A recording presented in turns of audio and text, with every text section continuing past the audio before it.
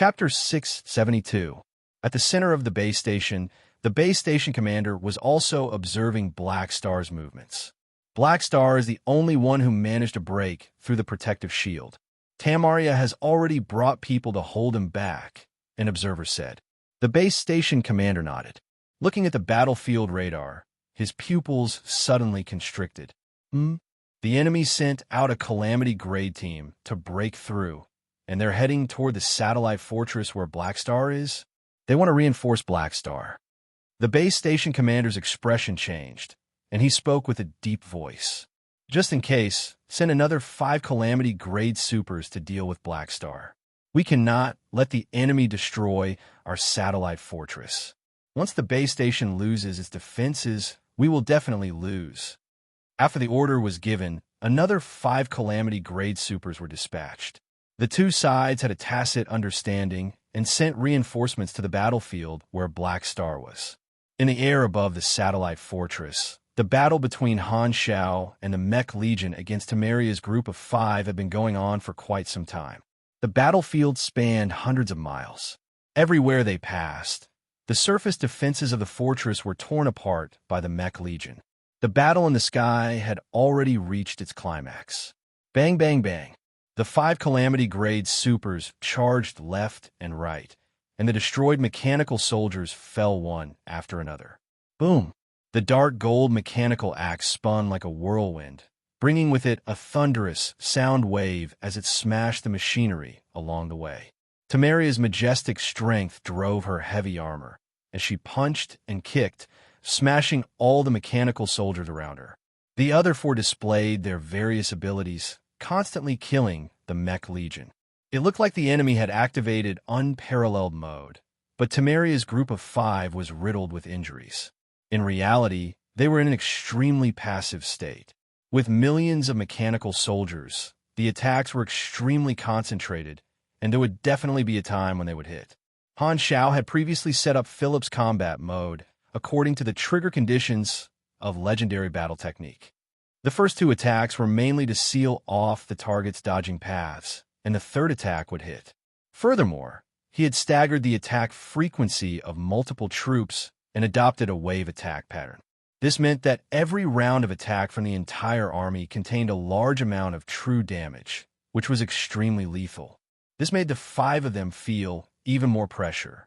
Tamaria did not even dare to take the attacks head-on anymore. Every time she faced a wave of attacks from the army, she could only focus on dealing with them. Otherwise, as long as she was hit by a wave of true damage-focused attacks, she would only be lightly injured due to luck. Her face was filled with rage, and she kept cursing in her heart over and over again. How could this not be considered lethal? Jode, you really are a F***king scammer. In front of a Calamity grade super, the defense of most of the cannon fodder mechanical soldiers was still very fragile. However, their attack power had already undergone a qualitative change. In the past, most of the time, Han Shao would use the Mech Legion to exhaust his opponents before personally going up to beat them up. However, at this moment, his opponents were completely trapped within the Mech Legion and were too tired to deal with him. They did not even have a chance to attack him. Philip's calculation efficiency firmly controlled the situation of the battle, and Han Shao was able to free up his hands to perform virtual intrusion. Surprisingly, the target was this satellite fortress. The defensive measures of the satellite fortress were endless, and it held back half of his Mech Legion. In order to quickly destroy this satellite, virtual intrusion was the most efficient method. Boom! Right at this moment, Tamaria suddenly used some kind of ability and broke through the encirclement of the army with a blood-red shockwave. Like a cannonball, she shot right in front of Han Shao and brazenly attacked him. Ha! With a roar, the mechanical axe chopped down again. This, Han Shao smirked, and he had no choice but to stop virtual intrusion and release 2 psionic shields to block this attack again. Clang! The blade of the axe was stuck in the middle of the shields. At this moment, the blade of the axe seemed to have a suction force, and the flames around Tamaria were sucked in like a vortex. The blade of the axe became redder and redder. The next moment, a thick blood-red shockwave burst out from the blade of the axe. Zero range hit. Boom. Han Xiao was hit hard and groaned. Just as he was about to retreat, Tamaria was faster. She used the chain at the end of the mechanical axe to wrap around Han Xiao's arm and pulled him back. I told you can't run. Tamaria roared and violently headbutt Han Xiao's head. Dong! Han Xiao was dizzy. Tamaria's strength was at least 2,000 points, and it was inevitable that she would be able to crush him with strength. The thick shockwave passed through the shockwave module of the helmet, and it made his ears ring.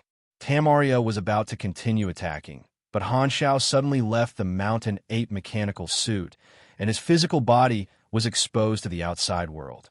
Not only did he not panic, but he even looked a little speechless. You are asking for it. The next moment, Han Xiao did something that shocked Tamaria. Not only did he not dodge, but he also wrapped his arms around Tamaria's thick waist and hugged her. Before Tamaria could react, she suddenly felt an extreme sense of danger. She suddenly understood something, and her whole body turned cold. The Mech Legion all turned their cannons and aimed at Han Xiao in the center, and Tamaria, who was being hugged tightly by him. Let go of me. Tamaria was shocked and quickly tried to use her strength to push Han Xiao away. However, the Mountain Ape mechanical suit controlled by Philip spat out dozens of compressed orbs, which turned into all sorts of traps and placed them around the two of them.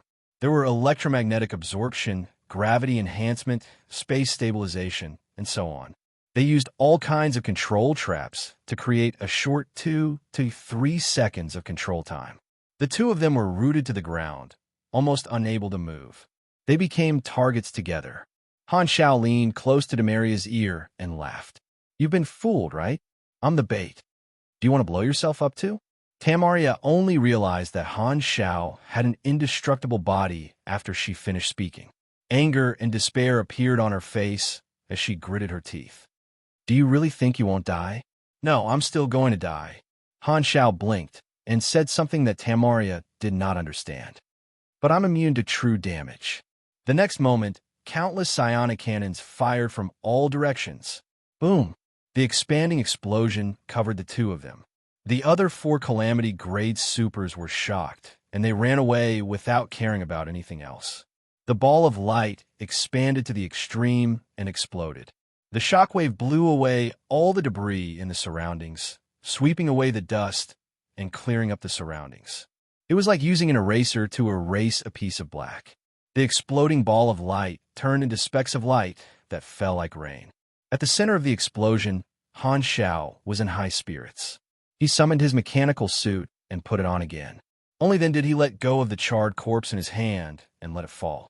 With Steel Body being immune to true damage, he was able to recover his energy continuously. Through the conversion between energy and energy, he was able to replenish the amount of health that was lost from the explosion. Not only was he not injured, he even felt a little refreshed. Oh, so it was because the advanced strength and life talent had stacked a few times. No wonder his body was so relaxed. Han Xiao raised his brows, using himself as bait to control the enemy, and then letting the Mech Legion focus fire on him. This was his trump card after obtaining the conversion between energy and energy. As long as the enemy did not know what was going on, they would fall into his trap. As long as he could control them, he would unleash a wave of focused fire. He specialized in beating up iron dolls. After obtaining legendary battle technique, the lethality of this battle style was completely different. It was already an ultimate move that could kill the enemy. It could be said to be a blind fighting style. Tamaria did not make a sound and was directly killed by the focused fire. No matter what kind of person she was, in Han Xiao's eyes, she was just a grade A+ pugilist with 70% of her health left. He would kill her in one move. Whoever broke threw a die. Han Xiao turned around and looked at the other 4 Calamity-grade supers not far away, grinning. Let's get closer to each other. The 4 Calamity-grade supers trembled, and their faces were filled with fear. They only had one thought left. Chapter 673. Rumble. The armed satellite fortress was plowed by the Mech Legion over and over again. The 4 Calamity grades no longer surrounded Han Xiao, but ran for their lives. Han Shao was distracted by the virtual intrusion. Destroying the armed satellite fortress was his mission. After killing Tamaria, the other four did not dare attack him again, and no one interrupted him. The various abilities of his virtual technology had been upgraded multiple times. Han Shao did not spend too much effort and successfully obtained control of the armed satellite fortress. The technical ability of a grade A+ virtual mechanic was enough to defeat most artificial intelligences. Han Shao searched through the control module of the armed satellite fortress and sighed. There's no self-destruct module. Bad review. After thinking about it, Han Shao controlled the armed satellite fortress to open a path to the surface.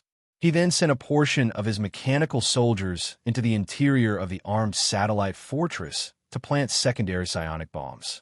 In terms of efficiency, detonating the energy furnace inside the armed satellite fortress was much more convenient than destroying the armed satellite fortress from the outside. At the same time, on the main battlefield, a few agile small spaceships shuttled through the chaotic battlefield. The Calamity grades sent by Mord and the others were on the spaceships. They were trying to break through the enemy's blockade and reinforce Han Shao. However, the high-energy particle cannons crisscrossed the battlefield. These support teams were forced back time and time again by the dense cannon fire. It was difficult for them to break through the firepower net of the enemy's spaceships. As waves of bloodshed land fleets arrived at the battlefield through the fast reinforcement channel, the pressure on the main force increased exponentially. They could no longer provide complete cover for these support teams. The situation isn't good. We've dragged it out for too long. The troops of a few enemy strongholds have already shaken off the troops that were restraining them and are rushing to reinforce the base station.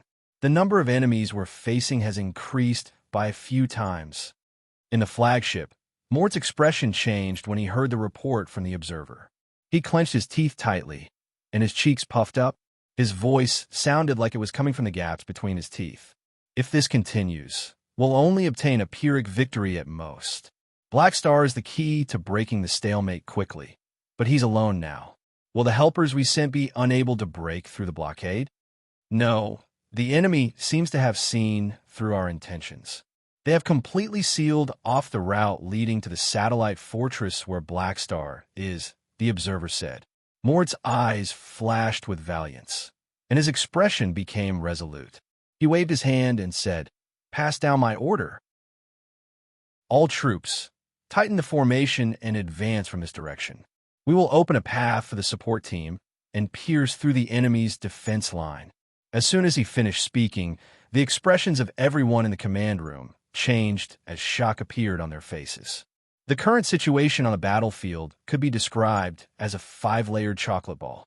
The situation was clear at a glance. The outermost layer was occupied by Mord and the other 3 Section 0 fleets, while the second layer was occupied by the defense fleet of the base station. Behind the defense fleet was the super-large protective shield of the base station. With this layer as the boundary, it separated the outer battlefield from the base station core. Further inside was the 9 satellite fortresses surrounding the base station. In the center of the chocolate ball was the target that Section 0 wanted to destroy, T0, 4 hyperdrive base station. Mord's order was to have the entire fleet penetrate deep into the enemy's defense line alone to open a path for Black Star's team. This move was tantamount to giving up on the path of retreat and entering the enemy's territory. Once the main force pierced through the enemy's defense line but failed to break through the base station's protective shield, it would be equivalent to them falling into a dead end. This is a gamble tactic. It's too risky. I don't agree with such a radical method. It's better to fight steadily. As soon as he said that, many of the captains protested. They belonged to another organization and were not Mord's direct subordinates. The weakness of an alliance was once again revealed. When faced with a crisis that required them to take risks, the hearts of the people were not united. Compared to the situation on the battlefield, more people were more inclined to care about their own losses. Rebuttals sounded in the communication channel, and Mort's expression became uglier. Only the new Phylan Revolutionary Army's fleet was his direct subordinate. However, this number was not enough, and he needed the help of other organizations. Bang! Mord could not take it anymore and slammed the table, interrupting the protests of the captains. I know that all of you want to gain the favor of Amethyst civilization and become a long-term partner of a star cluster civilization. However, if you don't put your lives on the line, do you think the Amethyst civilization is easy to fool? I've had enough of being defeated by bloodshed land time and time again. Now, the opportunity is right in front of us. His Excellency Blackstar is fighting a bloody battle. As long as we help him, we will be able to break this stalemate and obtain victory. You're all large organizations in your respective star systems, and you're all famous. Why have you become a bunch of cowards? If you don't even dare to take a little risk, forgive me for being blunt, but what's the point of participating in this war? The communication channel instantly fell silent, and no one spoke. Seeing this, Moore did not waste any more time and said with a deep voice, "Execute the order." The entire fleet no longer pushed forward slowly. Like a hammer, they slammed heavily into the formation of the base station's defense fleet. The shields of the battleships withstood the attacks from all directions, and they charged toward the armed satellite fortress where Han Shao had landed. At first, the enemy fleet was in a mess, but they quickly adjusted their formation and blocked Mord's fleet. Not long after, Mord's fleet no longer had the momentum they had at the start. It was as if they had fallen into a swamp, unable to move forward. At this time, they had already reached the depths of the blockade line and were only a short distance away from the armed satellite fortress protective shield. However, this distance seemed to take 10 times longer for Mord's fleet to cross. Hold on, the armed satellite fortress is right in front of us. The flagship was under fire, and the command room shook slightly. Mord ordered loudly, "Support team, it's your turn. Seize the opportunity to land." At this time, the atmosphere on the support team's ship was tense. The Calamity Grade captain leading the team had a solemn expression as he loudly ordered the others. "Everyone, prepare for battle. His Excellency Blackstar needs our help. Let's go." The next moment, these Calamity Grades jumped out of their spaceships and agilely took a detour. Using the majority of the fleet as a barrier, they finally broke through the blockade and headed straight for the armed satellite fortress under Mord's nervous gaze. Mord looked at the Calamity Grade supers with hope as they approached the armed satellite fortress. Whether they could win or not depended on this.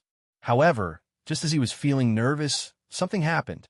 Just as the reinforcement team approached the defensive shield outside the armed satellite fortress, they saw the armed satellite fortress inside suddenly emit a strong light and suddenly explode. The entire armed satellite fortress expanded from the inside out and shattered. This space fortress that looked like an asteroid turned into a dazzling explosion of light in the blink of an eye. The shock wave swept out, and countless armor, parts, and machinery were blown away, turning into floating space trash.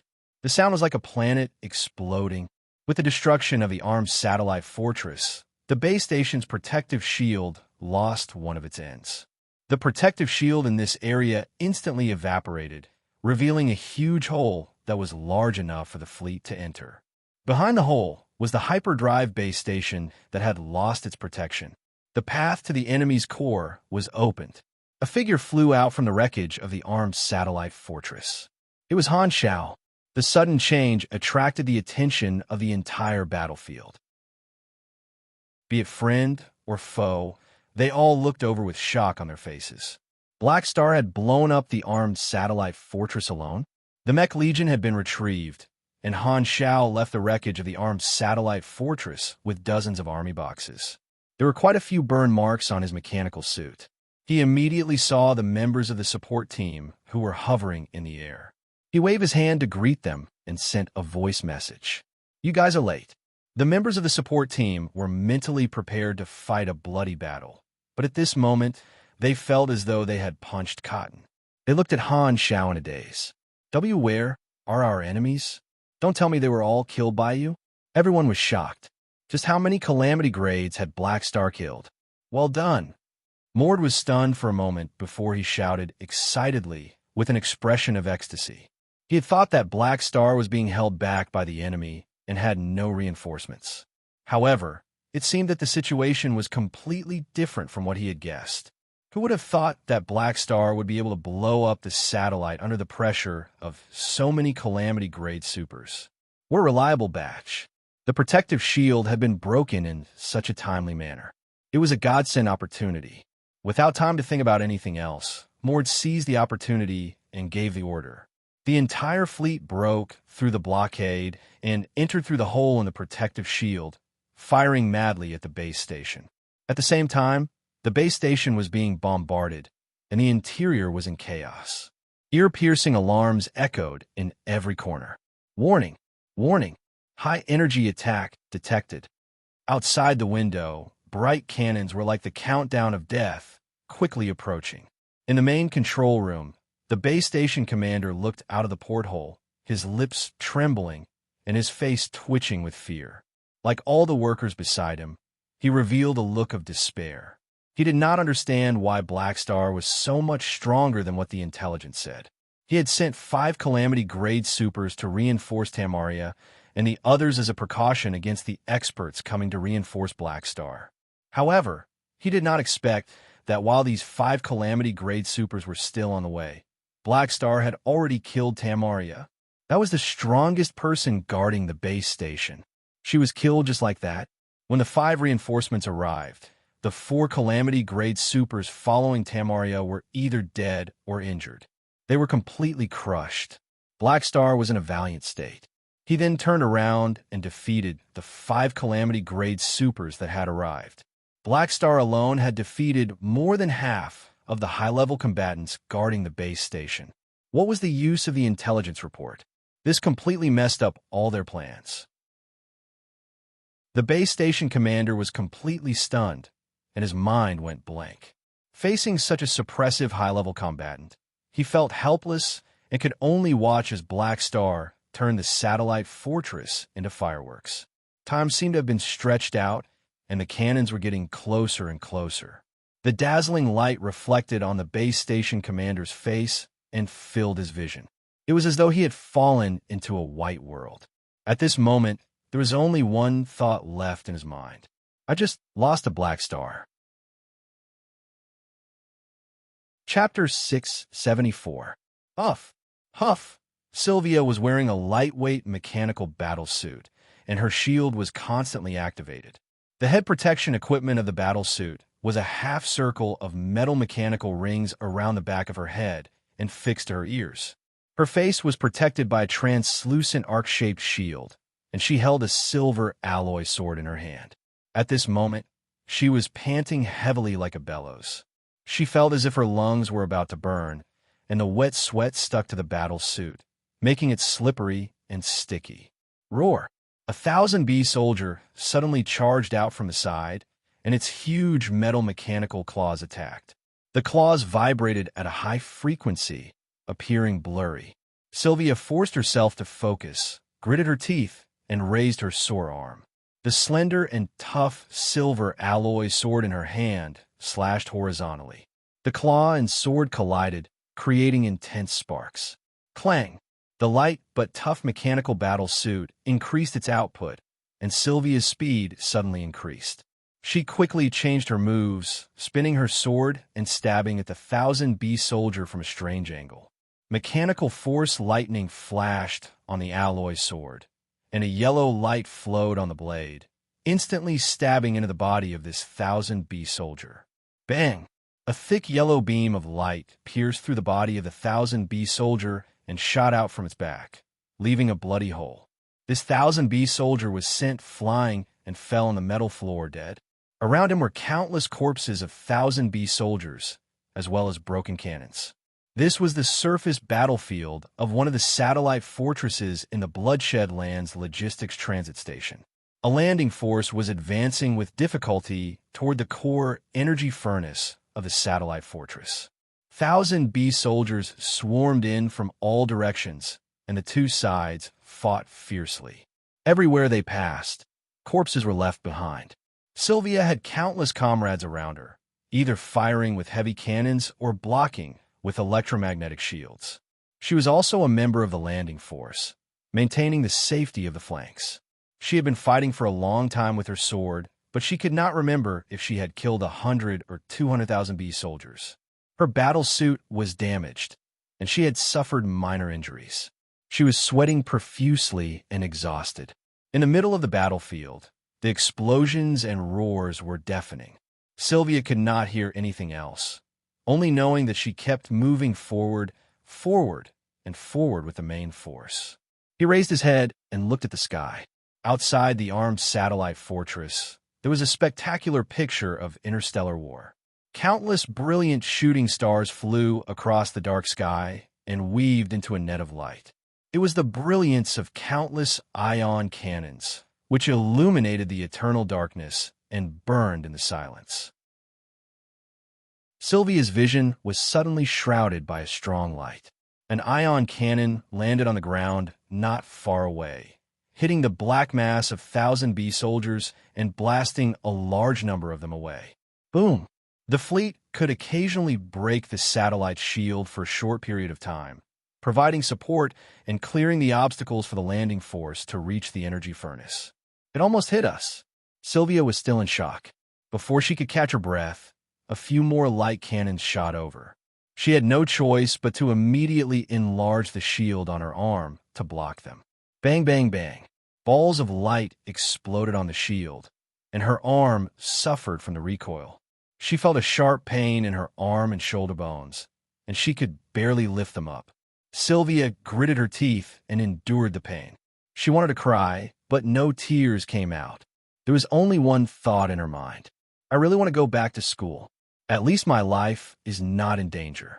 3 years ago, Sylvia had reached grade B and excitedly reported the good news to Han Xiao. Han Xiao was very pleased and threw her into the advanced team to undergo combat training. At first, Sylvia was quite happy, but now she was filled with regret. Furthermore, the direct superior of this team was Lagi. Before every battle, Lagi would follow the procedures in the work manual and boost the morale of his subordinates. Every time, she felt that she would definitely die. At this time, a black figure suddenly flew over from the sky and landed heavily on the ground not far away. Under the impact of the huge force, the metal ground seemed to have turned into paper. It was twisted and wrinkled, and a crater was formed. This figure seemed to have fallen quite heavily, and he only got up after a long time. He flew into the air and looked at the landing team that Sylvia was in. Upon seeing the appearance of this person, Sylvia's heart sank. This person was an enemy Calamity grade super who was guarding the logistics transit station. He was supposed to be fighting in outer space, but he had actually landed on the surface of the satellite. It seemed like he'd been shot down by someone. The battlefield was changing rapidly, and the expressions of the people in the landing team changed. They all turned toward this Calamity-grade opponent and prepared to deal with the attack. There was no Calamity-grade leader among them. Just when everyone was extremely nervous, another meteor fell from the sky and landed heavily on this Calamity-grade super, sending him flying dozens of kilometers away. A sonic boom was created, and the surrounding 1,000 bee soldiers were blown away. Sylvia and the others were also blown away by the strong wind. "It's Your Excellency Marion." Too timely. I almost thought I was going to die. Sylvia heard the exclamations behind her. She steadied her sword and looked over. The meteor that had sent the Calamity-grade super flying was floating in the air. It was the grade of mechanical pugilist who had joined the Black Star Army 3 years ago, Marion. Marion's entire body was wrapped in a pitch-black, super-heavy mecha. He looked like a heavily armored knight. He turned his head to look at the disembarking troops and nodded his head, indicating that the disembarking troops should continue moving forward and that they didn't need to worry about anything else. He then accelerated and disappeared from the spot, chasing after the enemy Calamity grade and focusing on his own opponent. I wonder how the battle up there is going. Sylvia retracted her gaze and looked up at the sky once more. Her gaze seemed to be able to pierce through the darkness. She knew that her teacher was currently overseeing the fleet and controlling the entire situation. At the same time, the Section 0 fleet was crazily attacking the logistics transit station, destroying the enemy battleships one after another. Han Xiao was in the command room of the flagship, observing the real-time battlefield projection mobilizing the troops, and conducting the overall situation. Around him stood a circle of staff officers. Compared to 3 years ago, Han Zhao's aura was much steadier. He had a simple, short haircut, and his facial features were chiseled. There was a green stubble on his chin, and a compressed orb necklace hung around his neck. He was wearing a large black cloak, but it could not hide his muscular body. From head to toe, he exuded the sexiness of a mature man. His current identity was the #1 commander of this fleet. This was a standard mixed fleet, with 45% of the fleet belonging to Han Zhao's direct subordinates. The rest were the fleets of a few Section 0 members, and they all listened to Han Zhao's commands. After 3 years of development, the Black Star Army had already become one of the top members of Section 0. 1 year ago, Purple Crystal had finally come to an agreement with Han Zhao. The Black Star Army had become a long-term cooperative organization, and Han Zhao had become the publicly recognized leader of Section 0. Thus, Han Zhao himself had the qualifications to be the commander. Under Purple Crystal's arrangements, Han Zhao was able to lead this fleet, and he was responsible for the logistics of the Bloodshed Land expedition. He had already been fighting outside for half a year. Being the commander meant that he could not easily take action. Han Zhao no longer took the lead and left everything to his subordinates. Coincidentally, the army had recruited a few new grade A supers 3 years ago, and they were all very useful. They were all reliable talents, and Han Zhao no longer lacked high-level combatants. As long as he did not meet an expert that he could not deal with, he usually did not have to take action. He had to train the officers and give them a chance to earn merits. After all, if he took action, his subordinates would not be able to play anymore. At this time, a few of the staff officers were observing the battlefield projection and discussing loudly. The enemy is still resisting. They're covering the logistics team and transporting the resources of the transit station through the Stargate. They want to reduce their losses. If we don't stop them, the enemy will be able to recover most of their resources in 27 minutes and retreat through the Stargate. Not to mention 27 minutes. They won't even be able to last 10 minutes.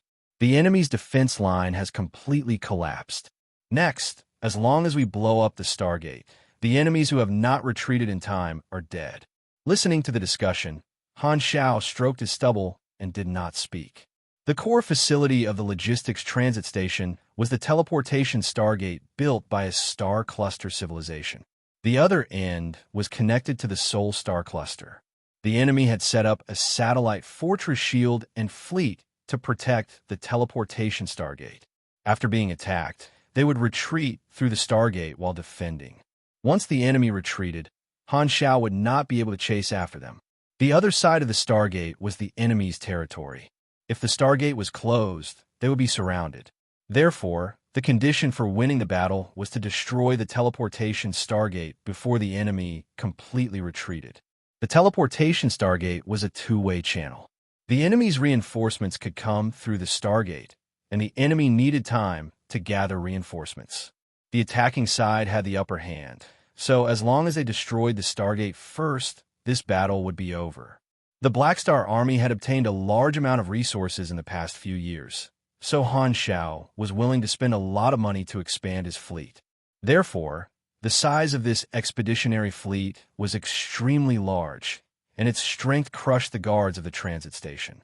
The battlefield projection showed that the enemy's line of defense had collapsed, and the teleportation Stargate was exposed. Seeing this, an aide laughed and said, "The enemy has no chance. We've won." As soon as he said that, the blue vortex in the center of the Stargate fluctuated and spat out battleships one after another. The reinforcements of the Bloodshed Land had arrived and joined the battle immediately, blocking the attack of the fleet. Han Zhao glanced at the aide speechlessly. This person had an awkward expression, coughed, and avoided Han Zhao's gaze. He pretended to stare at the battlefield projection with a focused expression that said, "I'm analyzing the battle. Don't disturb me. This is the reason why I don't want to talk when the wind is favorable." Han Zhao sighed. The appearance of the enemy reinforcements triggered a chain reaction. On the other side, streams of light flew over from the desolate universe belt. A huge fleet stopped at the edge of the battlefield, pincer attacking Han Zhao's fleet with the reinforcements of the bloodshed land. Ambush. Everyone's expression changed. Yo, looks like this logistics transit station is a trap. Han Zhao raised his brows with a calm expression. He was not surprised at all. With the battle going so smoothly, he had noticed the problem long ago. With so many logistics transit stations destroyed by him, how could the bloodshed land not do anything? The battleship model of this ambush fleet was completely different from the bloodshed lands. This was a fleet belonging to another organization. In the past 3 years, organizations that wanted to strangle him in the cradle had secretly allied with the bloodshed land and participated in the secret war. Han Zhao had already encountered more than 10 ambushes and traps aimed at him, so he was already used to it. He felt like something was missing every day he was not assassinated. Beep beep. This time, the flagship received a video message from the ambush fleet. A man with metallic skin appeared on the screen. His entire body seemed to be made of metal, and his expression was murderous. Black Star, come out and fight. TSK, this guy is here again. Han Zhao sighed. This person was also a beyond grade A seed. His name was Hadavi, and he was a battle maniac. A year ago, he had entered a battle and specifically looked for Han Zhao to spar with. After being defeated, he escaped. However, Hadavi did not give up on the challenge.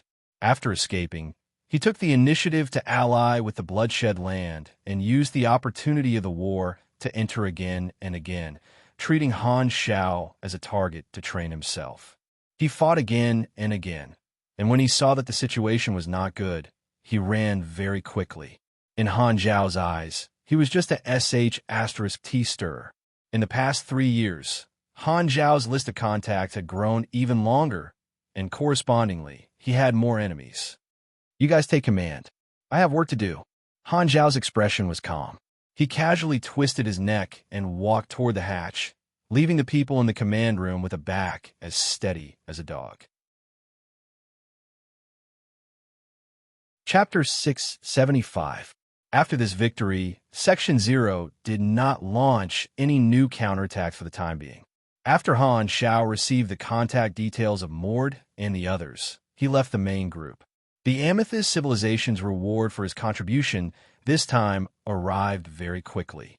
They were extremely generous with a total of 27 million anas and various rare resources, fully displaying the importance they placed on him.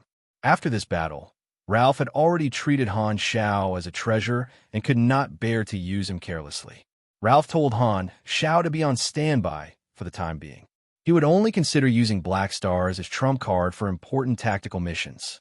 Good steel should be used on the blade's edge, and there was no need to use his trump card for normal guerrilla warfare missions. Han Zhao could not wait to take advantage of this opportunity to replenish the Mech Legion and digest the resources of the Amethyst civilization. Furthermore, Lagi was on his way. At the same time, the impact of this battle also started to spread. Section 0 had obtained a huge victory in the Kaya star system and destroyed 12 stronghold planets.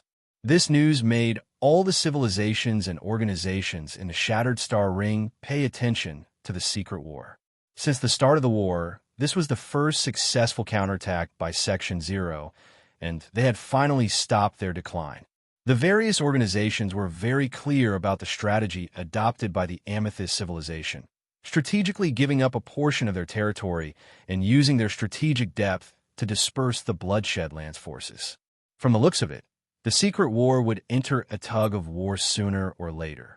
The civilizations and organizations in the Shattered Star Ring all had a common understanding that Clint and Purple Crystal would have to fight each other for a few more years before the war would end. The talents that appeared in the secret war became the focus of the various organizations. War had always been the stage of the strong, and it was a shortcut to achieving success. There would always be people who would rise to fame through war. In the eyes of everyone, Black Star Han Zhao was the most dazzling star born on this stage, and everyone else paled in comparison to him.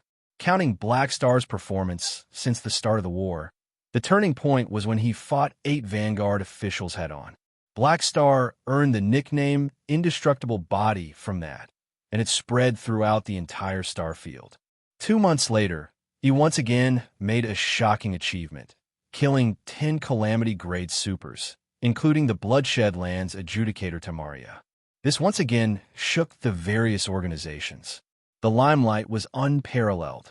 The previous Beyond Grade A seeds had not made a move for a very long time, and most of them had gone silent. After so many years, no one had become a new Beyond Grade A super. The time when these Beyond Grade A seeds first appeared on the list was the time when they were in the limelight. This was like a cycle, and now it was Black Star's turn. Black Star had just become a Beyond Grade A seed, and these two achievements were his most shocking achievements, causing countless people to discuss them. The two unbelievable achievements created a chemical reaction, and Han Xiao became the most popular person in the Starfield level. His fame in the Shattered Star Ring skyrocketed, and his status rose steadily.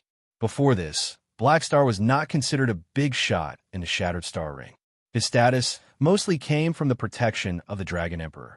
Now, he was gradually getting rid of the name of Floating Dragon Island, and his status was starting to become more prominent. It could be said that he had become famous overnight. After this achievement, Han Xiao not only displayed his potential, but also his actual combat strength. There is almost no one in the same grade who could match him. In the eyes of many organizations, Black Star was almost half a Beyond Grade A super, and it seemed like he really had the hope of becoming a Beyond Grade A super. The rise of every Beyond Grade A was a huge event. If the Shattered Star Ring really gave birth to a fifth Beyond Grade A super, the conflict between Purple Crystal and Clint would no longer be important. When Han Xiao was fighting the 8 Vanguards, the various organizations were still observing. However, after the news of him killing Calamity Grade super spread, many people could no longer sit still. Some wanted him dead, and some wanted him alive. More people wanted to come into contact with him. Many people who were watching the show decided to take action personally. Han Xiao did not know that the storm he created had already caused the influence of the Secret War to gradually exceed its original scope. A whirlpool hidden under the Secret War was slowly brewing. At this time, Clint and Purple Crystal knew nothing about this. They would never have thought that this war would eventually break out of their control.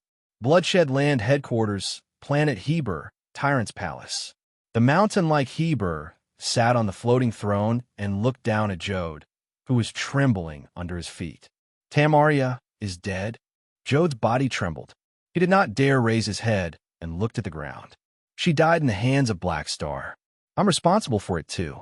There was a problem with my intelligence. It was not a big deal if those Calamity-grade supers died, but Tamaria was different.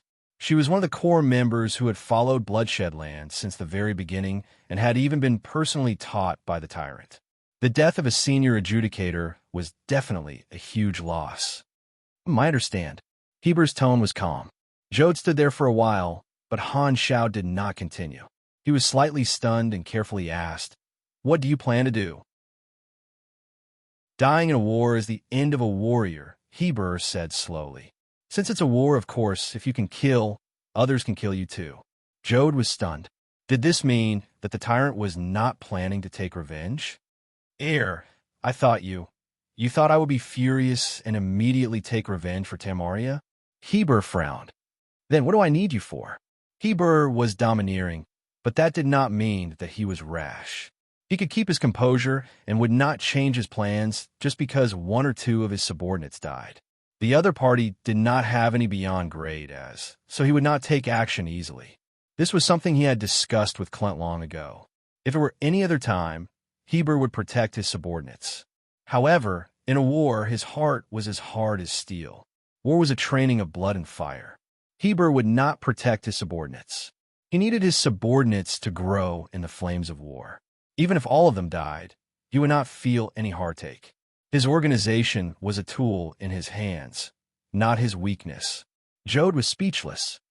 However, this matter will not be settled just like that. Heber changed the topic. "What do you mean?" Jode asked honestly. "This debt will be settled sooner or later. Black Star and I will definitely fight."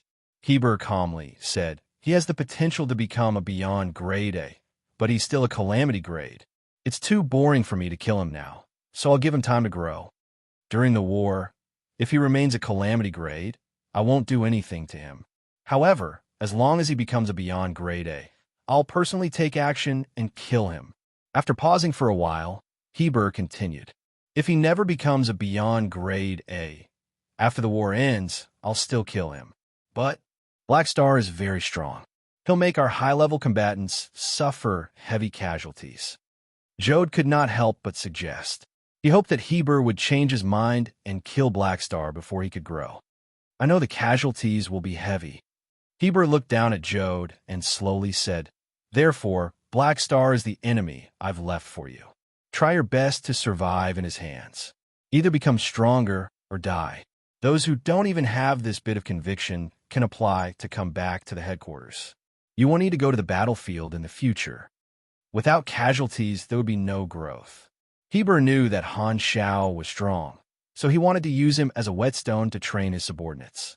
It was not for no reason that his subordinates were all war maniacs. Now, all the major organizations were paying attention to Black Star. With his strength as a beyond grade, personally taking action just to deal with a calamity grade was too petty. Even if his opponent was a beyond grade A seed, he would still die. Heber did not care about killing Black Star.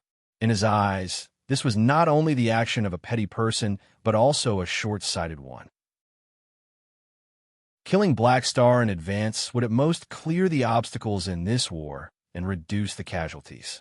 In Heber's eyes, this was far from the benefits of killing a beyond grade A. He was more willing to give Han Shao time to grow. The reason why the Bloodshed Land was so huge was because of him, a beyond grade A super. As long as he was there, any casualties could be made up. As long as he was strong, the Bloodshed Land would be able to develop rapidly. He needed an opponent worthy of fighting. If Black Star really became a beyond grade A, the entire starfield would be shaken. If he took action at this time, no one would be able to find fault with him. I won't bully you when you're weak. I'll wait until you reach the same level before killing you. How tyrannical! The impact of this would be even more shocking. The death of Black Star would once again bring glory to his name as the tyrant. Understand. I will convey your intentions to everyone, Jode replied loudly. He was impressed by Heber's magnanimity. In Jode's eyes, letting Black Star grow was not a wise choice. However, how domineering. He had absolute confidence in Heber. Even if Black Star became a beyond grade A super, he would not be a match for the tyrant. His Excellency Tyrant's perspective is not on the same level as mine. He sees a bigger opportunity, but my vision is only limited to this war. I'm too narrow-minded, Jord thought to himself. Black Star has become stronger again. In the floating dragon palace, Aesop looked at the news and sighed slightly. He then looked at Ames, who was sitting on the floating throne. I still underestimated him. Back then, I wanted Black Star to become your right-hand man, but I did not expect him to grow so quickly. Sooner or later, he will ask to leave Floating Dragon Island. Ames was silent. She hoped that Han Shao would become stronger, but she did not want Han Shao to leave her side. Aesop sighed. He has always done his best for Floating Dragon Island, but I have interacted with many beyond grade as. Other than the official experts of the 3 universal civilizations, no one is willing to be under someone else. I know you value him, but the Shattered Star Ring is huge. He won't be your subordinate forever. He won't be able to leave, Ames said coldly. Aesop frowned. Don't be stubborn. No matter what, Black Star is your friend. With this relationship, the two of you will definitely be allies. There's no need to have conflicts with him. I said, he won't be able to leave. Ames raised her voice and interrupted Aesop. She lowered her eyes. Chapter 676. Planet Golden Gate, Black Star Base Number 1, Logistics Department. Hum hum hum. In the endless military factory, all sorts of production lines were running endlessly. Mechanical parts were being assembled into all sorts of equipment by countless mechanical arms, and mechanics were walking around the assembly lines, making adjustments at any time. At the top of the factory was the main control room, and one could overlook the entire factory. On the alloy table, beside the window of the main control room, there were stacks of blueprints that were being flipped by a large hand. Reynolds sat beside the table with his back straight as he flipped through the blueprints with a serious expression. At this moment, the door of the main control room was pushed open, and Sylvia ran in with a face full of joy. "Hey, I have good news." Reynolds reluctantly moved his gaze away from the blueprints and looked at Sylvia. "Senior sister, please speak." Sylvia was already used to Reynolds' serious personality and had learned to selectively ignore him. She raised her hand, and a ball of flickering mechanical force was trapped in her palm. I've already reached grade B. Isn't that amazing?" Sylvia was excited and proud. Amazing. Reynolds was expressionless and even clapped his hands a few times. Seeing this, Sylvia felt as though a bucket of cold water had been poured over her. She had an embarrassed look on her face, as though she was showing off in front of an expert. She felt that what she was proud of might not be worth mentioning in the eyes of the calamity grade Reynolds. However, she could not help but share her joy.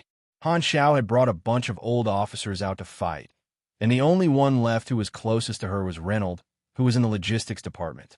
She would often ask Reynolds for advice. Although Reynolds was her junior brother in name, he was actually Han Xiao's teaching assistant.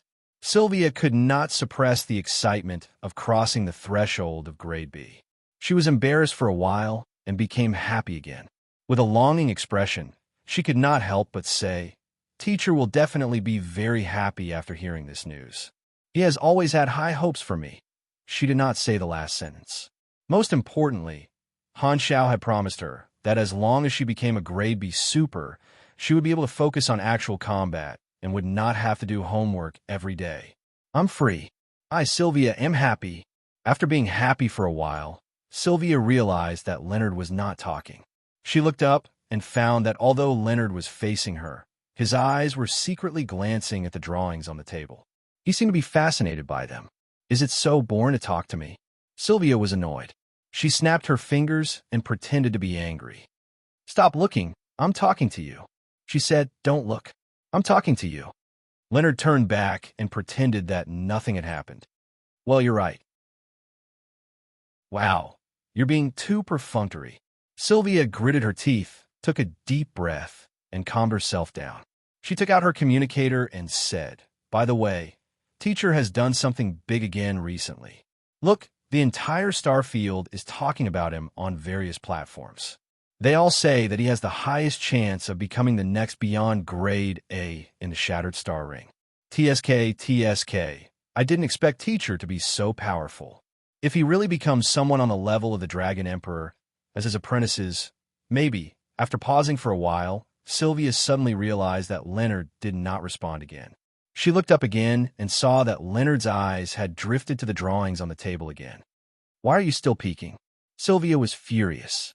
Her chest heaved up and down violently, and she snapped her fingers even harder. "Could it be that a beauty like me is not as attractive as a boring drawing?" "No, I'm listening to you." Leonard coughed and took the communicator from Sylvia's hand. He glanced at the news on it, and his face became serious again. He muttered to himself, "Black Star, beyond grade A seed." Seeing that Leonard was deep in thought, Sylvia's anger dissipated, and a smug expression appeared on her exquisite and beautiful oval face. She looked lively. As Han Zhao's secretary, she knew that Leonard's contract was about to end. For the sake of the Black Star Corps, she felt that she had to let Leonard stay. According to her understanding of Leonard, this person's desire to learn had even exceeded his physical desire. Sylvia felt that the best way was to constantly remind him that her teacher was getting stronger and stronger, and let him know how outstanding her teacher was. Only then would Leonard have a chance to continue learning for Black Star and working for the army. Although Sylvia did not really want to share her teacher with Leonard, for the sake of the army, she decided to bear the pain. "Beyond grade A, beyond grade," Leonard muttered to himself. He usually had a serious face, but at this moment, he had a worried expression. Maybe Black Star can solve this problem completely. What? Sylvia did not understand. Nothing. Reynolds came back to his senses and became serious again. At the same time, in the training camp of Black Star Base No. 1, Brock put down the communicator that was broadcasting the news with a gloomy expression. He picked up the wine glass, wanted to take a sip of the smoke wine to calm himself down, but he realized that his hand was trembling slightly. He was a remnant of the Dark Star. After the disappearance of the Dark Star leader, he remembered his mission and believed that the leader would definitely return. Thus, he joined the Black Star Corps and hid there, hoping to become an important chess piece for the leader one day. He was currently serving as the training instructor of the base. In the past few years, Brock had been working diligently, not daring to do anything out of line.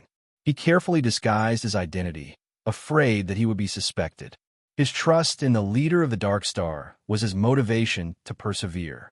However, when he saw the news of Han Shao becoming a beyond grade A seed, Brock realized that his belief was shaken. He could not help but wonder, was the leader really Black Star's match? Could he really complete his revenge? Most likely, he would be courting death. Then, if he stayed in the Black Star Corps as a spy, he might push the leader into the fire pit. Brock was in a terrible mood. Black Star's overwhelming strength made him feel despair, and he almost could not summon the will to resist. He secretly made up his mind that if the leader returned one day and contacted him, he would definitely advise the leader not to deal with Black Star. This was even more difficult than dealing with Ghidorah. In a certain star field, on a certain civilization planet that was filled with destruction, endless flames and black fog burned on the surface of the planet. The earth was shattered, the cities were destroyed, and the people were in a terrible situation.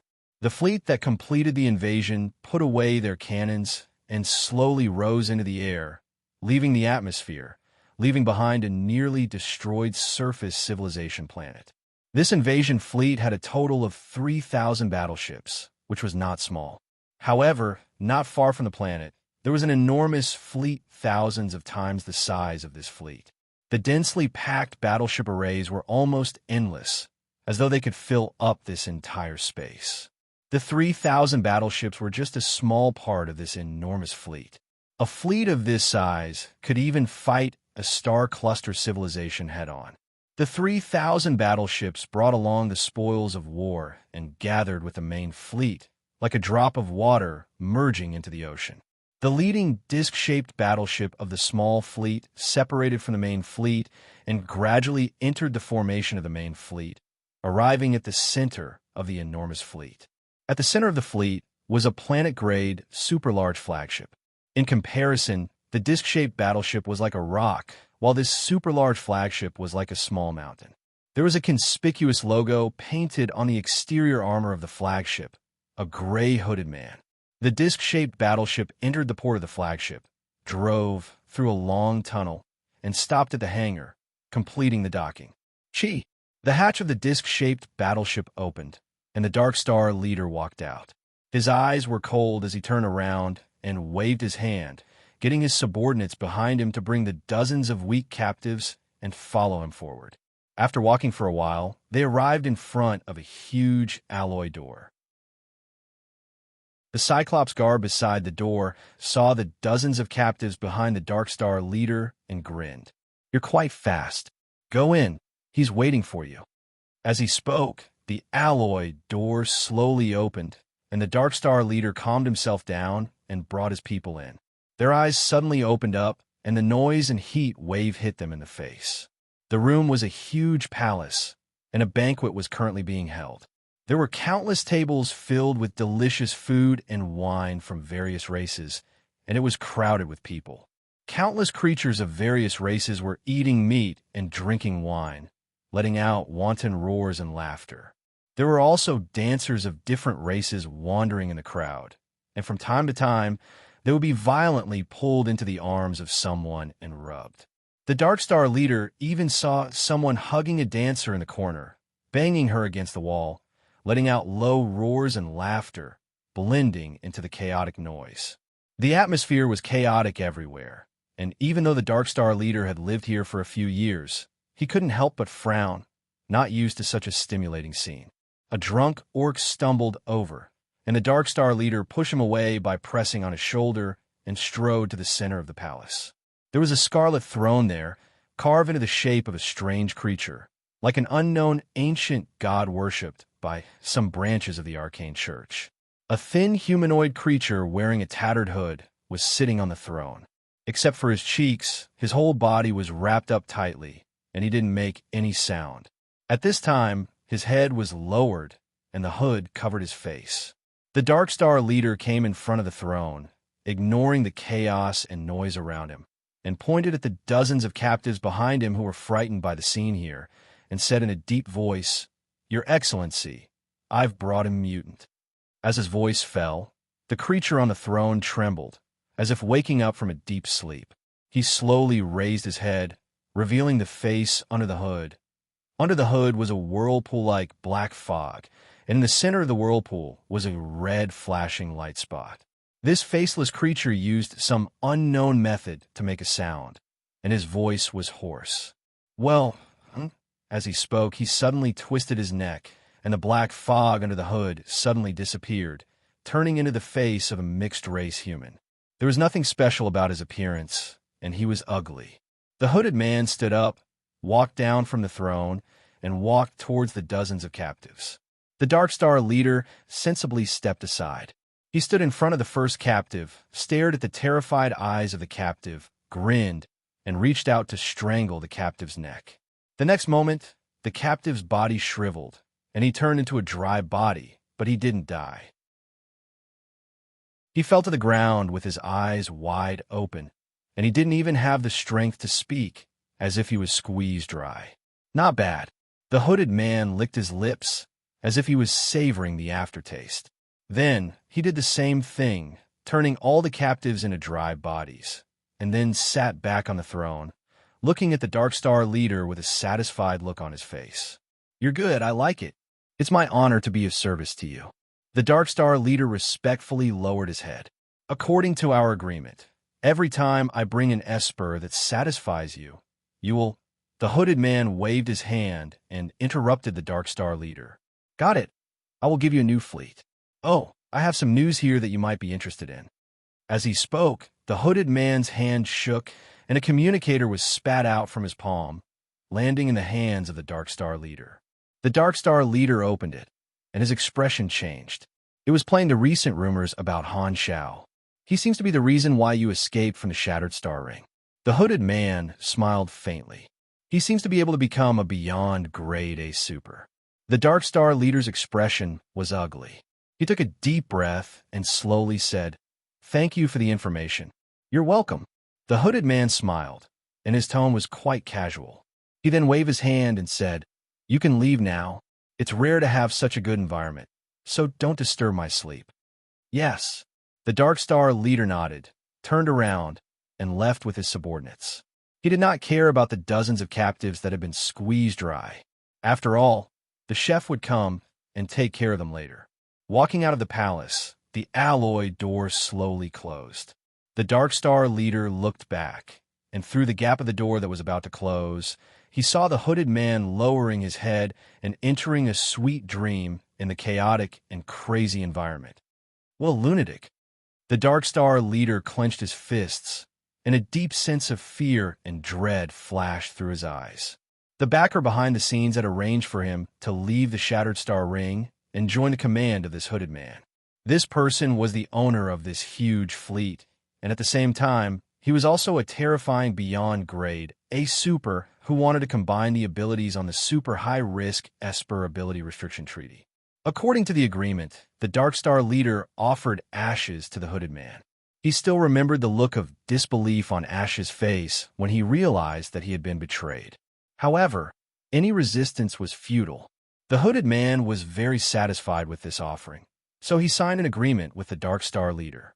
He could provide a fleet, but the Dark Star leader had to give him a satisfactory Esper in exchange. Thus, the Dark Star leader changed his appearance and temporarily stayed behind. He went on expeditions everywhere, destroying surface civilizations one after another, searching for interesting Esper abilities. After a few years, he had obtained a large number of battleships and manpower. Originally, the Dark Star leader wanted to continue accumulating his forces, but Han Zhao's soaring combat strength made him feel pressured. Looking at this trend, It seemed like Black Star really had a chance to become a beyond grade A super. At that time, it would be useless for him to return. If the Garden Star system was guarded by a beyond grade A super, no one would be able to do anything, and the Dark Star would not have a chance to rise again. I have to return as soon as possible, or it will be too late. The Dark Star leader secretly made up his mind. Since Black Star was at war, he could take advantage of the situation to fish in troubled waters. Furthermore, the Dark Star leader did not dare stay there any longer. In just a few years, he had already been deeply affected by the chaos here. He did not dare imagine if he would become as crazy as the other party if he continued to stay. This gigantic fleet was a beyond grade A organization that migrated everywhere without a fixed residence. The Hooded Man was the leader of this organization. Among all the beyond grade A supers in the entire universe, he was the most infamous madman and thug. This place took in the wanted criminals of every star field who had nowhere else to go. It was the holy land of all criminals. This place was the Fallen Ark. Aroshia had also followed Han Shao out. She was currently in the fleet, following Han Shao to fish. In a room without lights, Aroshia hugged her knees and sat in the corner, staring at the darkness in front of her in a daze. This time, specks of light appeared out of thin air, forming a human figure that illuminated the room. It was Rista. "It's you." Aroshia was expressionless. Rista's body trembled, and he spoke. "That's great. If Black Star becomes a beyond grade A super, he will be able to fight against the Mecha Empire. There will be hope for our people to be saved." Oh, Aroshia did not feel much about it. However, Black Star might not be willing to fight against the Mecha Empire. "You and I have to convince him. He's our greatest hope," Rista said. Aroshia was silent for a moment before suddenly asking, "He might die in battle, right? Everything is possible. Nothing is absolute." Rista shook his head and avoided the topic. "Remember my words." After saying that, Rista's figure disappeared, and the room returned to darkness. Aroshia buried her chin between her knees and fell into a daze. Chapter 677. The battle to destroy the hyperdrive base station had been going on for more than half a month, and Bloodshed Land seemed to have become wary. The two sides did not have any large-scale conflict for the time being and had been fighting on a small scale. Purple Crystal did not have any new missions for Han Shao, so he led the fleet around and waited for orders. During this time, Han Shao had been studying the spoils of war, which was an armed satellite fortress. At that time, there had been a total of 9 armed satellite fortresses. After destroying the base station, the other armed satellite fortresses had all been captured by the fleet. Han Shao had also obtained a copy from Mord and brought it back to study. The blueprint of such a large mechanical satellite was very valuable, and the model was called Unyielding Shield Military Satellite Fortress. Han Shao had been slowly deriving the blueprint for the past half a month. Although he lacked the necessary cutting-edge knowledge and could not obtain the complete blueprint, he had obtained some useful technology, such as the stellar-level shield generator used in the hyperdrive base station. This shield structure could also be used in psionic shields. Although he could not recreate the complete armed satellite fortress, Han Technician had managed to create a scaled-down version of the fortress blueprint. Although it was small in size, its functions were the same as the original, just not as strong. Armed satellite fortresses were basically strategic equipment and could not be considered as combat weapons between supers. Han Shao planned to turn part of the Black Star base on the administrative planets into armed satellite fortresses, which would at least have a certain degree of mobility. Han Shao had also obtained the special armor of Bloodshed Land's elite troop class, the 1000B Soldier, and turned it into his own blueprint, making some initial improvements. In the machinery modification room, Han Shao stood in front of a row of display cabinets and looked at the different mechanical suits in them. 1000B Soldier Armor, Senil NCO Class, Commander Class Armor, My Snake Mechanical Suit, and some standard mechanical suit blueprints. If I combine them all together, I should be able to get some high-quality, intermediate mechanical suit blueprints. Han Shao stroked his chin and thought to himself. He planned to create a special armor series that belonged to the Black Star Corps and become the new standard equipment of the army. This was not a whim, but a plan he had in mind. Because of these two shocking achievements, his fame in the entire star field had skyrocketed, which was beyond his expectations. Originally, Han Xiao thought that without the players around, the Black Star Corps could only seek steady development. However, war was indeed the greatest opportunity. The recent wave of beyond grade A seeds made him realize that he had encountered a good opportunity, and some of his development goals could now be put on the agenda. He had always wanted to change the organization type of the army from a mercenary group to an armed organization like the Bloodshed Land. A set of armor belonging to his faction was equivalent to a uniform culture. It would help increase the cohesion of the faction and had a better effect than a simple army logo. However, most of the people who became mercenaries were used to being free and undisciplined. They were all talents in circulation. If they were forced to change their business, they would lose some of the talents who were unwilling to pledge their loyalty. After all, mercenaries never had to worry about their next employer. They would not easily pledge their loyalty to a mercenary group. However, his recent achievements had given him the image of very likely to become a beyond grade A. The upper limit of an armed organization depended on the strength of the leader. The cohesion of a normal calamity grade organization and an organization of beyond grade A seeds could not be compared at all. For example, if the Bloodshed Land had developed to its current scale without the tyrant, it would have been filled with conflicts. Internally, the calamity grades were in charge, and there would be internal conflicts and factional struggles. Externally, without a beyond grade A leader, no matter how huge the organization was, there would be no one who could control it. There would be no cohesion, and it would be like a plate of loose sand. Therefore, the leader who could suppress everything would determine the upper limit of an armed organization. Han Xiao had been like the sun in the sky recently, and his fame had already exceeded the scope of a normal calamity grade. Through his connections, he had learned that many intelligence organizations even called him half a beyond grade A. There were countless organizations that were optimistic about him becoming a true beyond grade A. The galactic organizations were not blind. He had his achievements as evidence, so no one would look down on him for no reason. The position of the leader of the faction would rise. This way, the attractiveness of the Black Star Corps would change completely. Even the mercenaries knew that following someone who had the potential to become a beyond grade A would have a brighter future, and the number of talents lost would be greatly reduced. Not only that, with his current position, he would even be able to attract more talents. Due to my own fame, the influence of the Black Star Corps is also increasing day by day. This is the perfect opportunity to expand on a large scale. Han Xiaoxin was in a good mood. He had originally wanted to develop his organization with the support of the Amethyst civilization, but he did not expect to receive such a pleasant surprise. With his own fame, he seemed to be able to complete the organization's development blueprint during the update period. Strength was indeed the most important thing. This expansion is an opportunity to increase the level of the Black Star Corps. There are many goals that need to be completed. The first is to transform the organization. The second is to expand the manpower. The third is to increase the number of armed forces. And the fourth is to become a long-term partner of Purple Crystal.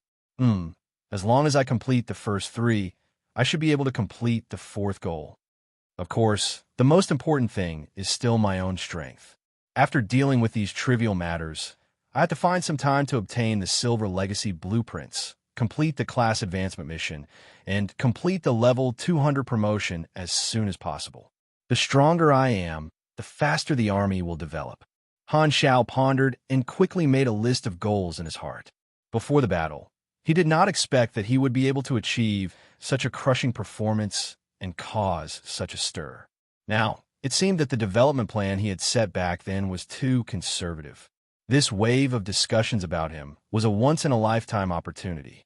If he did not take advantage of this storm, he would not be able to live up to his code name. Dong dong dong. At this moment, someone suddenly knocked on the door of the modification room.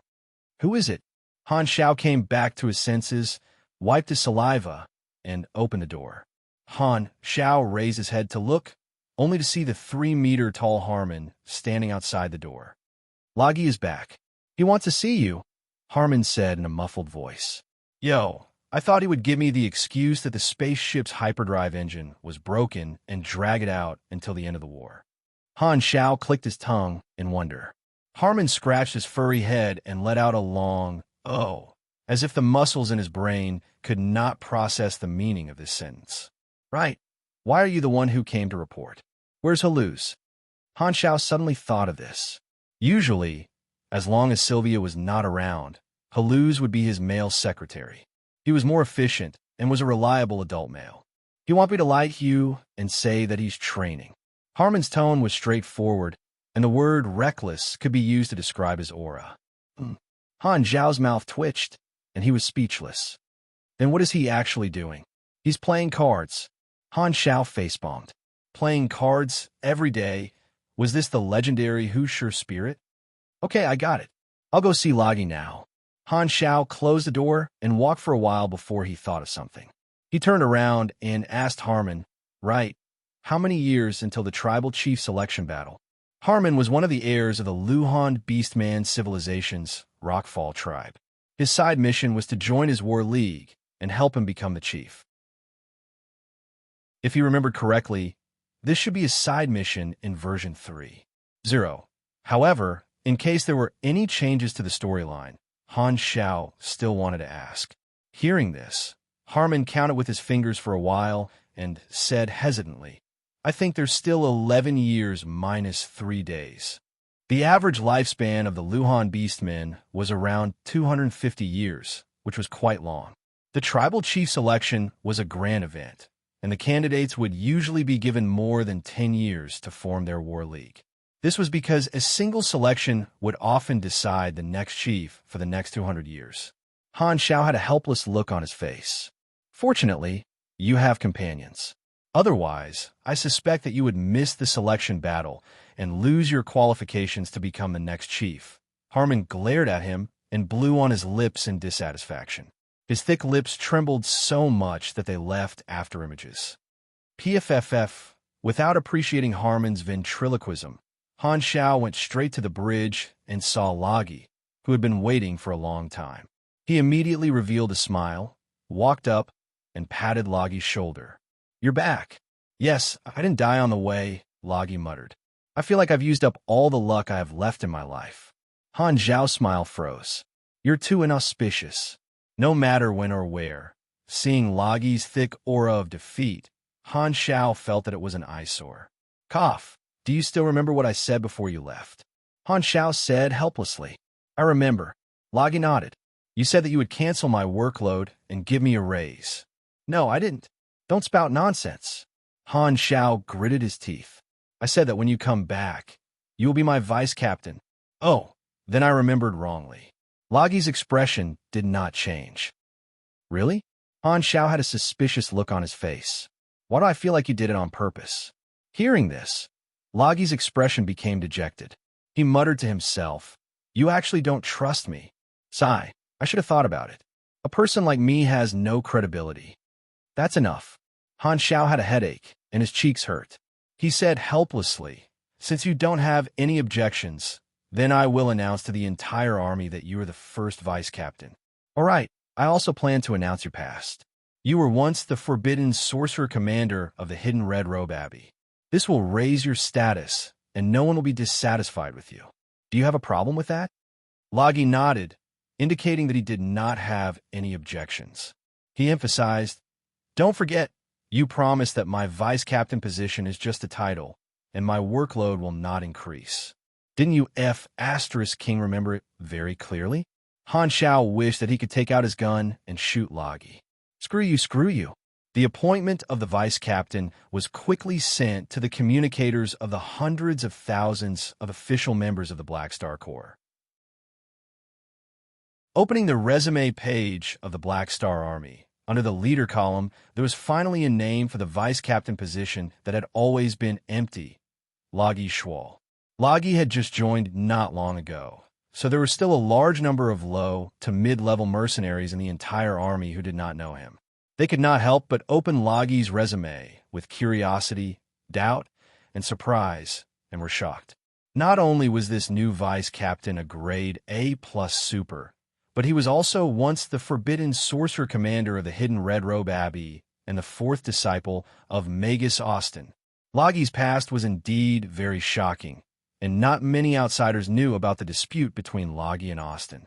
In the eyes of everyone, this was a core member of a beyond grade organization jumping ship to the Black Star Corps.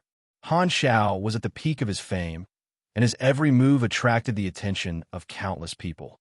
Not only were the army members shocked, but the various organizations that were paying attention to him were also shocked. A core member of the Magus Guild had become the vice captain of the Black Star Corps. Was this a collaboration between the strong? Including the army members, countless people had a subtle change in their perception of the Black Star Corps. Black Star's recent achievements and the momentum of the Black Star Corps' expansion seemed to show an unstoppable rise. Everyone could see that Black Star was trying to use his skyrocketing influence to support the Black Star Corps, wanted to enter the ranks of the big shots in a star field. A question that followed suddenly attracted the interest of the various organizations. If Black Star wanted to rise, what would Floating Dragon do? After all, the Black Star Corps was Floating Dragon's field team in name. Now that Black Star had shown the potential of a beyond grade A, if he really fulfilled his potential with the ambition that Black Star had shown, would he continue to be below Ames? Although it was still unknown whether Black Star could become a beyond grade A, his ambition was not so easily retracted. A skyrocketing status would definitely change Black Star's mind, causing his ambition to grow. Thinking of the various possibilities in the future, countless people were excited. If the announcement of the vice captain had attracted a lot of attention, then what Han Shao announced next caused an earthquake. The Black Star Corps had publicly issued a large-scale recruitment order to the entire Shattered Star Ring.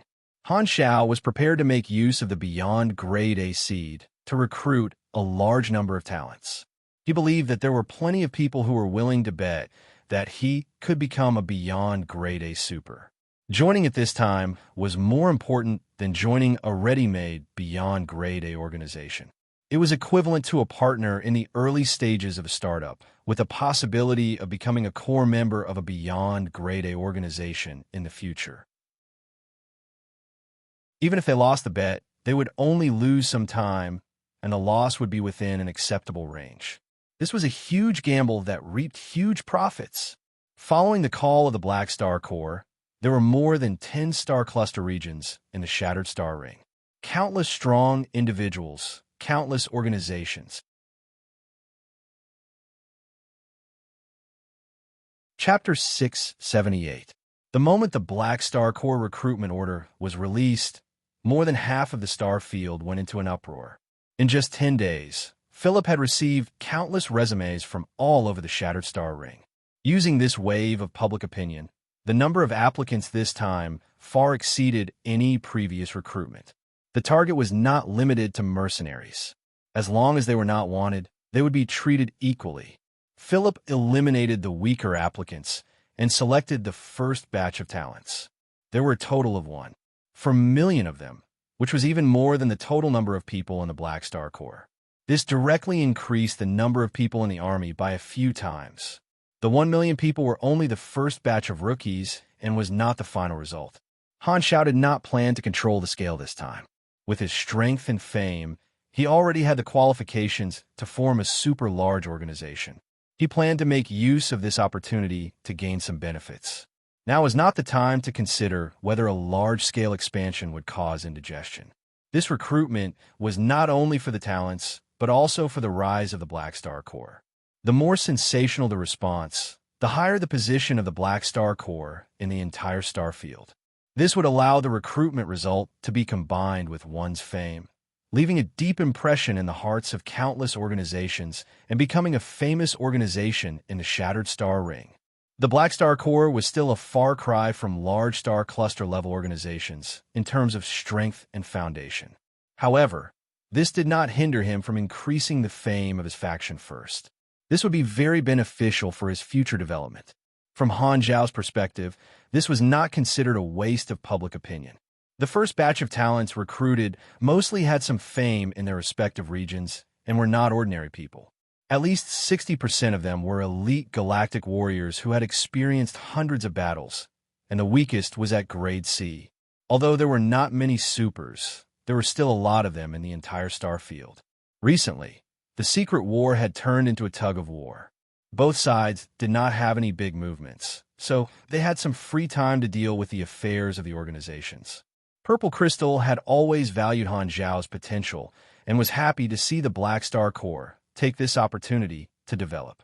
Furthermore, this would also strengthen Section 0, and Purple Crystal was happy to see this happen. More than 1 million rookies came to the Garten star system from the various star clusters and went through the procedures at the Black Star Corps base. Han Zhao also returned to his own territory to deal with the various problems after the army's sudden increase in size. Black Star Corps Headquarters, Reception Room. Sylvia walked in with 3 new recruits of different races and appearances. Han Zhao stood up from his sofa to welcome them. Your Excellency, Black Star. These 3 people's attitudes were respectful. They quickly walked over and reached out to shake hands with Han Zhao. Have a seat. Han Zhao raised his hand, and they all sat down and started chatting. Han Zhao did not have the time to meet all of the millions of army rookies. The reason he met with these 3 in private was because they were all Calamity Grade Supers. A Grade A Super would not easily submit to someone of the same level. Before he made a name for himself as a beyond Grade A seed, Han Zhao had tried many times to recruit Calamity Grade Supers. Other than La Salted Fish Gay, everyone else had rejected him. However, his current status was different from before. As a beyond Grade A seed, it was enough for a portion of the Calamity Grade Supers to put down their reservations and take the initiative to submit to him. If they won the bet, they would become the core members of a beyond Grade A Super. If breaking through to the beyond Grade A level was compared to the ascension of an emperor, they would be the subjects of the emperor. They would have a bright future ahead of them. Unfortunately, Ames was too salted fish. Even if she was a genuine beyond Grade A Super, her attraction to the strong might not be as attractive as Han Zhao. Not many were willing to follow a leader without ambition. Furthermore, Ames almost never took the initiative to recruit officers. These 3 Calamity Grade Supers were the best of the best, leek spirits with legs. They had come all the way here to be harvested. Their status matched their strength. Calamity Grade Supers were destined to be upper echelons, and they came for this. It was impossible for them to climb up from the bottom like a Grade C Super. Thus, Han Zhao personally met the 3 of them to show that he valued them and took the opportunity to observe them. Before meeting them, Han Zhao had already taken a look at the resumes of the 3 of them. Camp, Grade A Pugilist, male. He was a tall man with extremely pale skin. He seemed to have the bloodline of the blood race. He was once an external senior instructor of an official super academy of a star system civilization. He later resigned and moved around many star systems, taking on many private jobs. Marion, Grade A Mechanical Pugilist, male. His entire body was wrapped in heavy black and gray armor. He always wore a helmet and rarely showed his face. He looked like a heavy knight from some fantasy civilization. His reason for joining was quite similar to Reynolds. He was interested in Han Zhao's mechanic skills. Missy Sek, Grade A Esper, male. His resume was normal. Other than the advantage of being a Calamity Grade, there was nothing special about him. He had once mixed in with many large armed organizations, but he had not been there for long. He was a typical opportunist. Those who took the initiative to join would not be too strong, but they would at least be Calamity Grade Supers. There were originally only 3 Calamity Grade Supers in the army. With the addition of these 3 newcomers, the number of Calamity Grade Supers doubled to 6. The high-level combatants of the army were slightly more abundant. Those who took this opportunity to join could basically be considered professionals. They were used to job hopping and came for benefits. Naturally, they were not loyal. Han Zhao was very clear about this. He did not expect them to work for him as long as they could complete the normal tasks within the range of a Calamity Grade Supers. After chatting for a while, Han Zhao stood up, extended his hand, and said, Then, on behalf of the Black Star Corps, I welcome the three of you to join us. It's our honor. Missy Sec was the first to answer, followed by Carp. Marion, on the other hand, was more taciturn and only nodded in acknowledgement. I need time to consider your positions. I will not treat you badly. Haha, we don't ask for much. Missy Sec had a flattering smile on his face. After the pleasantries, Han Xiao sent the three of them out and had Sylvia bring them to handle the procedures. Following which, Han Xiao did not rest and immediately went to another guest room. At this time, there were dozens of people waiting in the room. The moment they saw Han Xiao, they all stood up and greeted him warmly. Everyone, please take a seat. Han Xiao waved his hand and looked at everyone present. In this guest room, everyone was an emissary from the star system civilizations of the Colton Star Cluster, taking the initiative to seek cooperation. The influence of the Black Star Corps was originally limited to the periphery of the Garden Star System. Now, the other star systems of the Colton Star System had also taken a fancy to Han Xiao's potential and the development of the Black Star Corps. Your Excellency Black Star, I'm an emissary from the Black Raven civilization. We hope that the Black Star Corps can build a base in our civilization's territory. For this, the Black Raven civilization is willing to pay a cooperation fee every year and open up internal resource trading channels. Furthermore, we will give the Black Star Corps the right to mine resource planets in a certain area. I'm an emissary from the Holy Stone civilization. Our conditions are the same as the Black Raven civilizations, and the cooperation fee can be increased.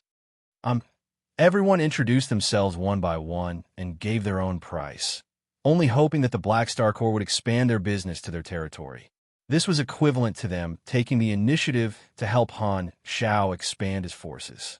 These star system civilizations could clearly see that the Black Star had already formed a connection with the boss of this star cluster, and he himself had hopes of becoming a beyond grade A super. This meant that the Black Star Corps would very likely become a beyond grade A organization in the Colton Star Cluster in the future. Thus, it was naturally worth it to rope him in now. Now that the Black Star Corps' base was in the Garden Star System, Serbia V had laughed countless times in his dreams. This meant that Godora would very likely have a beyond grade A in the future. The other star system civilizations wanted the Black Star Corps to expand their business to their territory because of this consideration. Who would not want a beyond grade A organization in their territory? Some star system civilizations that originally did not have such thoughts could not sit still when they saw their competitors doing this. Thus, in this room, almost 80% of the emissaries of the star system civilizations in the entire Colton Star Cluster were gathered. Han Xiao listened and nodded silently. His face was expressionless, but he was secretly tempted. The conditions that these star system civilizations gave were extremely generous. Putting aside the cooperation fee and resource channels, the most valuable thing was the right to mine resource planets on a large scale. Resource planets were very different from uninhabited desolate planets. The former was rich in resources, while the latter was barren. The resource planets were all recorded, and only the civilization in charge of the area had the right to mine them on a large scale. If a private organization did not obtain the right to mine a resource planet without permission, they would be held accountable by the civilization in the area and might even be hunted down by the government. Every civilization placed great importance on resource planets. Although the star cluster civilizations had the technology of a planetary mining ship that could decompose an entire planet, they rarely used it. Even the rich would pay attention to sustainable development. However, uninhabited desolate planets were allowed to be mined privately. This was because the profits could not be compared to resource planets at all. The value-to-price ratio was too low, and the civilization in charge did not want to waste manpower and resources. Thus, they sold the right to mine barren, desolate planets to the outside world and let some private mining companies buy it. The profits that the civilization did not care about were rich in the eyes of some private mining teams. Sometimes, the private mining teams would be very lucky. During the mining process, they would discover that a barren, desolate planet was actually a hidden resource planet. Then, the civilization would evaluate the value of the resource planet and buy it back. In this regard, most star cluster civilizations were very reliable and would not let the private mining teams give the resource planet to the country for free. Han Xiao was quite clear about these basic concepts.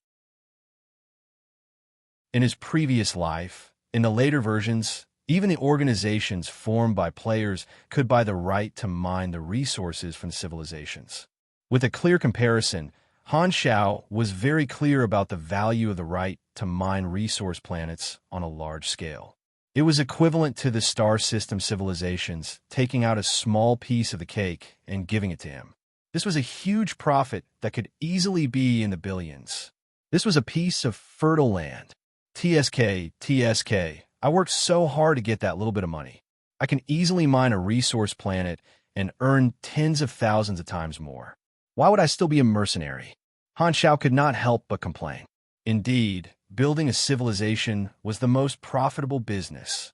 After calming himself down, Han Xiao said with a serious expression, "Everyone is too sincere. To be honest, the conditions that you have offered are very tempting, and I am very willing to work with you. However, the Black Star Corps is currently recruiting people. After the recruitment is completed, we will be able to find time to go to your territory to build a base." Hearing this, everyone hurriedly replied, "No problem. We can afford to wait. Of course, we believe in your reputation. Let's sign the contract first." Han Xiao smiled. Since no one has any objections, this matter is settled. Everyone handed over the contract, and Han Xiao signed it all the way. If it was in the past, there would not be so many good opportunities, but now, the opportunity had presented itself to him. Han Xiao could not help but think of what Aesop had once said to him. As long as he became a beyond grade, many organizations would take the initiative to share the cake, and he would be able to reach the highest level in a single step. Now, he had only shown a little sign of becoming a beyond grade A, and this trend had already appeared. Aesop really did not lie to him. Seeing that the matter was settled, the emissaries present all heaved a sigh of relief. They could now report back. After sending away this group of satisfied emissaries, Han Xiao did not stop and once again came to a new guest room. He still had matters to deal with. The impact of this expansion was too great. He had to meet all kinds of leaks every day, and he was so busy that his feet did not even touch the ground. The connections that he had created had to be completed even if he had to hold back his tears. However, all that he had received were rich benefits, and the busier Han Xiao was, the more satisfied he was. Pushing open the door of the new guest room, a few people inside turned around and greeted him with a smile. This room was filled with old acquaintances who were closer to him. They were all important figures in the Shattered Star Ring mercenary industry. The army commander of the Netherworld Legion, Underworld Feather, the leader of the Sky Ring Army, Gyuraja, and the army commanders of a few other large armies. "Brothers, long time no see." Han Xiao greeted them and curiously said, "You guys were so secretive in the communication channel. Why do you have to talk to me face to face?" The few army commanders looked at each other and chuckled. The Sky Ring Army Commander, Gyuraja, stroked his needle-like beard, blinked, and said, "We're here to invite you." "Invite me to do what?" "As you know, the situation in the Shattered Star Ring has been very turbulent recently, and opportunities are everywhere. It's very difficult for a single army to monopolize the war mercenaries. I discussed with some army commanders, and we've decided to integrate all the mercenary organizations in the Shattered Star Ring to form an alliance. This will make it easier for us to participate in the star system missions. In such chaotic times, we need to work together and seize the opportunity." Without waiting for Han Xiao to reply, Underworld Feather stroked her thin eyebrows and lazily added, "Black Star, since you've been so active recently, why don't you lead the mercenary alliance in the Shattered Star Ring? You definitely won't find it troublesome anyway." Gyuraja coughed and hurriedly said, "Ahem. What she means is that your appeal is far greater than any of our mercenary armies. The reason we're here to look for you is to recommend you to be the founder of the alliance." Han Xiao raised his brows and was a little surprised. This was a branch storyline in version 3. 0 in his previous life, Shattered Star Ring Alliance. The various large mercenary armies had joined hands and integrated the scattered mercenary organizations in the Shattered Star Ring, forming a super large mercenary alliance.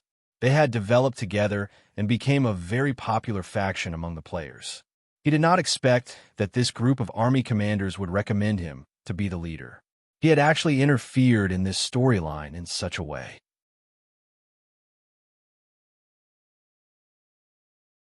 Chapter 679. Gireja and the others got the answer they wanted and were overjoyed. After finalizing the details, they left with satisfaction. The few of them walked out of the Black Star Corps base. Looking back at the majestic base, Gireja suddenly felt a little emotional. Black Star has only been a mercenary for less than 10 years, yet he has already developed to what he is today. He's really an unbelievable guy. Everyone who has the potential to become a beyond grade A has their own legends. It's not something we can speculate about. Another person shook his head and sighed. That's right. He's no longer on the same level as us. Luckily, we knew him long ago. Gireja had mixed feelings. In a certain corridor of the Black Star Corps headquarters, Haluz and the three Volga brothers walked side by side and chatted casually. Have you heard? 3 Calamity Grade Supers have joined. His Excellency Black Star personally met them. They will definitely take up important positions in the army in the future, the eldest Volga brother suddenly said. I know. Haluz nodded. He was both happy and frustrated. He was happy about the rapid development of the Black Star Corps, but he was frustrated that his position would be affected because of this. With 3 Calamity Grade Supers joining the upper echelons of the army, the competition would become even more intense. Haluz felt a lot of pressure. Strength represented the right to speak. He had not been able to touch the threshold of Grade A for a long time, so his importance to the army would become lower and lower. There were already many mid-level combatants. If not for the fact that he was the first to follow Black Star, he would not have the right to become an upper echelon of the army with his Grade B strength. Haluz felt that his growth was already quite fast, but he still could not keep up with Han Zhao's footsteps. He also could not keep up with the rapid development of the Black Star Corps. He did not want to fall behind just like that, so he became more and more anxious. In order to train his physique, he had even reduced the time he spent playing cards from 3 hours a day to 1.5 hours a day. It was impossible for him not to play cards, not in this lifetime. Calamity Grade, it's really far away. Haluz sighed. The development of the Black Star Corps made the old officers sigh with emotion. However, as the saying went, the wheel of history rolled forward and everything was in a state of development. Naturally, Han Zhao would not stand still. It took Han Zhao 7 to 8 days to meet all the emissaries from various organizations who came to seek cooperation. He reorganized the structure of the Black Star Corps after its scale had skyrocketed. Only then did he have some free time. Han Zhao locked himself in his office and took out a piece of paper to summarize all the benefits of this expansion and the new development blueprint. The rapid development of the Black Star Corps had exceeded his expectations. His original plan of seeking stability was already outdated. A large number of organizations and star system civilizations had taken the initiative to provide him with all sorts of development opportunities. It would be a waste not to use them. As long as he could make good use of these opportunities, the Black Star Corps' development speed would increase by tens to hundreds of times. This was an unprecedented harvest of leaks. Han Zhao wrote and drew on the paper, listing out the maximum benefits that the various opportunities could bring in theory, as well as the cost that needed to be invested. He made a simple list to make it easier to judge. At the same time, he also used the equipment quality system to analyze the faction and divided it into 2 attributes. One was the current scale, and the other was the development potential. The current scale was determined by the resources, scale, armed forces, number of members, influence, and so on.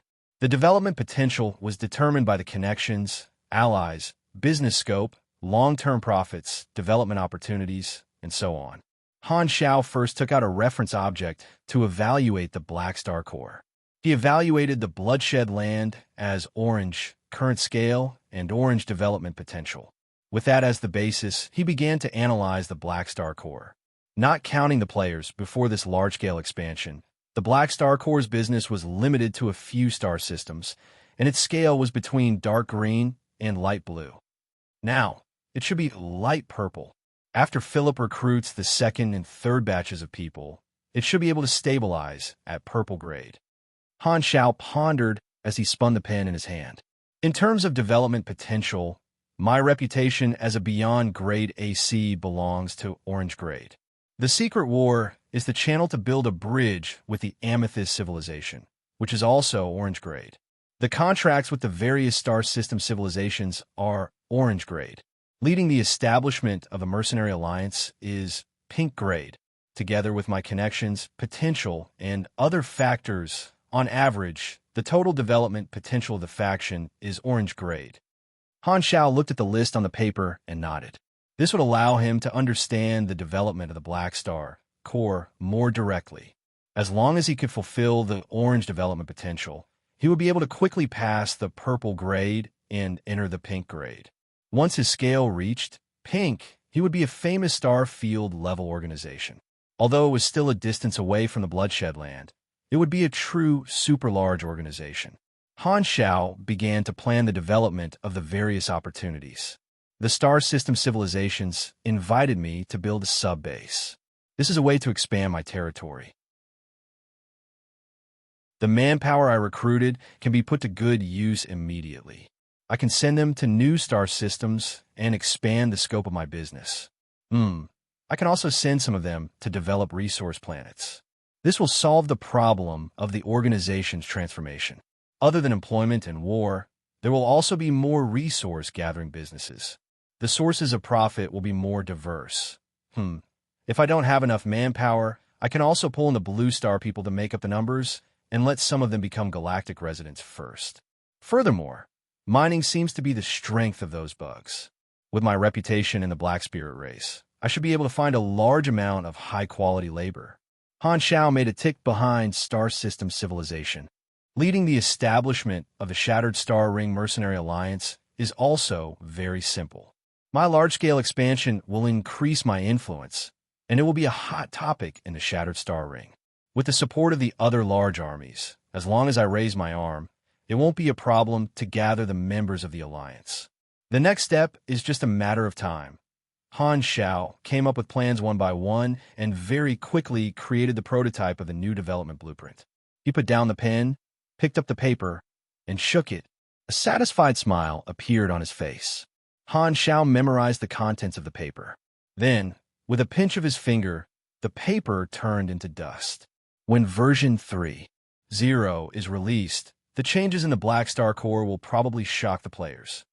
With this development momentum, the Black Star Corps became very active.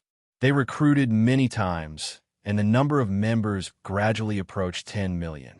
Most of them were sent out by Han Xiao to build subbases in the various star systems of the Colton Star Cluster. The area of activity of the army expanded from the Garten Star System to more than half of the Star Cluster. Han Xiao did not neglect the Secret War.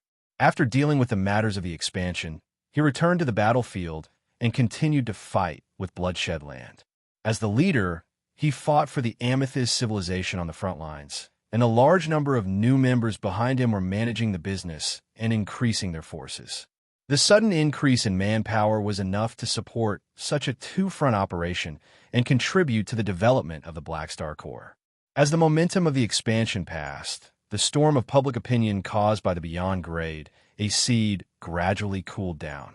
Han Xiao had become the biggest beneficiary. The Black Star Corps left a deep impression in the entire star field through this wave of operations, and their reputation had already squeezed into the category of famous star field organizations. Under such circumstances, the Black Star Corps was still the field team of Floating Dragon in name. Floating Dragon maintained its silence, but under the influence of some people, more and more people began to see the Black Star Corps and Floating Dragon as two independent organizations.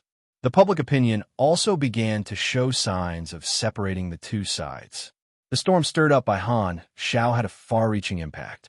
More organizations participated in the secret war openly and in the dark, causing the scope of this war to become larger and larger. The Secret War was originally one of the main storyline missions of version 3.0, Crimson Tide, but its limelight was gradually overshadowed. More organizations gradually turned their attention to Han Shao and the Black Star Corps. The war continued, and the Black Star Corps continued to develop. The visible and invisible influences continued to ferment, and the situation gradually changed. The Blue Star Corps changed seasons 3 times.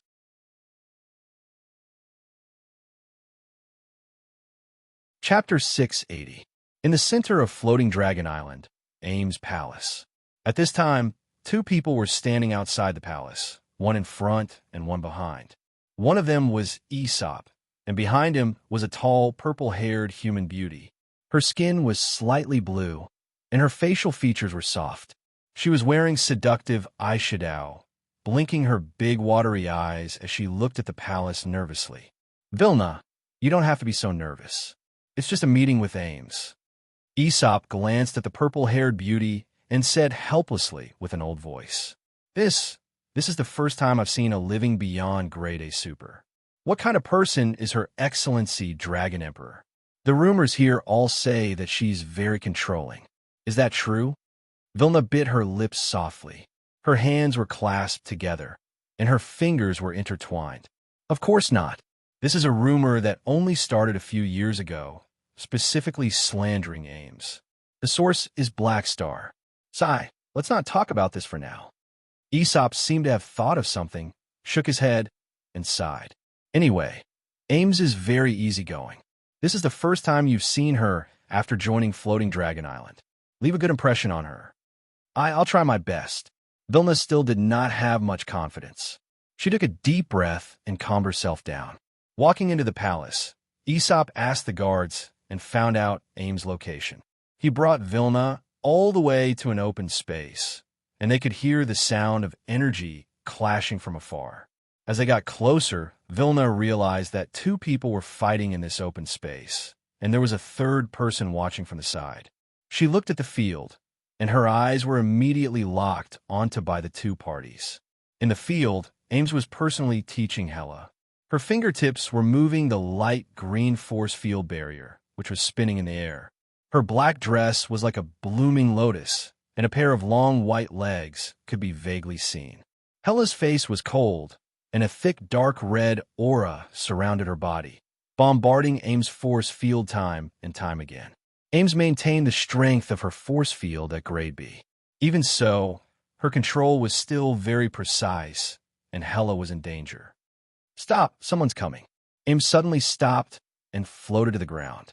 Hela glanced at Aesop and Vilna. Her cold brows furrowed slightly. Displeased that the sparring was interrupted, she retracted her superpower. The dark, red energy all around her went back into her body. Then, she followed behind Ames with Aurora, who was watching from the sidelines, sizing up Vilna. "Your Excellency Dragon Emperor, I am." Vilna hurriedly introduced herself. Ames raised her hand to interrupt her and took the initiative to speak. "I know your name.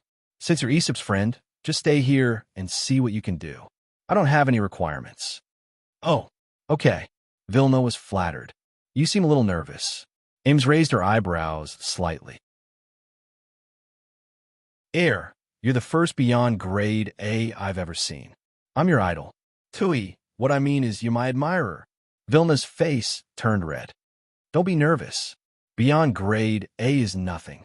I don't eat people." Ames smiled faintly and said gently. She raised her hand and touched Vilna's face. Her sleeve slid down her forearm, revealing her snow-white wrist. Feeling the touch of Ames' hand, Vilna's body stiffened. She did not know where to put her hand. Aurora tugged on Hela's sleeve and whispered, "Sister, is this woman Floating Dragon's new officer?" Hela was a woman of few words. Aesop coughed and interrupted. "Then, we won't disturb you. I'll bring her to familiarize herself with the job." Then, he pulled Vilna, who was still in a daze, away and disappeared from the three's sight. Ames' smile disappeared.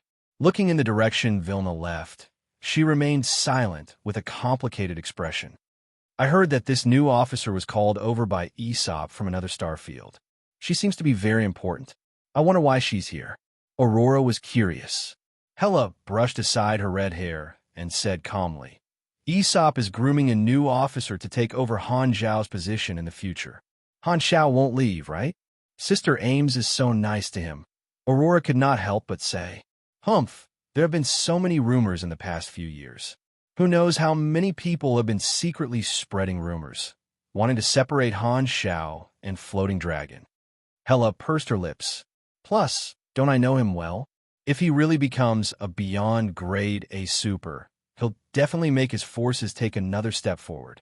Then, he won't be able to carry the label of Floating Dragon anymore, and will definitely establish his own faction." Ames turned around, glanced at the two of them, and said calmly, "There's nothing to talk about. At least he's still my man now." Hela continued the attack.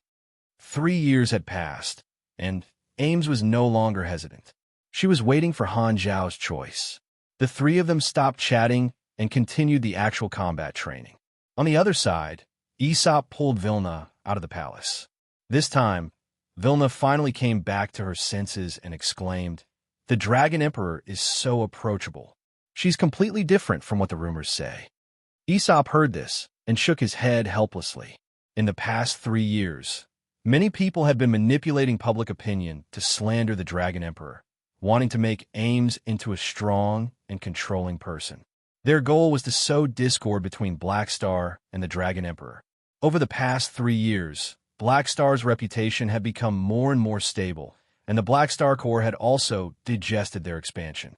Their business had spread to most of the star systems in the Colton Star Cluster, becoming a large star cluster organization. At the same time, the Black Star Corps had become the official long-term partner of the Amethyst civilization. They had received a huge amount of resources and support, and their future was limitless. On the surface, the Black Star Corps was expanding for Floating Dragon, but Ames did not care about it all. Her attitude was clearly to let them do as they pleased. As long as the conflict between the two sides was stirred up, Black Star would definitely leave with the Black Star Corps. If Black Star and the Dragon Emperor became enemies, because of this, that would be the best outcome. The other star cluster civilizations and large organizations in the Shattered Star Ring were not willing to see two beyond grade as working together or forming an alliance. Only when the two of them became enemies would they be able to balance each other out, which was in line with the interests of these organizations. Thus, they spared no effort in spreading rumors. They believed that as long as they spread enough rumors, they would be able to influence the thoughts of both sides. Aesop had a lot of trust in Han Zhao's potential. Thus, he felt that Han Zhao leaving Floating Dragon was almost inevitable. He decided to plan ahead. Therefore, Aesop found Vilna. This was a friend he had made when he was roaming in another star field. Although her personality was a little soft, she was very reliable. He introduced Vilna to the Shattered Star Ring to join the Dragon Emperor. His goal was to train Vilna to become the successor of Black Star. "You don't need to work on Floating Dragon Island. You'll be in charge of building a new field team. Pack your things and leave immediately," Aesop said. Vilna nodded and asked curiously, "How exactly do I start?" "Find someone and express your background. He'll provide help. You just have to listen to his arrangements." "Who's the person I'm looking for?" "Black Star." Vilna's eyes widened. After coming to the Shattered Star Ring, Black Star's name was like thunder to her ears. Furthermore, he was her senior and the current first officer of Floating Dragon. "However, I heard that the relationship between Black Star and us is only a name now. Are you sure he will still help me?" Vilna was worried that Aesop would send her into a wolf's den. "Stop talking about rumors. Those are all rumors. Black Star is still a core member of Floating Dragon. He will only provide help and will not harm you," Aesop emphasized. He had purposely sent Vilna to Black Star's side to let Han Zhao train his successor. This was a sign of goodwill and an attitude of parting on good terms. He had asked Vilna to build a new field team, which meant that he had no intention of harming the Black Star Corps. This way, he believed that Black Star would be willing to help Vilna and use the Black Star Corps to help Vilna develop, leaving a new field team for Floating Dragon. If Black Star did not plan to leave, then there would be no problem. He would just treat it as expanding the size of Floating Dragon's field team. I understand. Vilna nodded. She could not help but be curious about Han Shao. What kind of person was this legendary senior?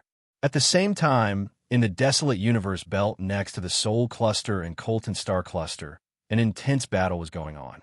The Clank Kingdom had built many teleportation stargates in the desolate universe belt as logistics channels. This was a key facility that Purple Crystal had always wanted to remove. In the past 3 years, the situation of the Secret War had been constantly changing. Finally, the war between the West Wind, Kaya, and Chida star systems had entered a stalemate. Bloodshed Land had expanded to a certain extent and was finally stopped. Han Zhao's strength was enough to wipe out most calamity grades. Bloodshed Land had learned their lesson after losing a few high-level combatants and would occasionally take measures to avoid battles. When the core members of Bloodshed Land learned of the tyrant's thoughts, they treated Black Star as a dangerous challenge to train themselves and would not face him head-on. As a result, there were fewer and fewer battles that required Han Shao to participate. Han Shao was rarely needed in a tug-of-war. It would be a waste of talent to let him stay in Colton. Therefore, Purple Crystal had him lead a surprise attack team in the desolate universe belt to search for the logistics transit stations of Bloodshed Land and eliminate them. This operation had been going on for half a year. Han Shao had gained a lot and reduced Bloodshed Land's advantage. They had basically destroyed all the transit stations. At this time, he was leading a fleet to attack the last logistics transit station.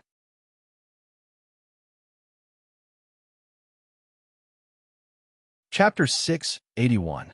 Huff! Huff! Sylvia was wearing a lightweight mechanical suit and had her shield open the entire time. The head protection device of the suit was a half-circle of metal mechanical rings that wrapped around the back of her head and fixed on her ears. Her face was protected by the semi-transparent arc-shaped shield, and she was holding a silver alloy sword in her hand. She was panting heavily like a bellows. She felt like her lungs were about to burn, and her sweat stuck to the mechanical suit, making it sticky and slippery. Roar! A 1000B soldier suddenly charged out from the side. Its huge metal mechanical claw attacked, and the claw vibrated at a high frequency, making it look blurry. Sylvia clenched her teeth, raised her sore arm, and swung the thin and tough silver alloy sword in her hand. The claw and sword clashed, creating dazzling sparks. Clang!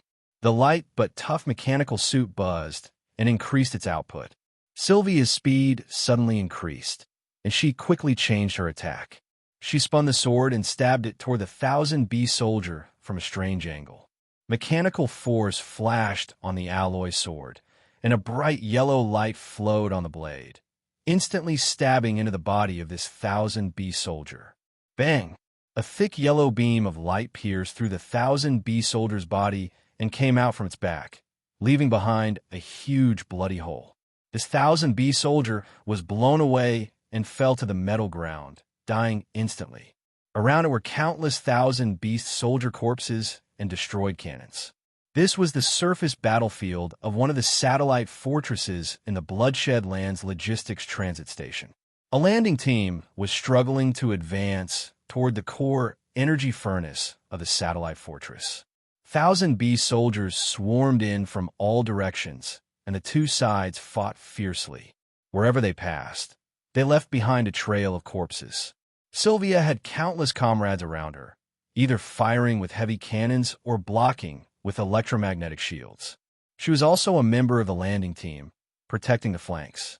She had been fighting for a long time with her sword, and she could not remember whether she had killed 100 or 200,000B soldiers. Her battle suit was damaged, and she had suffered light injuries. She was already drenched in sweat and exhausted. In the middle of the battlefield, the sounds of explosions and roars were deafening. Sylvia could not hear anything else. She only knew that she had to keep moving forward with the army. He raised his head and glanced at the sky. Outside the satellite fortress, there was a magnificent scene of an interstellar war. Countless resplendent, shooting stars streaked across the pitch-black sky, weaving a net of light. This was the radiance of countless ion cannons, illuminating the ancient darkness and burning brightly in the silence. Sylvia's vision was suddenly shrouded by a strong light. A plasma cannon landed on the ground not far away, hitting the black mass of 10,000 bee soldiers and blowing up a large number of figures. Boom! Occasionally, the fleet would be able to temporarily break through the satellite's protective shield, providing support and clearing the obstacles that prevented the landing team from reaching the entrance of the energy furnace. It almost hit us. Sylvia still had a lingering fear. Before she could catch her breath, a few more light cannons were fired at her. She had no choice but to enlarge the shield on her arm and block them. Bang! Bang! Sparks exploded on the shield, and her arm bore the brunt of the recoil. She felt a sharp pain in her arm and shoulder bones, and she almost could not lift them up. Sylvia gritted her teeth and endured the pain. She wanted to cry, but had no tears. I really want to go back and study. At least my life is not in danger. 3 years ago, Sylvia had reached grade B and excitedly reported the good news to Han Xiao. Han Xiao was very pleased and threw her into the Vanguard team for actual combat training. At first, Sylvia was quite happy, but now she was filled with regret, especially since the direct superior of this team was Lagi. Before every battle, Lagi would follow the procedures in the work manual and routinely boost the morale of his subordinates. Every time, she felt that she was definitely going to die. At this moment, a dark figure suddenly flew over from the distant horizon and landed heavily on the ground not far away. Under the impact of the huge force, the metal ground seemed to have turned into paper paste. It twisted and wrinkled, and a crater was smashed into it. This figure seemed to have fallen quite heavily, and it took him a long time to get up and fly into the sky. His gaze then turned toward the landing team Sylvia was in. Seeing the appearance of this person, Sylvia's heart sank. This person was the enemy Calamity Grade Super in charge of the logistics transit station. He should have been fighting in outer space, but he had actually landed on the surface of the satellite. It seemed like he had been shot down. The battlefield changed rapidly, and the expressions of everyone in the landing team changed. They all turned toward this Calamity Grade Super who had suddenly appeared and prepared to attack. They did not have a Calamity Grade Super leading them. Just when everyone was extremely nervous, another meteor fell from the sky and slammed into this Calamity Grade Super, sending him dozens of kilometers away. A sonic boom was created, and the surrounding 1,000 bee soldiers were blown away. The strong wind blew Sylvia and the others to the ground. "It's His Excellency Marion." Too timely. I almost thought I was going to die. Sylvia heard the exclamations behind her. She steadied herself with her sword and looked over. The meteor that had sent the Calamity Grade Super flying was floating in the air. It was the grade a mechanical pugilist who had joined the Black Star Corps 3 years ago, Marion. Marion was completely covered in a black, super-heavy mech. He looked like a heavy, armored knight. He turned his head and looked at the landing team. He nodded slightly, indicating that the landing team should continue forward and not worry about anything else. He then accelerated and disappeared from the spot, chasing after the enemy Calamity Grade Super while focusing on his own opponent. I wonder how the battle above is going. Sylvia retracted her gaze and looked up at the sky again. Her gaze seemed to be able to penetrate the darkness. She knew that her teacher was in charge of the fleet and controlling the entire situation. At the same time, Section Zero's fleet was crazily attacking the logistics transit station, destroying the enemy battleships one after another. Han Xiao was in the command room of the flagship, observing the real-time projection of the battlefield, mobilizing the troops, and commanding the entire situation. He was surrounded by a circle of advisors and assistants. Compared to 3 years ago, Han Xiao's aura was more stable. He had a simple hairstyle, sharp facial features, and green stubble on his chin. He had a necklace of compressed orbs around his neck, and he was wearing a large black windbreaker. However, it was unable to cover his muscular body, and he exuded the sexiness of a mature man from head to toe. His current identity was the first commander of this fleet. This was a standard mixed fleet, and 45% of the fleet belonged to Han Shao. It was the largest fleet, and the rest were under the command of a few Section 0 members, all of whom were under Han Zhao's command. After 3 years of development, the Black Star Corps had become one of the top members of Section 0. A year ago, Purple Crystal had finally reached an agreement with Han Shao, and the Black Star Corps had become a long-term partner. Purple Crystal had become the publicly acknowledged leader of Section 0, and Han Shao himself had the qualifications to be the commander. Under Purple Crystal's arrangement, Han Shao was able to command this fleet and was in charge of the logistics transit station for the expedition to Bloodshed Land. He had already been fighting outside for half a year. Being the commander meant that he could not be mobilized easily. Han Shao no longer took the vanguard and left everything to his subordinates. It just so happened that the army had recruited a few new grade A supers 3 years ago, and they were all very useful. They were all reliable talents, and he no longer lacked high-level combatants. As long as they did not meet an expert that they could not deal with, he would not need to take action. He had to nurture his officers and give them a chance to obtain merits. After all, once he took action, his subordinates would not be able to play. At this moment, a few advisors were observing the battlefield projection and discussing loudly. The enemy is still resisting, covering the logistics team and transporting the resources in the transit station through the Stargate. They want to reduce their losses. If we don't stop them, the enemy will be able to retrieve most of the resources and retreat through the Stargate in 27 minutes. Not to mention 27 minutes. They won't even be able to hold on for 10 minutes. The enemy's defense line has completely collapsed. Next, as long as we blow up the Stargate, the enemy who has yet to retreat will be dead for sure. Listening to everyone's discussion, Han Shao stroked his stubble and did not say a word. The core facility of the logistics transit station was a Stargate built by a star cluster civilization. The other side was connected to the Sol cluster. The enemy had set up a satellite fortress and a fleet to protect the Stargate. After being attacked, they would retreat through the Stargate while defending. Once the enemy retreated, Han Shao would not be able to chase after them. The other side of the Stargate was the enemy's territory. If the Stargate was closed, they would be surrounded. Therefore, the condition for victory was to destroy the Stargate before the enemy completely retreated. The Stargate was a two-way channel, and the enemy's reinforcements could arrive through the Stargate. The enemy needed time to mobilize reinforcements, and the attacking side had the initiative. Therefore, as long as the Stargate was destroyed first, the battle would be over. The Black Star Corps had obtained a huge amount of resources in the past few years. Therefore, Han Shao was willing to spend a lot to greatly expand his fleet. Therefore, the scale of this expedition fleet was extremely large, and their strength completely crushed the defense team of the transit station. The battlefield projection showed that the enemy's defense line had collapsed, and the Stargate was exposed. Seeing this, an adjutant laughed. "The enemy has no chance. We've won."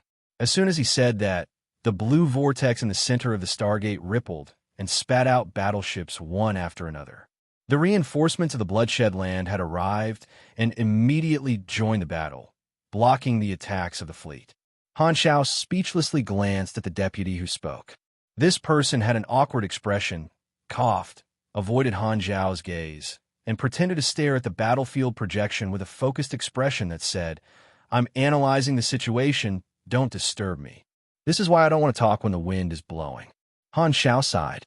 The appearance of the enemy's reinforcements caused a chain reaction. On the other side, streams of light flew over from the desolate universe belt, and a huge fleet stopped at the edge of the battlefield.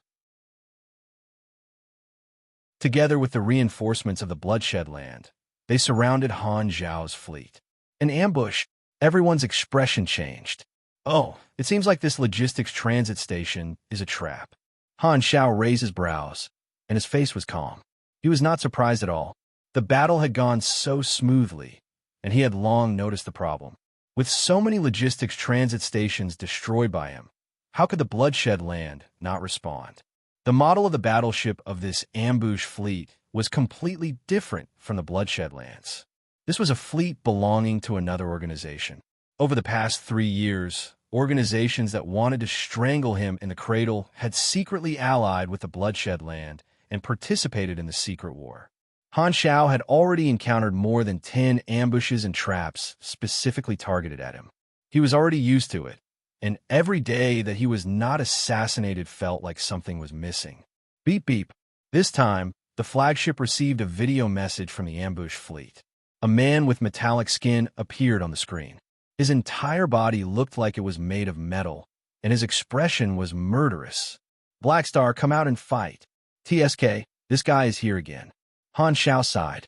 This person was also a beyond grade A seed. His name was Hardaway, and he was a battle maniac. A year ago, he had barged in during a battle and specifically wanted to spar with Han Xiao. After being defeated, he had escaped. However, Hardaway did not give up on the challenge. After escaping, he took the initiative to form an alliance with the Bloodshed Land and used the opportunity of war to barge in again and again.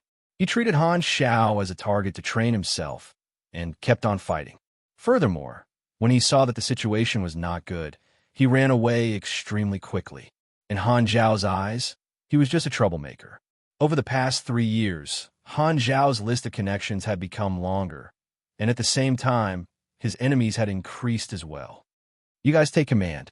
I have work to do. Han Xiao's face was calm. He casually twisted his neck and walked toward the cabin door, leaving the people in the command room with his back as steady as an old dog.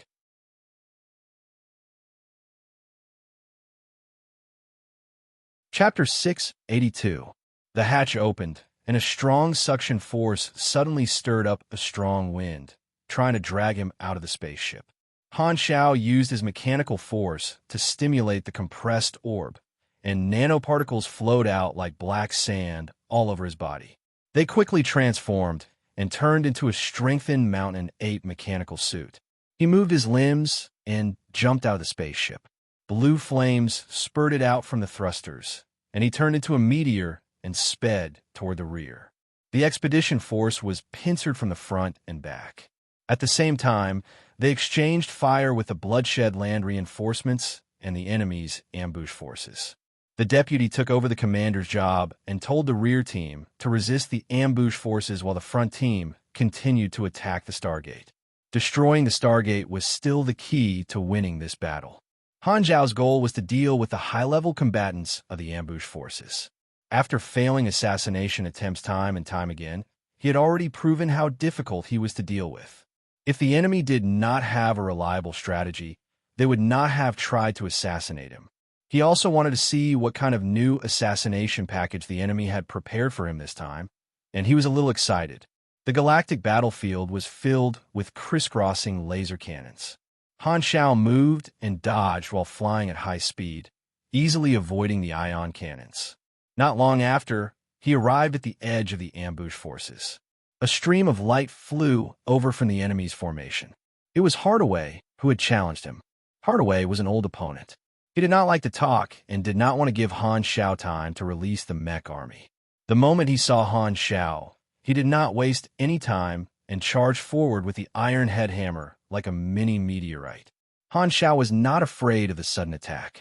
His hands turned into cannon barrels, and blue psionic cannons shot out toward Hardaway. Hardaway did not dodge at all and allowed the psionic cannons to explode on his body. He was not injured at all. After fighting many times, Han Xiao understood Hardaway's abilities very well. He did not want to injure him, but only wanted to slow down Hardaway's charging speed. Making use of this short time, he activated the army boxes from afar. The space around him rippled, and the army boxes jumped over one after another.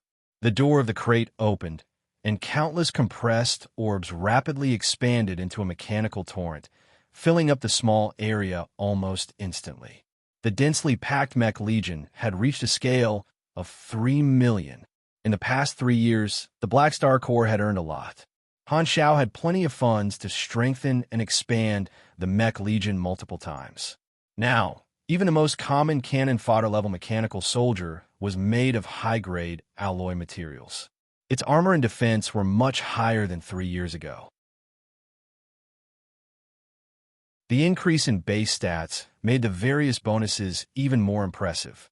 Through the many war missions, Han Shao had earned a large amount of Amethyst Civilization contribution points and had exchanged them for more cutting-edge knowledges. One of them was the controllable annihilation weapon of the Armed Forces branch. Annihilation weapons were conventional weapons that were one grade higher than energy weapons. Because it was a technological innovation, its power was much higher than normal energy weapons. Furthermore, it required the cutting-edge knowledge, abnormal state energy, as a prerequisite. Basically, only psionic energy or antimatter energy could be used to create annihilation weapons. With these two cutting-edge knowledges, Han Shao had already changed most of the weapons of his mechanical soldiers to annihilation weapons. Together with legendary battle techniques and other talents, their attack power had increased significantly. In the past 3 years, Han Shao had yet to complete his class advancement mission. If it were any other class, his strength would not have increased by much.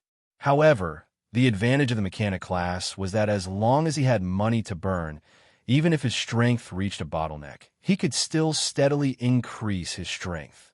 Han Shao had not stopped building his mech legion in the past 3 years.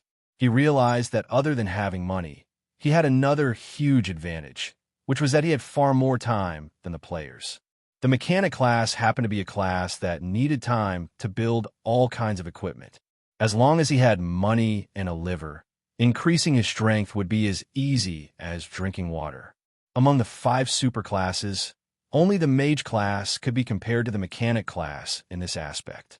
With Han Zhao's current strength, any normal calamity grade super that came would basically be killed. After the repeated assassination attempts, the various organizations in the Shattered Star Ring had reached a consensus. Those organizations that secretly planned assassinations would not easily send their high-level combatants to their deaths. Therefore, the only enemy that Han Shao was facing now was Hardaway. This guy was a beyond grade A seed and did not belong to the category of normal calamity grades. Furthermore, his ability was the type that gave Han Shao a headache. Hardaway was an Esper, and his ability was body hardening. This was a common Esper ability that could be found on the streets. However, he was extremely talented and had developed this Esper ability to an abnormal degree. His defense was extremely shocking, and he had many molding talents. He was a boss-level character. Firstly, Hardaway had the molding talent low damage immunity. He was a tank, and as long as the attack did not exceed certain standard value, the attack would deal 0 damage. This standard value depended on his own defense, and his Esper ability was body hardening, which greatly increased his defense. Therefore, focus fire tactics were almost useless against him. The second thing that gave Han Shao a headache was that Hardaway also had the molding talent true damage immunity. Beyond grade, A-Seeds were all extremely talented and were heroes among bosses. For a super tank like Hardaway, it was not strange for him to have this talent. This made legendary battle techniques ineffective against him. The focus fire effect was poor, and true damage was ineffective. Han Zhao's 2 trump cards could not threaten Hardaway, so he could only slowly grind him down. Every time he fought with Hardaway, it was a process of 2 huge lumps of meat rubbing against each other. Neither of them could do anything to the other. Every time Han Shao defeated Hardaway, he did not kill him. It was not that he did not want to, but that he really could not kill this guy before Hardaway escaped. On the other hand, Hardaway seemed to be enjoying the beatings and did not tire of challenging him. A year ago, Hadavi had suddenly come to find him for a spar. Han Shao had no enmity with him, so he felt that this must be the result of his enemy adding fuel to the fire. He finally understood how to fight poison with poison. Aren't you meat? I'll find someone even fatter to disgust you. In the past, it was the Bloodshed Land who wanted to vomit every time they saw him. Now, it was Han Shao who wanted to vomit every time he saw Hardaway. Without any other enemy calamity grade supers, he only had one opponent. There were no other constraints. A portion of the Mech Legion fought with Hardaway according to the set battle mode. These little cuties were more than enough to stall him. Han Shao was only responsible for providing the mechanical force bonuses. He did not want to fight with Hardaway at all. It was a waste of energy. At the same time, Han Shao turned around and controlled another portion of the Mech Legion to attack the surrounding enemy fleet. The dense dark blue annihilation rays pierced through the shields of the spaceships, leaving strange colored spots around the holes of shields. The spaceships lost their shields one after another, and their outer armor was torn apart. Countless metal fragments floated in the air. Turbulent fire snakes spewed out from the holes in the spaceships, flowing into the vacuum along with the airflow and turning into twisting fire dragons. They lasted for an instant before they ran out of oxygen and were extinguished. The energy furnace lost its balance, and the spaceships expanded from the inside. Dazzling flames tore through the hull of the spaceships, and violent explosions occurred. The spaceships turned into fireworks in the universe, also disappearing in the blink of an eye. With the current strength of the Mech Legion, it was not a problem for them to participate in a galactic war. They gradually helped their own fleet stabilize the situation. After fighting for half a day, the enemy fleet was already showing signs of weakening. The reinforcements of the Bloodshed Land could only struggle at death's door. It was only a matter of time before the Stargate was destroyed. Hardaway also seemed to have thoughts of retreating. He started to shake off the entanglement of the Mech Legion and started to retreat. However, he did not run in the direction of the ambush troops, but directly charged into the formation of Han Zhao's fleet, wanting to pass through and escape through the Stargate before Han Zhao's fleet completely destroyed the Bloodshed Land's defense line. "You're running." Inside the mechanical suit helmet, Han Zhao raised his eyebrows in surprise. He had thought that there would be some new tricks in this assassination, but he did not expect it to be such a bluff. Even the previous few assassinations were much more powerful than this one. It's definitely not that simple. I wonder what he's up to. Han Zhao narrowed his eyes, thought about it, and turned around to chase after Hardaway. His fleet was in Hardaway's path, and Han Zhao was not going to sit back and watch him charge into his fleet. If Hardaway wanted to do something, the others would not be able to stop him. The two of them chased, and Han Zhao gradually closed the distance between them. Behind him, millions of mechanical soldiers followed like millions of meteors, majestic. Han Zhao finally caught up to Hardaway when they arrived at the front line. Seeing that Hardaway had already passed through his fleet, he stopped and did not plan to continue the chase. This time, Hardaway did not continue to run. He suddenly turned around and charged toward Han Zhao, trying to break through the fierce focus fire. This is a little strange. Han Zhao became alert and was about to dodge when Mechanical Suit's radar suddenly rang, showing 30 high-energy reaction sources. 30 grade, a supers suddenly appeared in the surrounding Bloodshed Land's reinforcement fleet and charged toward Han Zhao. Han Zhao even saw Rothers and the other Vanguard officials. They had followed the reinforcement fleet through the Stargate and had not attacked the few Calamity-grade supers of the Black Star Corps. They had been waiting patiently for this opportunity. The attacks of the 30 Calamity-grade supers came from all directions, bringing immense pressure. Han Zhao hurriedly controlled the Mech Legion to block, but Hardaway found an opening. This iron-headed brat smashed through all the mechanical soldiers in his way and collided with Han Zhao. Han Zhao's waist tightened, and he realized that Hardaway's hands were tightly wrapped around his body, unable to break free. Hardaway carried him and charged toward the Stargate.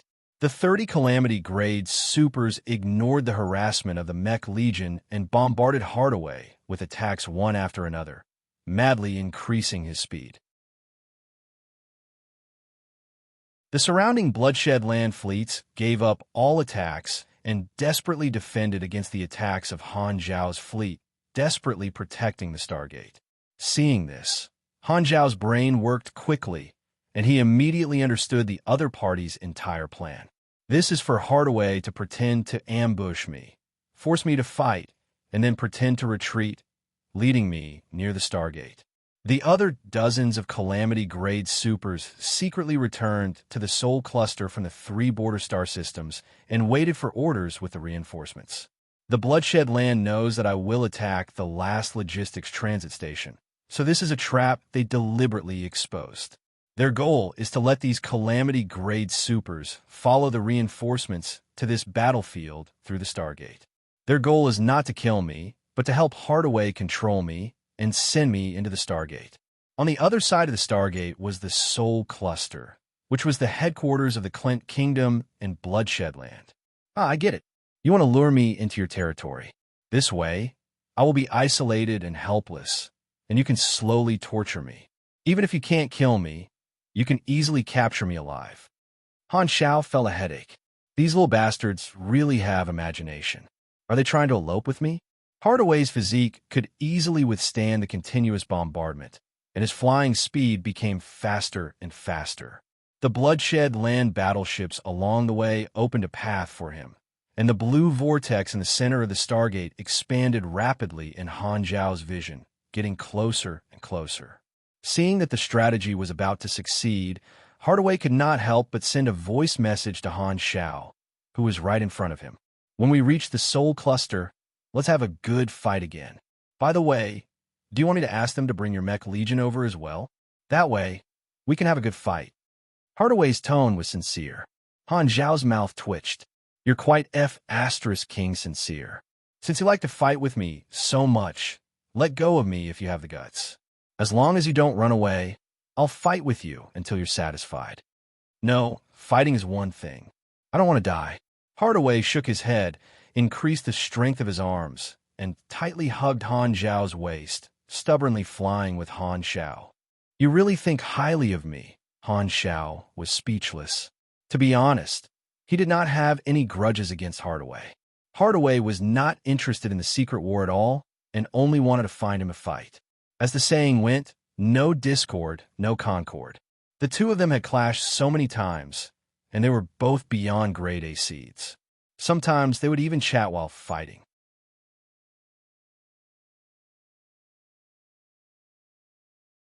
Chapter 683. At the same time, in the remote command room of the Bloodshed Land headquarters on planet Heber, Chief Staff Officer Jode and a group of deputies were watching the situation through a remote video call. It seems like we have a chance to succeed this time. One of the deputies swallowed. Don't relax. Black Star has too many tricks up his sleeve.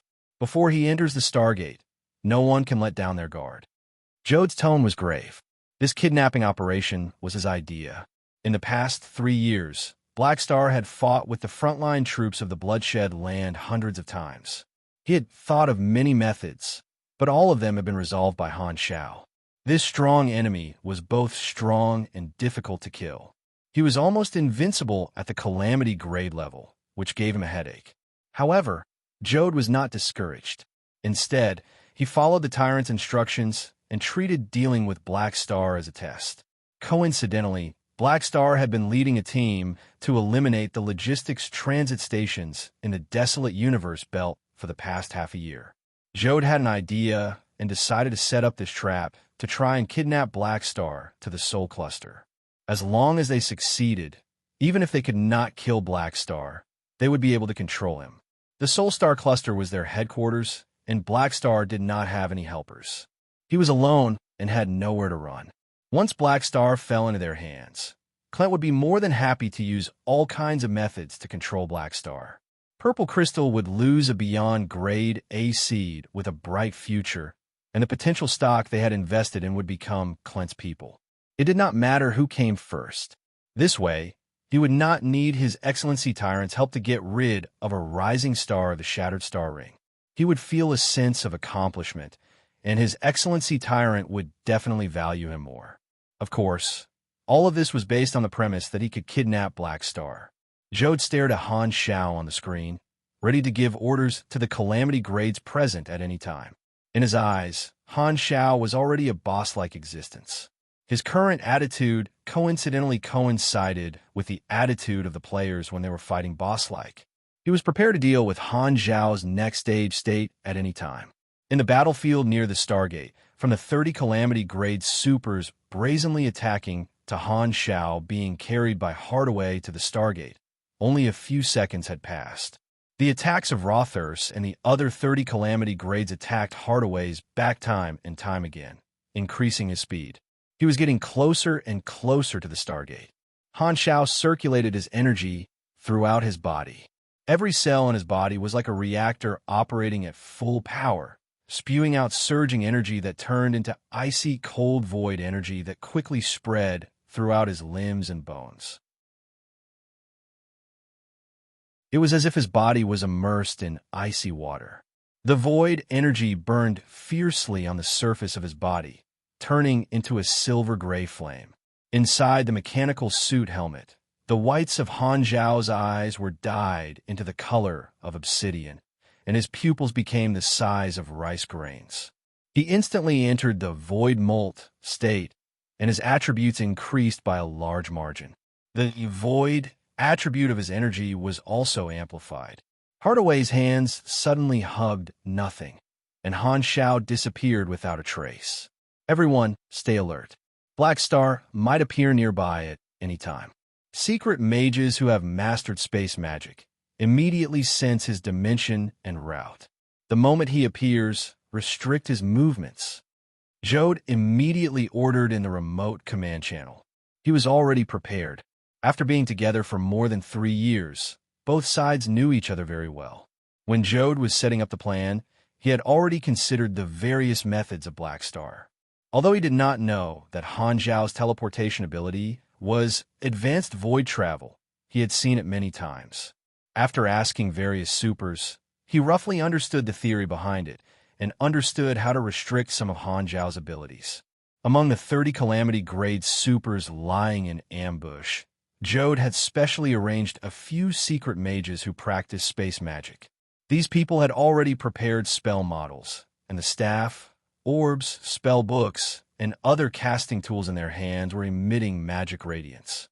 They could sense the slight fluctuations of Han Zhao's teleportation between the void dimension and the real dimension. The magic light tracked this energy fluctuation, and the traces of Han Zhao's movement in the void dimension were immediately outlined in the minds of the few secret mages. It was like a conspicuous mark. The few of them turned to an empty spot at the same time, and without hesitation, they threw all the high-level space imprisonment spells they had prepared before the battle toward the empty spot. All kinds of magic radiance shot out. The next moment, Han Zhao's figure left the void dimension and appeared in this position. All kinds of high-level space imprisonment spells immediately came at him, and there was almost no time to react. However, Han Zhao did not need to react. Before using advanced void travel, he knew that he would definitely be ambushed. This was not the first time. As the saying went, a man was afraid of being famous while a pig was afraid of being fat. His fame had skyrocketed, and every battle would let the various organizations know of his abilities. The moment he appeared, Han Zhao did not say anything. His hands formed into claws, and as if space was a canvas, he pulled fiercely. Without any hesitation, he directly used void distortion. Visible distortions and folds appeared in the cosmic space around him like a magnifying glass. The space-time coordinates of a small area around Han Zhao deviated by more than 10 decimal points. Some of the long-range spells went along the curve of the space folds and missed completely. Some of the domain-type spells, due to the change in space-time coordinates, caused a chain reaction. The structure of the spells clashed and shattered, and the space imprisonment domain canceled itself out. After resolving the ambush of the mages with a single attack, the danger was instantly eliminated. Han Zhao directly added mechanical force to the Mech Legion through the Void attribute. The Mech Legion was filled with electricity, and it was as if they had eaten the little blue pill of the mechanical brand. 2/3 of the Calamity-grade supers had no choice but to give up on the idea of restraining Han Zhao and hurriedly dodged. Other than Hardaway, no one present dared to be targeted by Han Zhao's Mech Legion. Star's shaking fist. Rothurst did not give up. Before he was surrounded by the Mech Legion, the muscles on his arms suddenly bulged, and a thick scarlet wave blasted out, heading straight for Han Zhao. This move again. Don't you Vanguard officials have any other trump cards? Han Zhao curled his lips, deactivated the void distortion, and drew a circle in front of him with his hands. The mechanical parts followed the trajectory of his palms and formed a mechanical ring-shaped device, facing the red beam of light from the star shaking fist head-on. The mechanical ring-shaped device was hollow and the star-shaking fist should have been able to pass through it easily. However, when it entered the hollow part of the device, the red beam of light seemed to have lost its momentum and was sucked in by the mechanical ring. It turned into a red stream of light, spinning at high speed along the inner circle of the ring, as if it could not escape the strange force field of the mechanical ring. This was a new device that Han Xiao had created using the new cutting-edge knowledge of the control class, Advanced Space Application, Curvature Force Field Distorter. The hollow part of the mechanical ring was actually covered with a special force field that had changed the curvature of space. It was set into a closed cycle. As long as most of the energy was sucked in, it would be trapped in this closed force field space. In fact, the star-shaking punch was still moving forward, but it was rotating according to the distorted curvature. It was like a small meteorite that was captured by the gravity of a planet and was orbiting the planet. The speed, power of this meteorite did not reach the limit of gravity, just like it did not reach the concept of the nth cosmic speed. On the other side, Hardaway also braked and charged toward Han Xiao again, opening his arms as if asking for a hug. Han Xiao felt a chill run down his spine. He used his mechanical force to control the curvature force field distorter and aimed it at Hardaway. He released the captured star-shaking fist, and the red beam of light blasted Hardaway far away like a wild dragon that had just broken free. Han Xiao turned around and looked at the few mages. In his eyes, mages were much more difficult to deal with than other muscular mages. Seeing that these mages were about to cast spells again, Han Xiao did not say anything and flicked out a compressed orb, which expanded into a rectangular mechanical device. The appearance of this device was like a trapezoidal pyramid, and it was as black as ink. From top to bottom, light dots lit up one after another, forming mysterious magic inscriptions.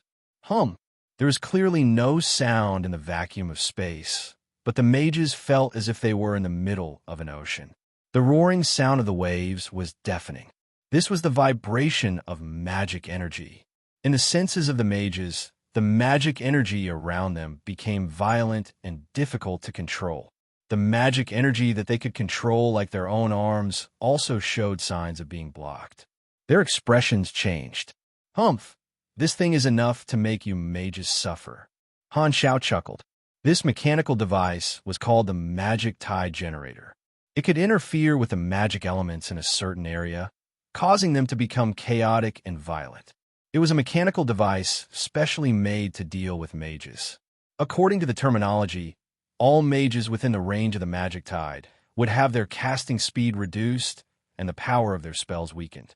Lagi even added magic inscriptions on it, making the effect of this device far better than the original. Mechanical equipment had a wide range of applications. In the past 3 years, Han Xiao had used cutting-edge knowledge, high-end knowledge, and intermediate knowledge to create many powerful new equipment. Now, Han Xiao had a large number of new machines in his hands as trump cards, and he easily escaped from the enemy's encirclement. On the other hand, Hardaway and the others were in a passive position. Seeing that Han Xiao had escaped from his control, Jode unwillingly punched the screen. He knew that this mission was basically a failure. He took a deep breath and immediately changed the order. The mission has failed. Everyone, give up the mission and evacuate through the Stargate immediately. Hearing this, Rothurst let out a low roar unwillingly. Hardaway felt rather regretful. He immediately stopped, turned around, and rushed toward the Stargate. He was the one with the most stubborn head and the one who ran the fastest. Han Xiao had already distanced himself from Hardaway and watched as Hardaway disappeared into the Stargate. He had no intention of stopping him. With such a short distance, he would not be able to kill Hardaway before he escaped. This guy was too tough. Han Xiao could not be bothered to waste energy on Hardaway. His target was the other 30 Calamity-grade supers. He controlled the Mech Legion to surround them. Looking at the 30 Calamity-grade supers trying to break through, Han Xiao narrowed his eyes. Since you're already here, leave me a few souvenirs. This time, a teleportation gate opened beside Han Xiao. Lagi walked out, and observed the situation. Compared to 3 years ago, Lagi had not changed much. After all, a dispirited person looked old. Yeah, you came the right time. Help me stall these calamity-grade supers. Leave as many as you can. Han Xiao patted his shoulder, then pointed at the 30 calamity-grade supers who were trying their best to get rid of the Mech Legion and rush toward the Stargate. His meaning was obvious. Lagi sighed, took out his staff, and floated toward the chaotic battlefield. Remember to help me collect the corpses. As the high-level combatants retreated, the Bloodshed Land also stopped sending reinforcements through the Stargate and completely gave up on resisting. The resources in the logistics transit station were also abandoned, and the fleet covered the high-level combatants as they retreated through the Stargate one after another. Every single one of them that could escape was still alive. Jode had been remotely commanding the entire time. Only when the Stargate was seized by Han Zhao's fleet did his tensed body soften, and he collapsed onto the chair as though he had turned into a salted fish. He said weakly, "Count the losses. How many people did not manage to withdraw? How many high-level combatants did we lose?" Report, 37% of the reinforcements sent out this time did not manage to withdraw in time. Of the high-level combatants sent out, Hardaway successfully withdrew, and so did the 8 Vanguard officials. Of the remaining 22 Grade A supers, only 17 managed to withdraw. Black Star left behind 5 high-level combatants to reinforce. And we also lost contact with the 2 Calamity-grade supers who were originally guarding the logistics hub. In other words, we lost 7 high-level combatants this time. Jode could not help but facepalm. Although most of the Grade A supers that died were new members that Clint had helped them take over the private organizations of the entire star cluster, they were still high-level combatants. Losing 7 high-level combatants in one go, Jord felt extremely pained. He had tried to steal a chicken only to end up losing the rice used to lure it. At least 40 to 50 Calamity grades had died in Black Star's hands. He was practically a Calamity grade harvester. Just thinking about Black Star's battle record made Jode shiver. If not for the fact that many large organizations had secretly allied with the Bloodshed Land in the past 3 years and brought in many high-level combatants, he felt that the Bloodshed Land would have to avoid Black Star. While Jode was doubting his life, the battle in the desolate universe belt had basically ended. The enemies that did not manage to retreat in time lost their escape route. Han Xiao ordered his fleet to chase after them, and without any suspense, they easily annihilated the remnants of the Bloodshed Land. At the same time, they dismantled the Stargates into parts and transported them away as spoils of war. A star cluster-level teleportation Stargate could be sold for a lot of money, and it was not a bad choice to bring it back for research. Logi's space-time secret technique helped the Mech Legion restrain a few Grade A supers. In Han Zhao's eyes, Logi's fighting style made him feel nostalgic. Logi's style was like a certain monkey with a surname Sun. When Logi used Naruto to restrain the enemy, Han Xiao could not help but say freeze in his mind. It had to be said that Logi was still very strong. Han Xiao was very satisfied with this vice captain. Although the morale of the troops, led by Logi, was basically constant at 0, there was a saying in the art of war that a desperate army would definitely win. The Calamity grade supers that did not retreat were surrounded, and their resistance was futile. They were all captured by Han Xiao and prepared to be thrown into the Happy Hut to be squeezed for juice in the future. After the battle ended, the fleet cleaned up the battlefield and looted the spoils of war. Han Xiao did not need to deal with such trivial matters.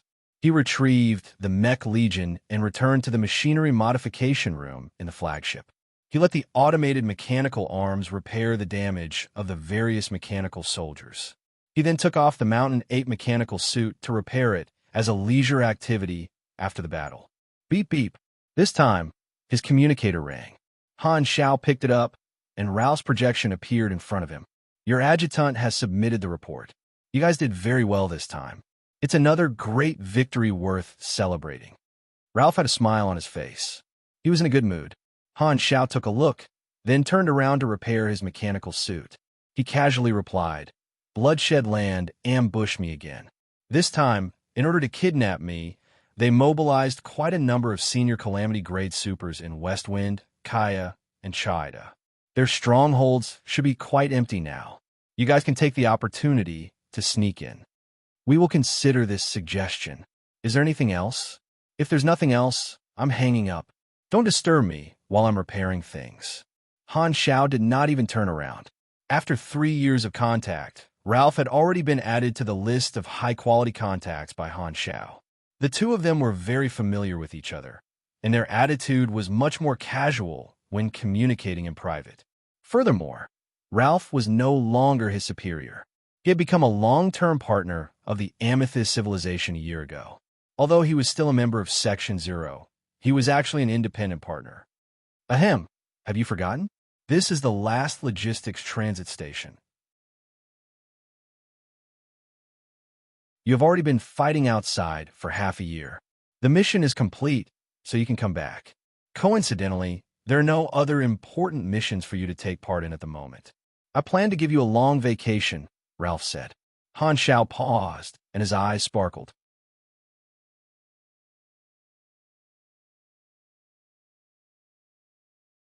Chapter 684. After hanging up the call with Ralph, Han Xiao did not bother with repairing his mechanical suit. He left the workshop and went to the command room on the bridge. He gave the order to gather all the officers of the fleet for a meeting. There was no need for the officers to keep an eye on the battlefield. After the order was given, the officers of the fleet came to the flagship one after another. They gathered in the command room and nodded at Han Xiao. Han Xiao nodded in response to the old officers under him. There was the dejected Lagi, the calm and reliable Haluz, the graceful Sylvia, the reckless Harmon, and the 3 Calamity-grade supers who had joined 3 years ago, Camp, Marion, and Missy Sec. Other than the officers of the army, there were also a few other Section 0 members in the expedition fleet. They had fought side by side for half a year and were very familiar with each other. After everyone was present, Han Xiao knocked on the table, and the chatter stopped. I've gathered all of you this time to inform you of the next step. I've just received news from Purple Crystal. They're very satisfied with our results over the past half a year. They've decided to conscript us back and give us a long holiday. Our mission is over, so we can rest for a while. Hearing this, everyone was overjoyed. That's great. I haven't been home for half a year, and my wife has been asking me every day when I'm going back. Haha, I can give her a surprise now. A core member of another organization was the first to speak. Maybe she'll give you a surprise. Lagi patted his shoulder comfortingly. Thank you. This person's face was full of gratitude. Wasn't this settled? Finally, I can rest. Sylvia's eyes lit up. She bit her lower lip and almost cheered out loud. Han Xiao glanced at her and nodded. In the past 3 years, Sylvia had devoted herself to actual combat and walked on the edge of life and death. Her growth was far faster than before, and she had entered a period of rapid growth. In his previous life, Sylvia had been a Calamity-grade super in version 3.0 and had earned the title of Female Mechanical Knight. In the past 3 years, this potential had gradually revealed itself.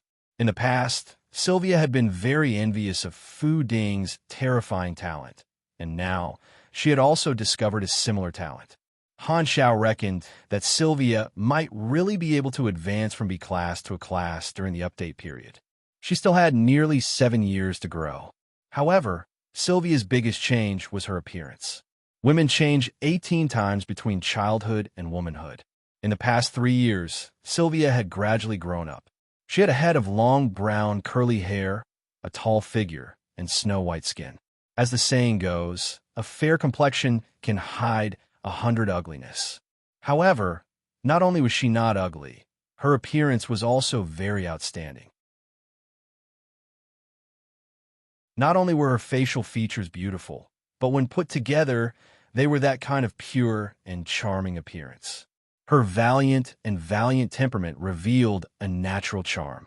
She did not wear a heavy alloy mechanical suit and mainly wore a light combat suit with a shield as the main component. Thus, she looked rather cool and revealed a large portion of her hot body covered by the high-strength fiber combat suit. She had a strange charm to her, and her charm had increased by at least 30%. Beautiful women were always pleasing to the eyes. He could not help but sigh. In his previous life, Sylvia had been a frequent customer in the game world, and she probably would not be able to escape in this life. It all depended on when the players would discover her. Old her lose, after you go back, take over Reynolds' job, and check on the development of the industries in the various star systems. Han Xiao turned around and instructed her lose. Okay. Haluz nodded. Haluz had always been an important management officer. In the past half a year, in order to train himself, he had followed the fleet on the expedition. The daily affairs of the Black Star Corps were temporarily handled by Reynolds and a group of administrative officers in the headquarters. They would report the situation to Han Xiao regularly. In comparison, Han Xiao trusted Haluz's ability more. Other than old Haluz liking to play cards, he was quite reliable in all other aspects. In the past half a year, he had also gained quite a lot, becoming one of the best among grade B+. He was finally starting to touch the threshold of the calamity grade. In his previous life, Haluz had died early in the beast tide of planet Sinil. Han Xiao did not know if he had the potential to become a calamity grade super. However, since he was a protagonist-type character with luck glow, even if his talent and aptitude were not as good as Fu Ding's, he was still far superior to ordinary people. After giving out some instructions, Han Xiao ended the meeting. The battlefield had been cleaned up, and the fleet set off to return to Colton. Han Xiao locked himself in his office and calculated the current business situation of the Black Star Corps. In the past 3 years, the development of the Black Star Corps had been smooth sailing.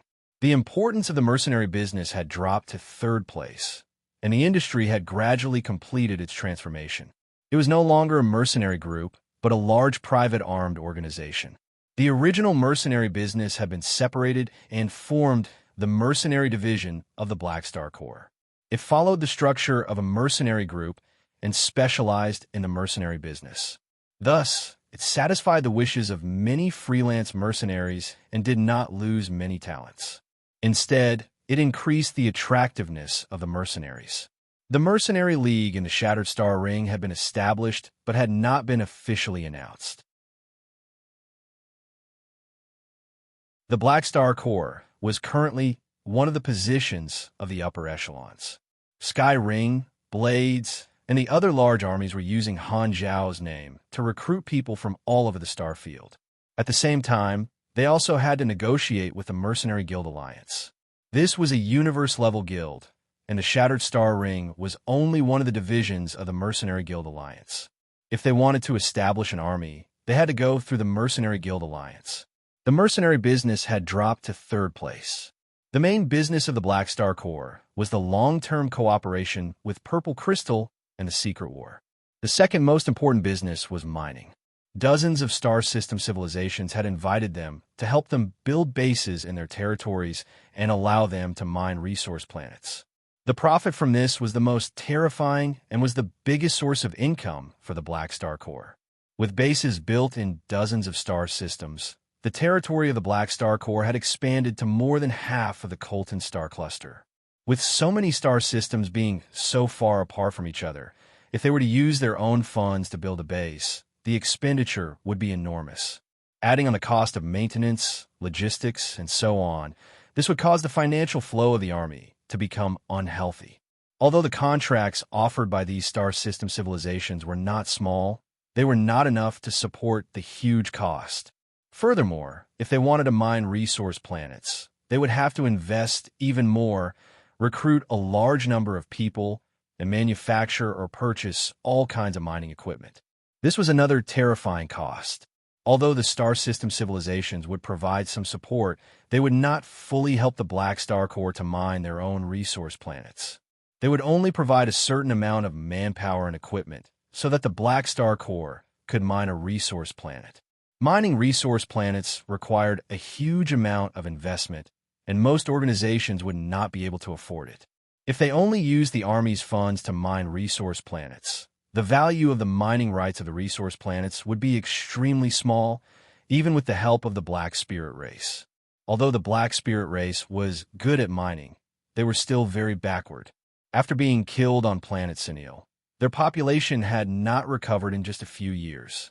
However, Han Xiao saw the characteristic of businessmen that pursued profits.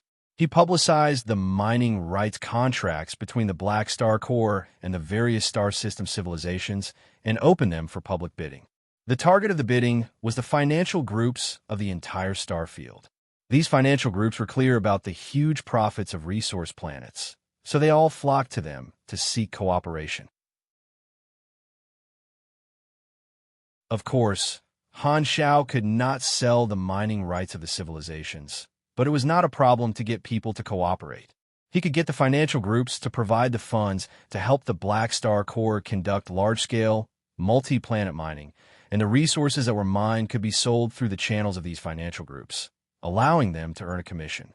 Han Xiao bid the mining rights of the different star systems separately, clearly dividing the areas that each financial group would be responsible for investing and selling. This way, although the profits could not be compared to the profits of mining independently, it could be accumulated. With a huge influx of funds, the Black Star Corps completed the business expansion of many star systems in the past 3 years. The subbases of every star system were mining 6 or 7 resource planets, and the actual income was much higher than mining independently, maximizing the utilization of the mining rights. Just the number of financial groups that cooperated with them jumped from single digits to 127, and they were all famous financial groups in the star field. Therefore, in just 3 short years, the scale of the Black Star Corps had snowballed. War, mining, employment, these were the 3 main businesses of the Black Star Corps. With the diversification of the business, it showed the characteristics of a financial group. The official members had already exceeded the 10 million mark, and the management personnel who handled the daily chores had also become an important part of the army. Because the scale of the army had skyrocketed, the number of matters that came with it also increased exponentially. There were a lot of problems that needed to be solved every day, and Han Xiao experienced the headache of a galactic contractor. If only this thing was as simple as fighting. He could only leave the specific matters to his subordinates to handle. He only needed to control the overall blueprint of the organization and go out to fight frequently. There was nothing else for him to do. The 3 main businesses of the army are already on the right track. Money is rolling in, and it's a virtuous cycle. I only need to maintain the stability of the army. Han Xiao pondered. Ever since the first wave of income from mining the resource planets more than 2 years ago, he rarely looked at the amount of his savings. Anyway, he knew that as long as he did not do charity, his funds would not run out. This holiday was very rare, and he did not want to worry about the miscellaneous matters of the organization. Instead, he prepared to use it to complete the legacy mission. In the past 3 years, Han Xiao had found a mission in his memory that could give him a level 180 silver legacy blueprint. The mission process could be summarized as passing the tests one by one and working hard to obtain the recognition of the inheritor. Because this was a level 180 blueprint mission, the process was extremely complicated, and the mission location was in another star cluster. Han Xiao had not taken many holidays in the past 3 years, and he had only reached the 7th round of this mission. He estimated that he should be able to complete this mission and obtain the legacy blueprint during this long holiday. Obtaining the blueprint was only the first step. He still had to create the orange product. Han Xiao did not want to use a mission completion card. In order to level up his cutting-edge knowledges, he had spent a lot of experience to level up his skills. Although killing calamity grades gave him a lot of experience, the experience he had was only enough for him to level up about 10 times. There were still 7 years until the start of version 3.0. Without enough experience, it was basically impossible for him to become a beyond grade A super. His current strength was also relatively sufficient. Therefore, Han Xiao felt that there was no need to look for mission completion cards everywhere. After all, the level 200 promotion mission was another hurdle. While thinking, Han Xiao opened the interface and browsed through the mission list. There were quite a lot of missions on it. The 4th round of Prey had not been completed. For some reason, Thousand Shadows had been silent for 3 years. This made Han Xiao very cautious. It felt like the calm before the storm. The longer it brewed, the scarier it would be. Han Xiao did not have the time to do Ghidorah's Grade S bloodline mission. He felt that it would be very troublesome. If he had the time, he might as well use it to develop the Black Star Core. The benefits would definitely be much greater than the mission reward. Oroshia's personal mission was still delayed, but Faiden's hidden mission, Choice, had been completed in the past 3 years, reaching the 4th result. Faiden and Chun Xing had gotten together, and they were really sleeping with each other. The mission reward was not bad. It gave him a lot of experience and a chance to obtain a random reward. Fu Ding and Chun Xing's favorability increased greatly, making Han Xiao feel like he was the matchmaker. Speaking of which, isn't this a narcissistic situation? Han Xiao did not dare imagine what the wedding ceremony would be like if the two of them were to get married. It would definitely be an eyesore. Beep beep. While looking at the interface, Han Xiao's communicator suddenly rang. He picked it up and saw that it was a message from Aesop. Vilna, she want me to hand over the job and train a successor in advance.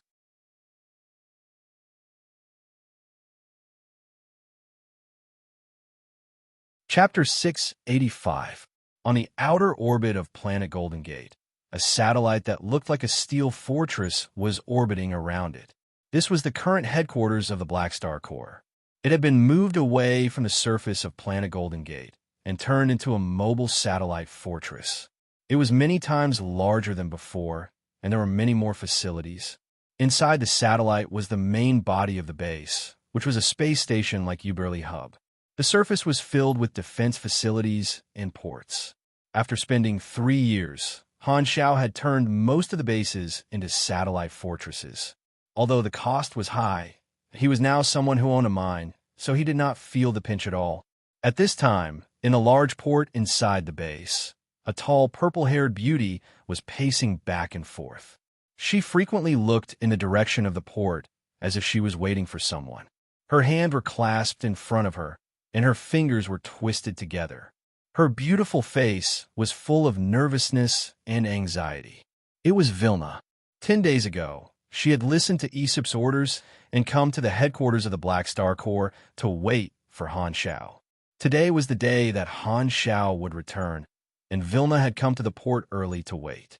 Thinking that she was about to meet the person who is said to be the person closest to beyond Grade A in the Shattered Star Ring, she could not help but feel nervous. Before this, Vilna had never seen Han Xiao in person, nor had she spoken to him personally. She could not help but have all kinds of thoughts about this mysterious senior. The Black Star Corps had risen so quickly. Maybe Black Star was an ambitious schemer? She had heard that many of the organizations that he defeated had fallen into his traps. Maybe he was a schemer? Furthermore, he had a terrifying battle record that shocked the entire starfield. Maybe he was a domineering warrior? All kinds of thoughts flashed through Vilna's mind like fireworks. She was very nervous and rehearsed what kind of attitude she should have when meeting Black Star. At this moment, streams of light approached from afar and appeared outside the skylight of the port. An enormous Black Star fleet appeared, slowly decelerating and entering the entrance of the satellite base. The bottom of the battleships were embedded into the tracks, entering the base and stopping at various ports. The flagship, on the other hand, stopped at the large dock where Vilna was. The hatch opened with a whoosh, and the air pressure pump let out a sound of deflation. The foldable gangway unfolded automatically and hung on the edge of the dock. Draped in a black windbreaker, Han Xiao strode out in large strides. He casually looked around before stepping onto the alloy floor of the dock. The crowd behind him followed him out in a single file. Vilna calmed herself down and jogged over, standing in front of Han Xiao. "Your Excellency Black Star, my name is Vilna. I'm a new officer of Floating Dragon. Aesop asked me to look for you." Han Xiao paused and lowered his head to look at Vilna. His eyes were deep, as if he was sizing her up. Vilna's heart jumped to her throat. She swallowed. Han Xiao didn't say anything. Her brain short-circuited, and she didn't know how to answer. She fell silent and stared at each other. After a while, Han Xiao smiled and said, "Aesop has already told me. He asked me to help you build a second field team. Don't worry, I'll help you." As he spoke, Han Xiao reached out and squeezed Vilna's slender shoulders. Since you've joined Floating Dragon, do a good job. I have high hopes for you. Vilna's face blushed, and her tense body relaxed a little. Han Zhao's friendly attitude made her less nervous. It seems like Black Star is a very easy person to get along with. I really don't understand why Jenny always emphasized that Black Star is a rude, unsociable, and heinous be***starred. Follow me. Han Zhao snapped his fingers, turned around, and walked away. Vilna came back to her senses and hurriedly followed. After passing through many corridors, the others said goodbye and left. Only Han Zhao and Vilna were left. The two of them walked in silence, one in front and one behind. Han Zhao suddenly said without turning his head, "Have you met Ames? What do you think of her?" Vilna was stunned. She thought for a while, stared at Han Zhao's back, and softly replied, "She's very gentle. I've always admired her. It's my honor to work for her." Does she know that your job is to build a second field team? She should know. Vilna thought for a while. It seemed like Ames did not ask about her job, so she added, "Aesop must have told her. Then what was her attitude?" "It seems." Vilna thought hard and carefully said, "She didn't have any special reaction." Han Zhao touched his chin and did not say anything. He knew that looking for a successor was most likely Aesop's idea. Ames would not care about this kind of thing, but he did not reject it. Floating Dragon had always given him a lot of help, and he also wanted to repay Floating Dragon and leave something behind. In order to seek better development, he chose to part on good terms, so there was no need for him to say goodbye. He did plan to train Vilna and pave the way for her, using these 7 years to complete the job transfer. Furthermore, Vilna was someone he was familiar with in his previous life. Without him, Vilna would have been the real field team officer of Floating Dragon. In the end, she would have died with Floating Dragon. All kinds of memories flashed through his mind, and the office was already in front of him. Han Zhao put away his thoughts, walked into the room with Vilna, and called Reynold, Haluz, and Sylvia. "Let me introduce you. This is Vilna, a new officer of Floating Dragon. She's preparing to build a second field team, so she came to ask for my help. Help her recruit people, and don't worry about the cost. Also, choose 10 financial groups from our partners and persuade them to invest in the new Floating Dragon field team in my name. You have to value this work and help her build a field team according to her ideas. Try your best to provide support." Han Zhao said quickly. He was prepared to use the current resources and influence of the Black Star Corps to train a new team for Floating Dragon without asking for anything in return. "Understood." Reynold nodded solemnly. He then shook Vilna's hand and said with a deep voice, "Tell me your request later. I'll try my best to fulfill it." "Oh, okay." Vilna still hadn't recovered from her shock. Han Zhao's help was beyond her imagination. He gave her money and manpower. All she had to do was talk, and she did not have to worry about anything else. Everything was taken care of by the Black Star Corps. "He's too rich." Vilna was dumbfounded, and a light blush appeared on her cheeks. She overturned the negative image that Jenny had instilled in her and built a new image of Han Zhao in her heart. Friendly, steady, reliable, rich, strong, and handsome. This kind of senior is awesome. Why is Jenny always lying to me? Vilna was annoyed. No wonder he could build such a huge foundation in just 10 years. Although Vilna did not want to admit it, after a short time together, Han Zhao gave her the feeling that he was much more reliable than Ames. "Then, go to your work." Han Zhao waved his hand. Reynold nodded and turned to the others. "Okay, wait for me outside. I have something to talk to His Excellency Black Star alone." Han Zhao was a bit surprised. He looked at Reynold's face and saw that he had something on his mind. Han Zhao thought for a while and nodded to the others, signaling them to leave first. Seeing this, the others walked out with Vilna, leaving only Han Zhao and Reynold in the room. "What do you want to talk to me about?" Han Zhao narrowed his eyes and stared at Reynold. Hundreds of thoughts ran through his mind. "Actually, I didn't want to mention this because no one can help me. But now, you can help me. I have something to ask of you," Reynold said with a serious face and a sincere tone. Han Zhao's eyes lit up. He smelled the scent of a mission.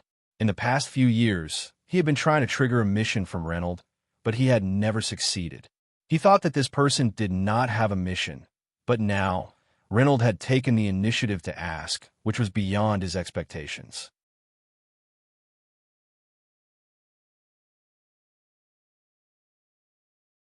Chapter 686. Reynold had very low requirements. Other than finding Han Xiao to learn about blueprints, he was like an invisible person the rest of the time. Ever since he joined the army, he had always kept a low profile. His business ability was as strict and reliable as his personality. He had never caused any trouble and managed the logistics of the army well. This was the first time he had asked Han Xiao for help. Seeing Reynold's troubled look, Han Xiaoxin understood. Reynold had only asked for his help now because this matter was very difficult. Reynold had only come to Lur at the beginning, not to ask for help. However, now that Han Xiao had made a name for himself in the entire star field, Reynold saw hope and felt that he had the ability to help. Han Xiao felt that his guess was not far from the truth, so he secretly braced himself. "Tell me about the situation first." He did not agree immediately and decided to listen to the mission details first. Reynold thought for a while before speaking slowly. "As you know, I'm from the Hyde star system. I'm sure you know the situation of that star system." Han Xiao nodded. The Heidega star system was an ownerless star system that did not have a local civilization in charge. It was connected to 6 star system civilizations, including Godora. All of these civilizations had stationed a large number of troops in the Heidega star system, dividing up this ownerless star system and continuously expanding. They had been at odds with each other for many years, causing the Heidega star system to become a chaotic land of dispute. I was born in a small place called Sisiris, in the area occupied by the Hutt civilization. Sisiris was controlled by a low-level star system civilization with 6 ruling planets. This civilization's level was between a planetary civilization and a star system civilization. This civilization was divided into several regimes that competed with each other. Because Hyde was always at war, the political situation on Sisiris had always been very unstable, Reynolds said slowly. Leonard said slowly, "My parents ran a mechanical research company, but they went bankrupt later. When I was 6 years old, they died in a riot caused by a political protest." Han Zhao's eyes flickered. This was the first time Reynolds had told his story. Normally, he would not talk about his past. "I have a sister who is 9 years older than me. Her name is Rosalind. After my parents died, I lived with her for 3 years. When I was 9 years old, she sent me on a long-distance interstellar flight, sent me away from planet Sisiris, and abandoned me. When I left my hometown, I was still a child. I didn't know anything, and no one took care of me. I wandered the galaxy and spent the most difficult childhood wandering around. Only then did I gradually gain enough strength to protect myself. Later, I tried to go back to find Rosalind, and only then did I know what she had done." Leonard shook his head. "After I left, she showed her awakened ability. The official statement is that she can bewitch people and subtly change people's perception of the world. But in the beginning, no one knew about her ability. She used this ability to gather countless believers and built a new religion. A new ideology and culture was born in her hands. This ability helped her complete the missionary process of a normal religion in just a few years. More and more people became her believers. She became the pope of the new religion in the Sisiris civilization and was loved and worshipped by countless people. Even the high-ranking officials of various governments had many believers. She controlled almost half of the Sisiris civilization in a religious way. She held a high position above countless people. However, the authorities felt that she was a threat to their rule, so they kept searching for clues. In the end, her ability was discovered, and she became the most dangerous careerist in the eyes of the authorities. She, the Pope, was arrested, and the sect she founded was destroyed. Although her ability can rewrite people's subconscious thoughts on a large scale, it can't brainwash, make people crazy, or control people's minds. So, although society was shocked, no one stood up for her. No one likes their thoughts to be twisted by others. Her reputation fell to rock bottom, and she became a sinner despised by countless people. Those governments tried Rosalind and determined that she was guilty of crimes against civilization and race. They decided to detain her indefinitely. However, their true intentions were soon exposed. In their eyes, Rosalind's ability was an excellent tool that could help them rule. Who would detain Rosalind became a problem. Every government wanted to seize her and use her ability to consolidate their rule and attack their opponents. They were not willing to let anyone else have this tool. Leonard closed his eyes, pinched the bridge of his nose, and sighed. In name, she was imprisoned, but in fact she disappeared from the public eye after the public trial. These governments sent agents and spies to secretly snatch her. There were even some rebels with ulterior motives who joined this battle. She became a tool that kept changing hands. Han Xiao listened for a long time and could not help but ask, "So, you want me to rescue her from the Osiris civilization? You're already a calamity grade. You can do it yourself, right?" "No, she's not on Osiris anymore." Leonard shook his head. The Hutt civilization discovered her and took her away because of her ability. She's already a prisoner of a star system civilization. Han Xiao understood. No wonder Leonard had asked for help. It turned out that Rosalind had become a key prisoner of a star system civilization. It would be difficult to rescue her now. To a star system civilization, although calamity grades were rare, they were not people that they had to give face to. With Rosalind's importance, the Hutt civilization would not easily hand her over. Even if they went to break her out, Leonard would not be able to defeat the high-level combatants of a star system civilization. He could not save his sister alone. Therefore, he must have taken a fancy to my current influence. Han Xiao thought, "I know this is very abrupt, but there's nothing I can do about Rosalind's situation. I hope he can save her." Leonard bowed deeply. Han Xiao stroked his chin. "Your sister seems to be an ambitious person. I feel that she brought this upon herself." Psychics could also change the thoughts of others to a certain extent, but the range and efficiency were obviously far inferior to Rosalind's Esper ability. It was perfect for preaching, and it was the type that the arcane church liked the most. Maybe she really is an ambitious person. I won't defend her actions. Although she abandoned me back then, and my relationship with her is very faint, she's still my family. She has already paid the price. I don't want to see her suffer. Han Xiao was surprised. He had always thought that Leonard's heart was made of machinery. This was one of the rare times that Leonard showed his emotions. After a moment of silence, Han Xiao slowly said, "I can help, but this isn't that simple. Even I might not be able to get the Hutt civilization to hand her over with just one sentence. Rosalind did break the law, and this is not a reasonable request. They can totally not give me face." Leonard nodded and said seriously, "I understand. You don't owe me anything. I'll continue to work for you and repay this debt." "That's right, brother."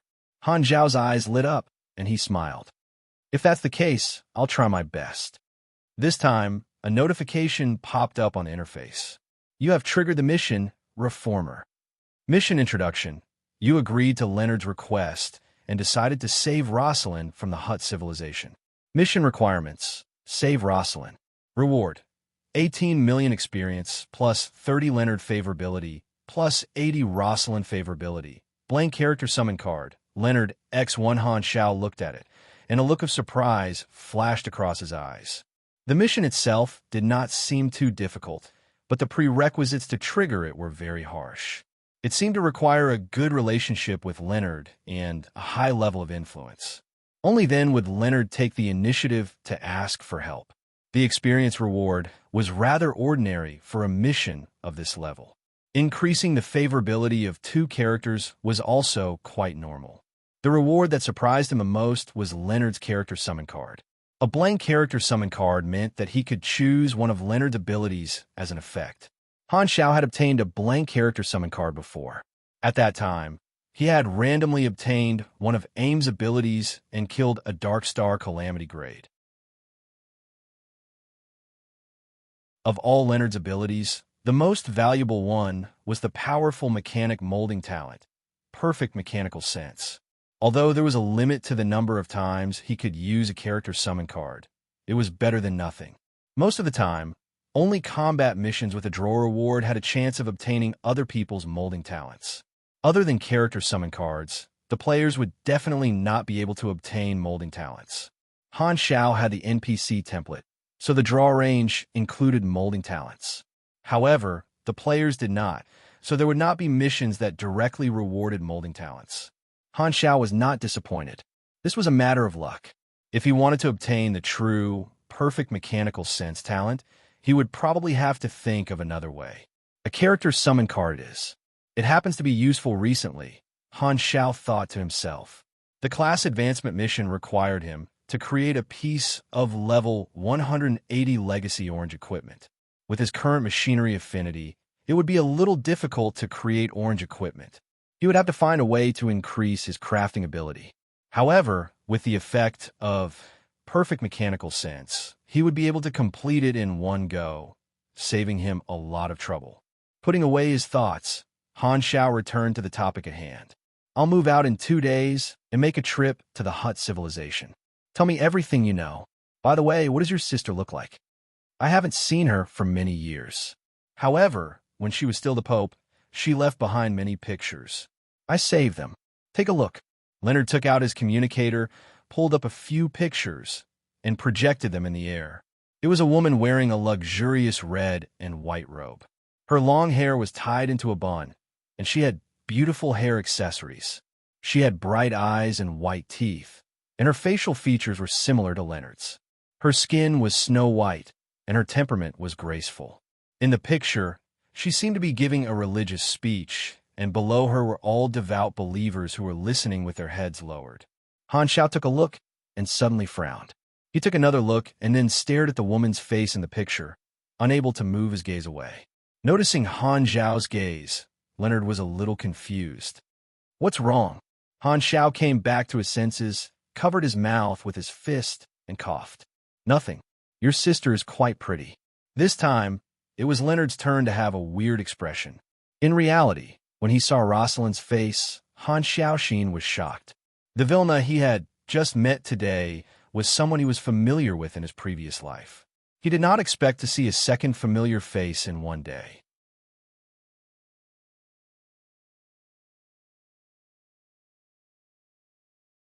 Chapter 687. The Hutt civilization was located in the Skywalker star system, and the Black Star Corps had a branch there. 3 years ago, the Hutt civilization had set up a diplomatic team to deal with the Black Star Corps. The person in charge of the team was an elite from the Ministry of Foreign Affairs called Wallman. The Black Star Corps had an office in the Hutt civilization on a satellite near a resource planet. It was the office area of the diplomatic team. Wallman and his team members usually stayed there to monitor the mining of the resource planet and communicate with the Black Star Corps at any time. It was a leisurely day, as usual. Wallman arrived at the office early in the morning and gracefully greeted his team members. He sat down at his seat and admired the starry sky outside the window. Then, he took out a book from his bag and opened it on the table. This was a literary book written in the Hutt language. He decided to finish the 8th chapter to the 11th chapter today, which would take him the whole morning. He quickly decided on his reading plan for the day. He would leave the rest for tomorrow. If he was in a good mood, he would consider reading one more chapter. In the interstellar era, in order to save unnecessary manufacturing and transportation costs, almost all entertainment and art books were electronic versions. Physical books had become collectibles. Only a small number of people who wanted to live a refined and elegant life would take the initiative to buy physical books. As an elite in the Ministry of Foreign Affairs of the Hutt civilization and a member of the upper class of society, Wallman strictly demanded that he live a refined life.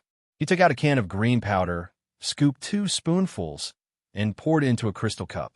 He then brewed it with cold water. The green powder in the cup dissolved in the cold water and turned into a thick, blue liquid. It shone with a fluorescent light, as if there were stars rising and falling in it. It was very beautiful. It was a refreshing drink made from a plant called the frost bean, which was ground into powder and brewed with cold water. It was a special drink that the Hutts liked. It was cold and sweet. Wallman's frost bean powder was naturally not a factory product, but a hand-ground premium product. Wallman returned to his seat with the crystal cup and took a sip of the green drink. He then picked up the book on the table and adjusted the angle between his seat and the window to form a 45-degree angle. It was as if he had completed some kind of ritual. Only then did he start reading with satisfaction. He did not mind being transferred to this leisurely position, but he was not satisfied with his current job. Wallman preferred to be active in the political and diplomatic arena between civilizations and display his diplomatic charm in an elegant manner. That was the style of an elite. The Black Star Corps, on the other hand, was just an armed force. Even though they were powerful, they were just a bunch of uncultured, boorish mercenaries. Wallman did not like to deal with the Black Star Corps. In his opinion, it was an insult to himself and a waste of his talent. At this time, a team member rushed into the room and yelled, "Captain, the Black Star Corps just sent a notice. Their leader, Black Star, will be coming to the Skywalker star system in 7 days to visit the Hutt civilization. Here are the details." What's Black Star's motive for coming here personally? Wallman was alarmed. Ever since he took office, he had only settled trivial matters. This was the first diplomatic matter that was slightly more important. After taking the document and reading it carefully, Wallman said in surprise, "He wants to see Rosalind? Who's Rosalind?" Han Shao had written down his goal to inform the Hutt civilization in advance. If it was just a meeting with his position, the Hutt civilization should not reject him. Wallman immediately contacted the upper echelons. After a 10-minute call, he hung up and let out a sigh of relief. The upper echelons were not going to show up personally. They wanted him to be in charge of welcoming Black Star. 7 days later, Han Shao arrived at the Skywalker star system in a spaceship and landed at a military port of the Hutt civilization's ruling planet. The Hutt civilization had already received the notice and cleared the port. Wallman and the others were already waiting at the port. The hatch opened, and Han Shao walked out with Reynolds. Wallman tidied his clothes, walked over with an elegant smile, and reached out his hand to shake Han Shao's hand. "Your Excellency Black Star, I'm Wallman from the diplomatic team. I welcome you on behalf of the Hutt civilization." "Yo, nice to meet you." Han Shao shook hands with him. "After hearing about your arrival, the upper echelons wanted to accompany you personally. Unfortunately, your arrival was too sudden, and they couldn't spare any time. Therefore, I'm in charge of welcoming you." "Please don't mind," Wallman said in a polite tone. In reality, this was just an excuse. The upper echelons of the Hutt civilization did not show up on purpose because the Hutt civilization had secretly cooperated with Dark Star when the Dark Star was causing trouble. Now that they heard that Black Star was visiting, they felt a little guilty and decided to send an insignificant official to welcome him. This was to observe Black Star's attitude and see why Black Star wanted to meet Rosalind. However, Wallman did not know any of this. From his perspective, the fact that the upper echelons did not show up represented the Hutt civilization's attitude toward Black Star. Although they followed the trend and invited Black Star to build a subbase 3 years ago, they did not pay too much attention to this nouveau riche and still maintain the modesty that a star system civilization should have. This attitude made Wallman very satisfied. In Wallman's eyes, Black Star was just a nouveau riche. Although Black Star was strong, he was not the only beyond grade A. He only made use of the storm of public opinion 3 years ago to make the Black Star Corps soar. In Wallman's eyes, he was just a nouveau riche. Black Star was just a native from a backward planet. As an elite of an old star system civilization, Wallman had a sense of superiority and did not think highly of the Black Star Corps. However, as a well-trained diplomat, this contempt was naturally hidden perfectly and maintained a respect on the surface. "You don't have to be so polite." Han Shao waved his hand. Wallman nodded. "We have received your notice. Rosalind is locked up in a secret prison on this planet. You can meet her at any time. Do you want to rest first or meet her first?" "Meet her in the prison first." "Okay, please follow me." A hover car with an official license was parked outside the port. Han Shao and Reynolds followed Wallman into the car and headed to the prison where Rosalind was. The hover car drove smoothly without any tremors. The scenery outside the window flew by quickly. Inside the car, Han Shao chatted with Wallman occasionally. Reynolds sat by the side and did not smile. No one knew what he was thinking. Ralph had given him a super long vacation, so Han Xiao had plenty of time to deal with his personal matters. 7 days ago, he had received a mission from Reynolds. After discovering that Rosalind was someone he knew, he immediately put aside all other arrangements and made saving Rosalind his top priority. Considering Rosalind's identity, Han Xiao brought Reynolds along as well. He said it was to let the siblings meet, but in reality, it was to let Rosalind let down her guard. Originally, although Han Xiao valued Reynolds, he did not think of him as someone with a strong background. However, after seeing Reynolds' sister, he knew that he was definitely going to make this brother of his. Han Xiao did not hide it and asked Reynolds in a voice that everyone in the car could hear, "You're going to see your sister that you haven't seen for a long time. Are you nervous?" "No." Reynolds shook his head. "My impression of her is already very faint. Even if we meet, I have nothing to say to her. We'll just go our separate ways. You want me to help you save Rosalind, but you don't want anything in return? It seems like your feelings for Rosalind are not as faint as you said." Han Xiao chuckled. "Family members should take care of each other. Even if she abandoned me before, I should still help her when she's in trouble." Reynolds' expression was serious. Wallman listened with a smile and secretly memorized this information. Rosalind seemed to be the family of one of Black Star's generals. Maybe this was the purpose of Black Star's visit. He had to report it to the higher-ups later. More than 2 hours later, the hover car drove into a military base, entered the underground tunnel, and stopped at the entrance of an underground prison. The thick alloy door was open, and the warden and the guards were already waiting there. "Your Excellency Black Star, we're here. Please let me lead the way." Wallman got out of the car and opened the door for Han Xiao. He then talked to the warden for a while and led the way respectfully. This prison was very advanced, using all kinds of interstellar technology. It was very quiet, and only the buzzing of the various mechanical guards could be heard. The ceiling was equipped with all kinds of automatic weapons that automatically aimed at any heat-sensitive target.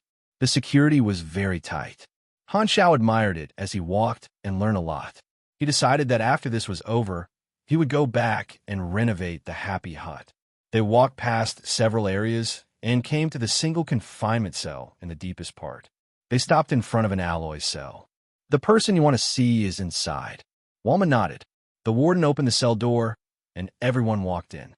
The space inside was not narrow, and it was divided into 2 areas by a translucent, high-strength synthetic glass. Inside the glass was Rosalind's cell. Compared to Reynolds' photo, Rosalind's long hair had been shaved short, and she was wearing a shabby prison uniform. She still looked young, and there were no traces of age on her. Instead, she had a pitiful temperament. With just one look, Han Xiao knew that this woman's highest attribute was most likely charm. She might even be on par with Fu Ding.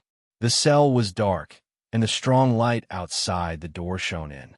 Rosalind narrowed her eyes uncomfortably and looked at the people in front of the glass. Although she was a prisoner, her aura was stable, and her face was calm. It has been 147 days since you last looked for me. What do you want me to do this time?" Reynolds said. "Do you still recognize me?" Rosalind heard this and turned to look at Reynolds' face. She narrowed her eyes and looked at him for a while. "Could it be that you are my long-dead father?" "I'm Reynolds." "Oh, brother, so you're still alive." Rosalind sighed in disappointment.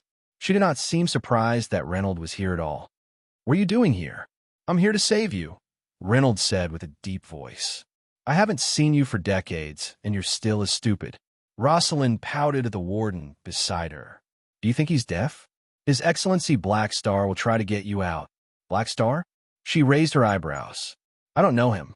Han Xiao did not say anything and had a weird expression. The scene of siblings meeting was different from what he had imagined. Shouldn't they be hugging each other and crying together? He looked at Rosalind in the cell and clicked his tongue in wonder. He did not expect that the core member of the future Silver Revolutionary Army would be the family of one of his officers. The Silver Revolutionary Army was a main storyline of a large version. They were not rebelling against some small fry, but the 3 universal civilizations. Since they were going to start a revolution, they naturally had to win the hearts of the people. Rosalind was an important and indispensable member, aka missionary. Even if he did not come, someone would sooner or later take a fancy to Rosalind's ability and save her. He had to make the first move. Rosalind was a key character in a large main storyline, so Han Xiao was especially concerned about her. He might be able to enter the Silver Revolutionary Army's plot through this clue. According to the time, the Silver Revolutionary Army should not have been formed yet. Putting aside Rosalind's identity, she also had potential.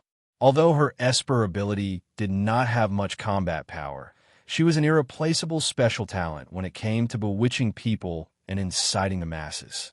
Her Esper ability seemed very ordinary at first glance, but in fact, the final form of this Esper ability was enough to be listed on the super high-risk Esper ability restriction list. It had a terrifying ideological contagion. It was not a military conquest, but a cultural conquest. Although it did not have any actual lethality, it was a killing weapon that could subvert any ruling class.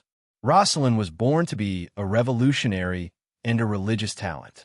Of course, it was also very useful if it was used to consolidate the ruling class's position. Everyone walked out of the cell, and the warden closed the door again. "You've seen her, Your Excellency Blackstar. Do you have any other requests?" Wallman asked. Han Xiao glanced at Reynolds, then stroked his chin and said, "Indeed, I have a presumptuous request. I hope you can bail Rosalind out. As you can see, she's the family of this officer of mine. As far as I know, she didn't break any laws of the Hutt civilization. You're only imprisoning her on behalf of the Sisira civilization. As long as you're willing to let her go, I can talk to the Sisira's people myself. This matter is beyond my jurisdiction. I have to inform the upper echelons. Please wait a moment." Wallman was not surprised at all. He had already guessed Black Star's intentions. He walked to the side, took out his communicator, and called the upper echelons. After talking for a while, he hung up and came back to Han Xiao with an apologetic expression. "I'm sorry. This is an internal matter of our civilization. Rosalind is an important prisoner and will not accept any bail." Although the star system civilizations valued Han Xiao and want to have a good relationship with him, they would not give him whatever he wanted. If it was an ordinary prisoner, it might be fine, but Rosalind was also an important chess piece in the eyes of the Hutt civilization.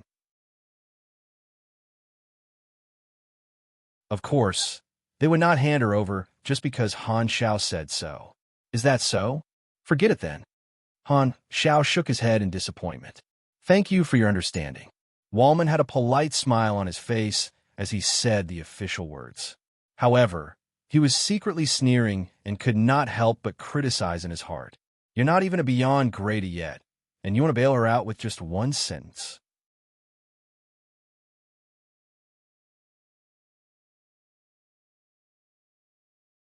Chapter 688.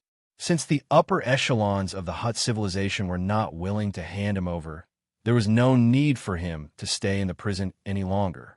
Han Xiao expressed his intention to leave immediately, and Wallman tried to persuade him to stay a few more times. They then boarded the hover car and returned to the port. The atmosphere in the car was silent, and no one spoke. Han Xiao closed his eyes to rest, and Reynolds wanted to say something but did not.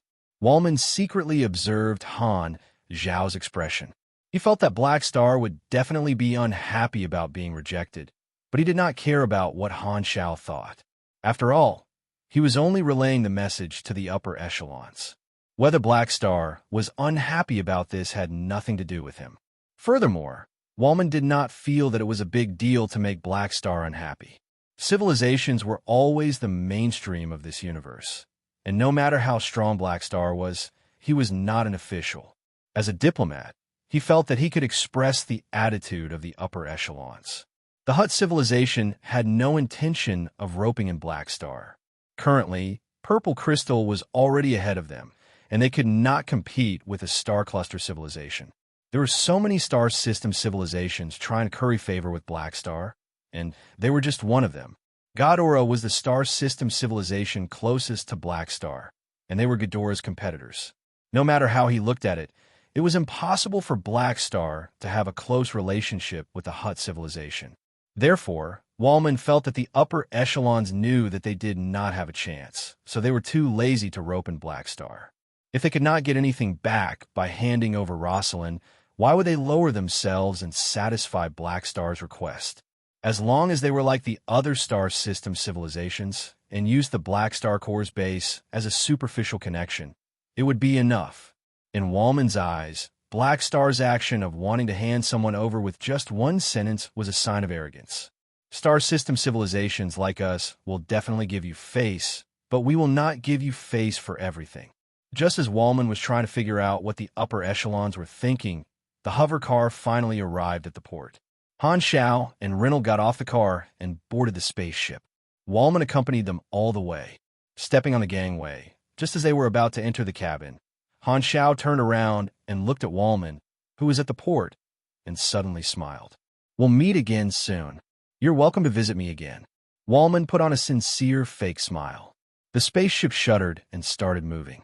It turned into a high-speed stream of light and disappeared into the horizon. Watching the spaceship leave, Wallman stopped smiling, pinched his stiff facial muscles, and turned to wave at his team members. Done. 5 days passed peacefully. On this day, the delicate boy Wallman spent his days in the Skywalker Galaxy's Black Star Core branch as usual. An urgent notice was sent to his mailbox, saying that a team from the Ministry of Foreign Affairs was about to arrive at the Black Star Core branch, and he had to be prepared to receive them. That's weird. Why did they send someone to the Black Star Core division without any prior notice? What were they trying to do?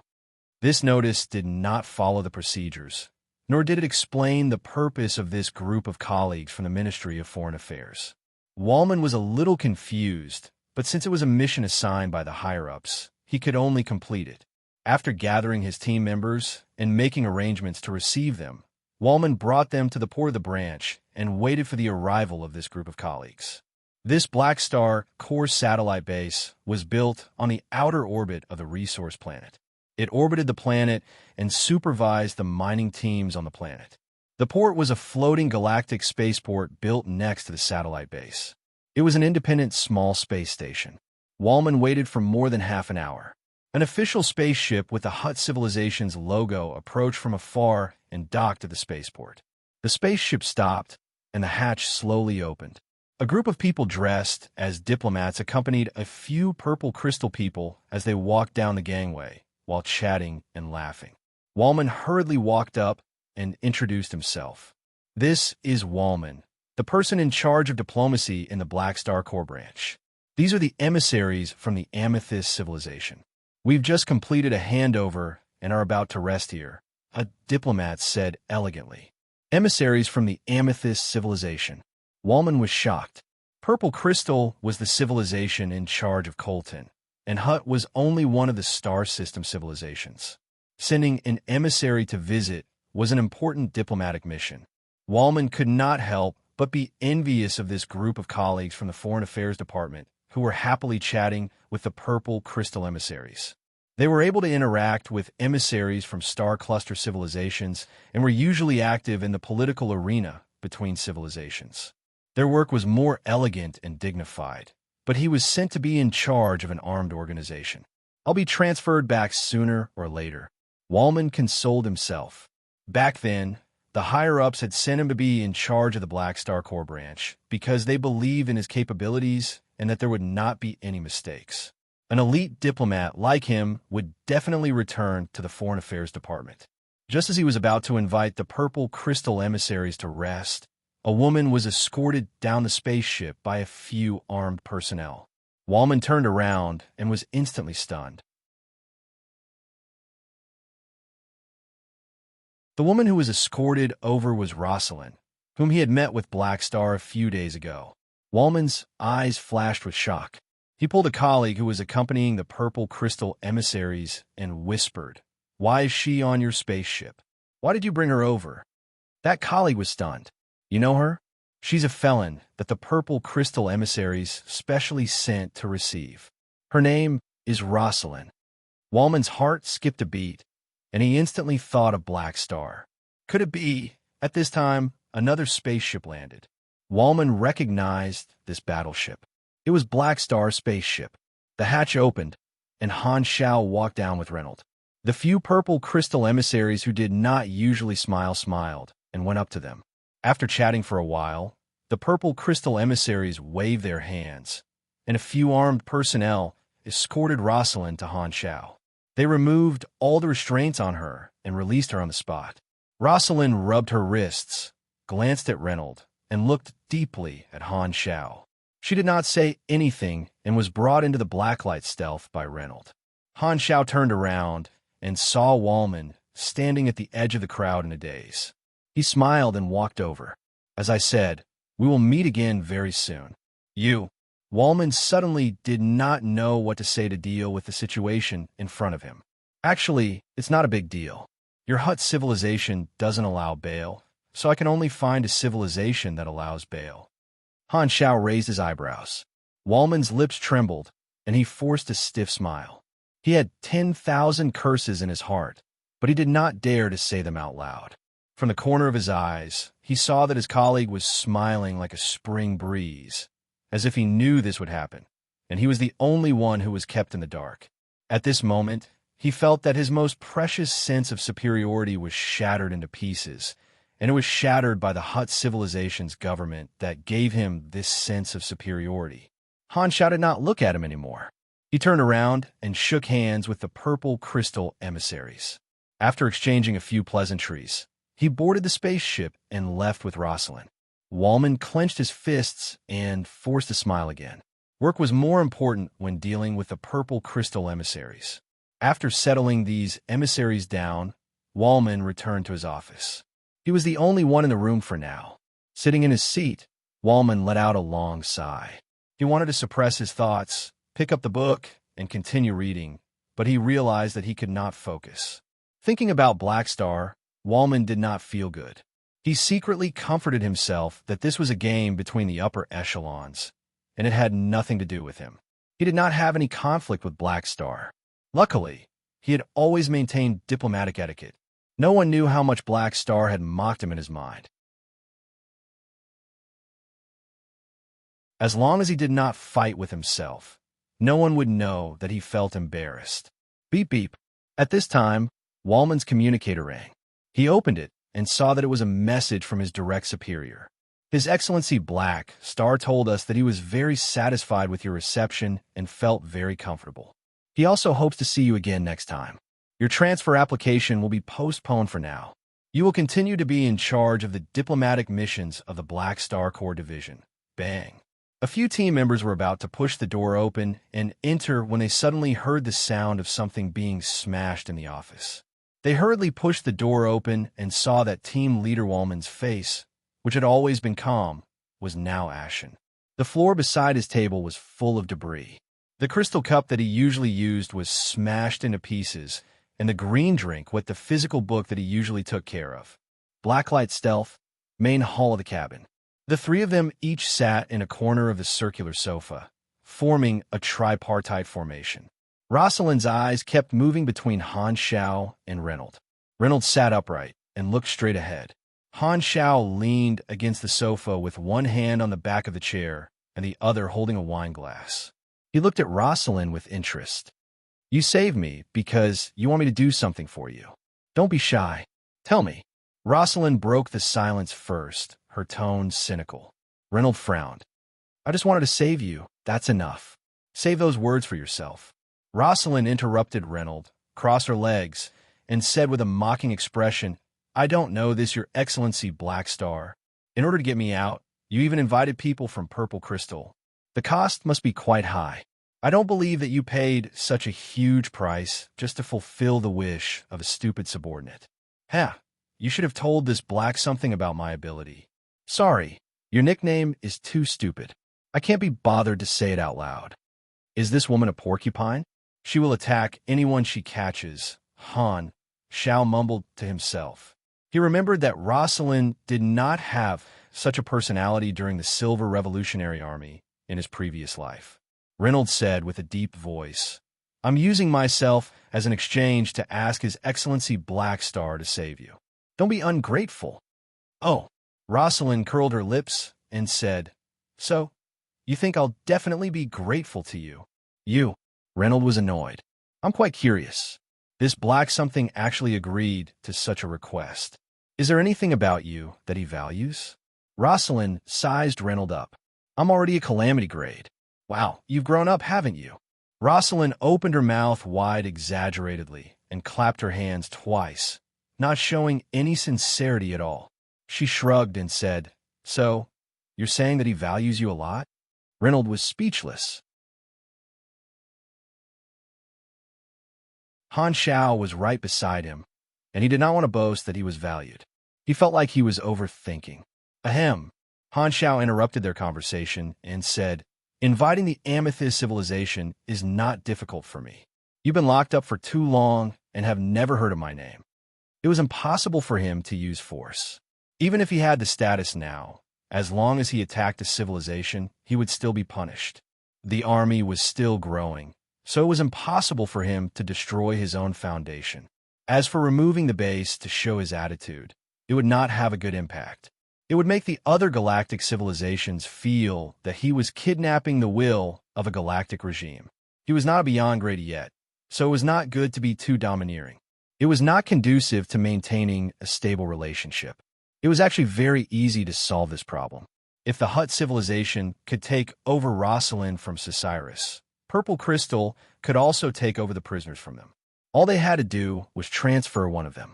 Purple Crystal valued him far more than Hutt did because he and Purple Crystal were equal partners, and Hutt knew that he could not compete with them. No matter how strong Black Star was, he was not their strongest ally, so Hutt could not be bothered to curry favor with him. Of course, he would not give him any face. However, showing loyalty to Purple Crystal would bring many benefits.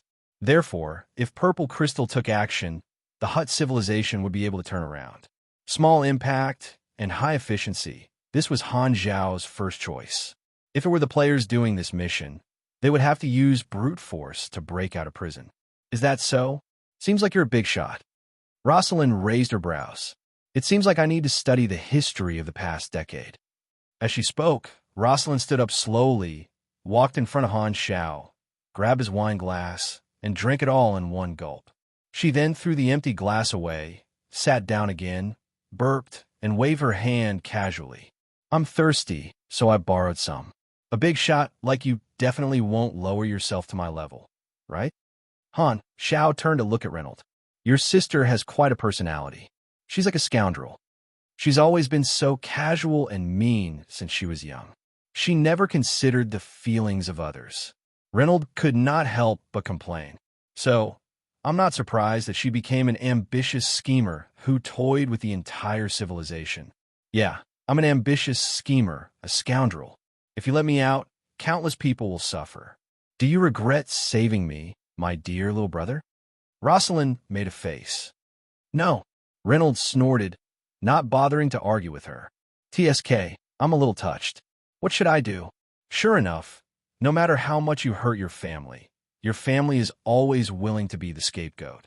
Rosalind stretched and said lazily, Since you're not going to use me, can I leave at will? If you refuse, I'll take it that you're still going to use me. Of course, you don't have to be ashamed of your hypocrisy. I've seen this kind of thing many times. Hearing this, Reynolds turned to look at Han Xiao. He only wanted to save Rosalind and fulfill his duty. As for where Rosalind would go in the future, he did not care at all. Only Han Xiao could make the decision to let her go. Han Xiao rubbed his chin and suddenly asked, You founded the new church in your hometown and brainwashed countless people to make them believe in you. Everyone thinks that you're an ambitious schemer. Well, you have the same vision as all the ordinary people in the world. At the same time, you also like to repeat nonsense. Rosalind's face was full of sarcasm.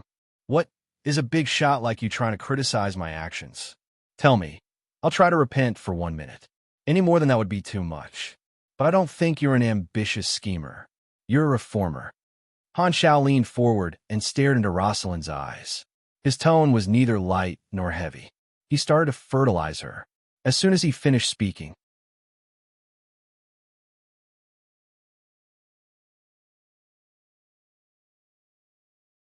Chapter 689.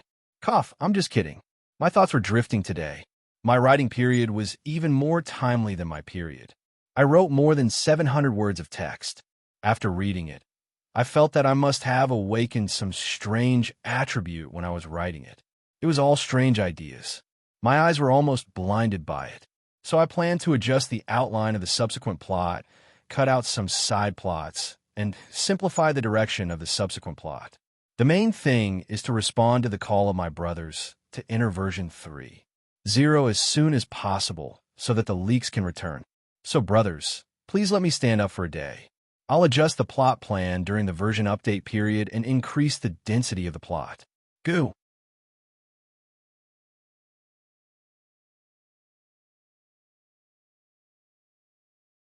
Chapter 690.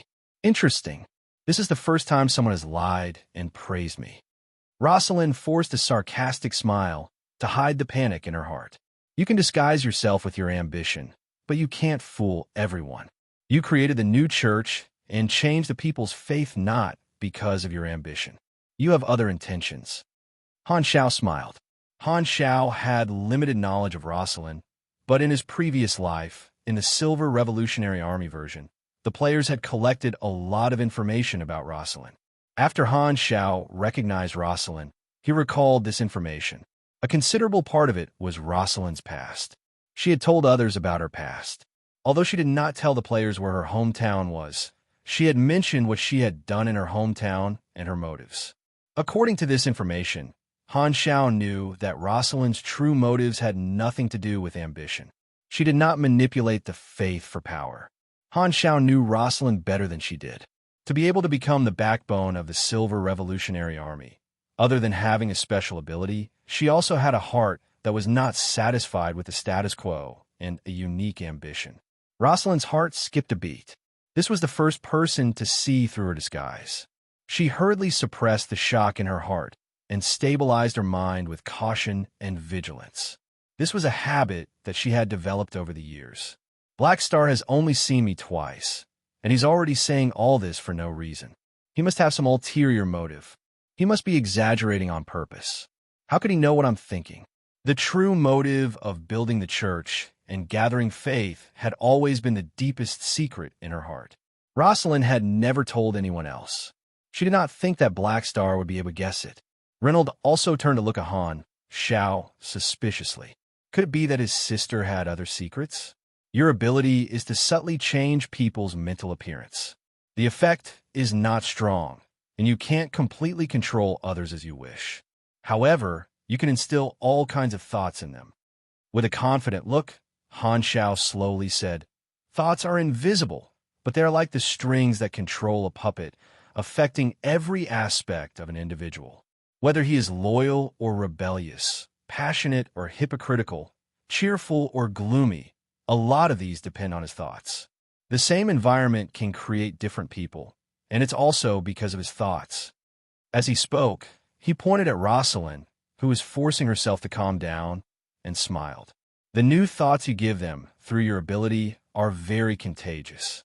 In the eyes of the government in your hometown, your thoughts are a virus, but in my eyes, your thoughts are a seed that can change the development of thousands of people. Rosalind's expression changed. Without waiting for her to react, Han Xiao continued speaking unhurriedly. The personality of a civilization depends partly on their nature and partly on the traditional thoughts passed down from ancient times. Those that cannot be controlled by future generations will change independently at various stages of the historical process. In the end, these thoughts left behind by history will eventually dissolve into the bloodline of this race and become their mental foundation. History only happens once, and a race does not have a second chance to choose. It could even be said that there is no chance to choose at all. From a macroscopic perspective, the culture and personality of civilization and race is almost random. Finding a result that may not be the best solution in the endless variables, or of course, there may not even be an optimal solution. I call you a reformer because I know that you didn't establish a sect in your hometown for power, but to reform your own race. Han Xiao smiled. To be honest, I'm a little impressed by your ambition. What you want to change is not a regime or a system. What you want to change is the culture, ideology, and spiritual pursuit of the entire race, thereby changing the spiritual foundation of the race. This news was like a hurricane. Reynolds was shocked. His mouth was wide open as he stared at Rosalind. If what Han Xiao said was true, his sister's plan was simply unbelievably huge. As if struck by lightning, Rosalind was dumbfounded. Her face was filled with disbelief. Han Xiao smiled secretly. These are the motives that Rosalind had set herself in his previous life. Now, she was using them to fool the person in question. The effect was off the charts. After a pause, he continued, "Reforming the system and the government is not as long-lasting as changing the mental foundation of the entire race. Many problems are human problems. Personality determines fate. When there is no external influence, this rule also applies to a civilization. History is already set. In the process of a civilization's development, there is basically no chance to actively change its personality. What you're doing is implanting new thoughts into the race through the form of abilities and religion, giving them the opportunity to change. This is your race transformation plan." Han Xiao touched his chin. But you're just an individual in this race. In the eyes of others, you don't have the right to change everyone's thoughts. Everyone has been imprinted with history and tradition during their growth. You can't change the deep-rooted traditions that have been passed down for thousands of years, so you become a heretic and a sinner. In his opinion, Rosalind's actions were simply aiming to become a saint.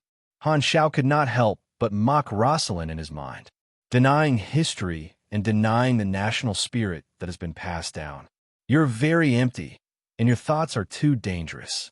There really is no problem locking you up. However, this woman's thoughts are not wrong. Han Zhao's eyes darted around.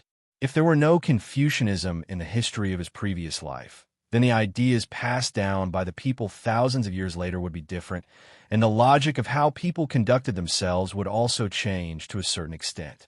In that case, China might have been able to expand its territory in history. And the simplest way to change the mental outlook of a race is through religion and school. Therefore, you chose to establish a sect, gather believers, and subtly change people's personalities. This is your true motive. Han Xiao stared at Rosalind with great interest. Am I right? Rosalind's hands trembled. She took a deep breath and looked at Han Xiao with a complicated expression. You're right. Rosalind's tone was low, and her frivolous attitude was completely gone. At this moment, Han Xiao vaguely saw the aura of a sex pope from her. She looked straight into Han Zhao's eyes and said in a deep voice, I'm not that noble. Reynolds and my parents died in a political protest, and the Sisira civilization disappointed me time and time again. That's why I wanted to change some things. You're right. I really don't have the power to change the mental outlook of the entire race, and they might not need me. However, if no one does something extraordinary under the pressure, nothing will change. I've established the sect for many years, but I only managed to change a small portion of people's personalities. Through the teachings and Esper ability, I made them positive, let them grasp the present, and made them better. As long as the sect continues to be passed down, even without my Esper ability in the future, these thoughts will become more and more deeply rooted in people's hearts. Unfortunately, it caused a backlash. After so many years of suffering, Rosalind was deeply wary of everyone. Her vicious tongue and frivolous attitude were her protective disguise. Because there were too many people trying to deceive and use her, she had once made up her mind not to open her heart to anyone. Even if she was misunderstood, she would not defend herself.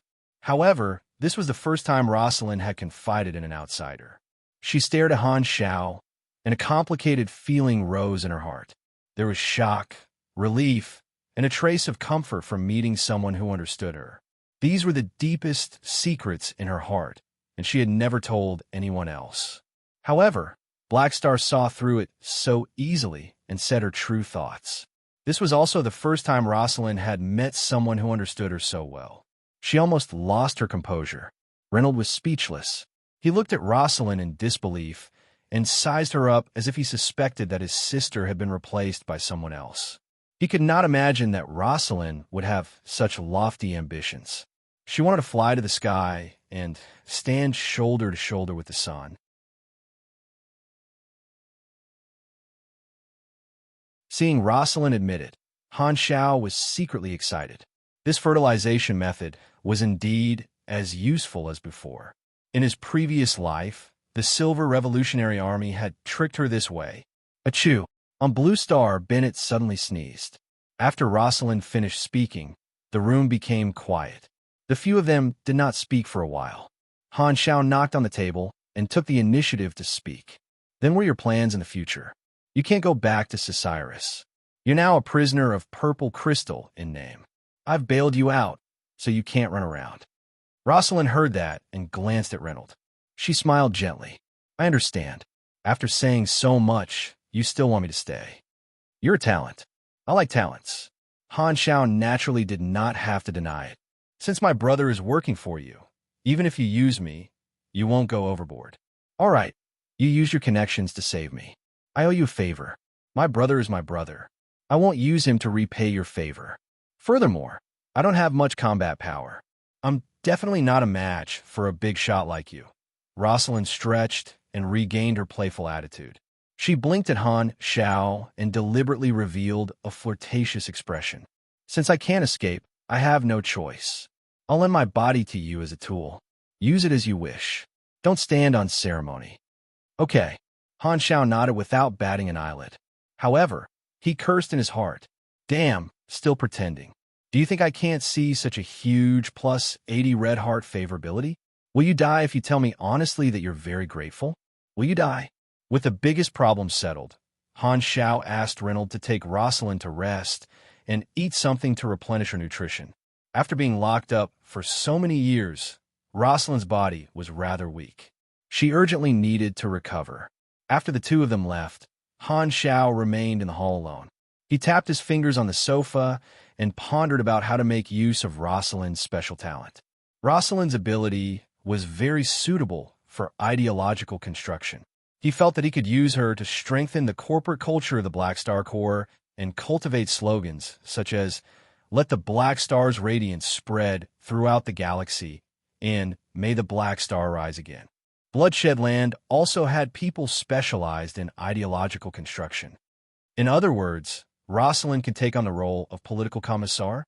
Han Xiao touched his lips excitedly. Using mental construction to make leeks grow stronger, wasn't this a powerful compound fertilizer?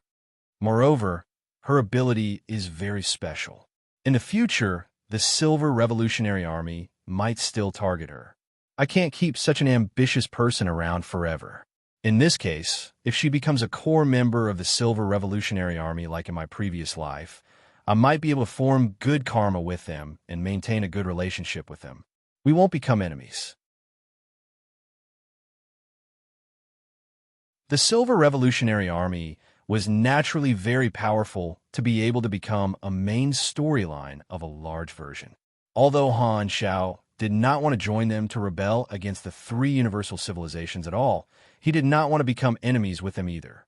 Perhaps through Rosalind, he could discover traces of the Silver Revolutionary Army before they did anything. Then, he would be able to react in advance. Han Xiao thought about it and felt that there was nothing wrong with his train of thought. He then opened the interface. In the mission list, the Reformer mission had already been completed, and he had already obtained the reward. A completed Reynolds character summon card was in the interface. It can be used 3 times, and each time lasts for 16 hours. It seems like this type of character summon card also takes into account the period of time needed to build machinery. It can be used for both combat and construction. Han Xiao was quite satisfied. With the effect of this character summon card, it would not be a problem to build orange equipment. He only needed to complete the blueprint mission and obtain the Silver Legacy blueprint. After looking at the effect again, Han Xiao became more and more envious of Reynolds. I really want to obtain the original, perfect mechanical sense talent. Sigh, we are different. After saving Rosalind, Han Xiao split up with Reynolds. He had Reynolds bring Rosalind back to the headquarters and settle her down. He then piloted the spaceship and left the Colton star cluster, heading toward the location of the blueprint mission. Be it the matters of the Black Star Core, Vilna, or Rosalind, none of them were as important as his class advancement mission. Only by increasing his strength could he maintain his current foundation.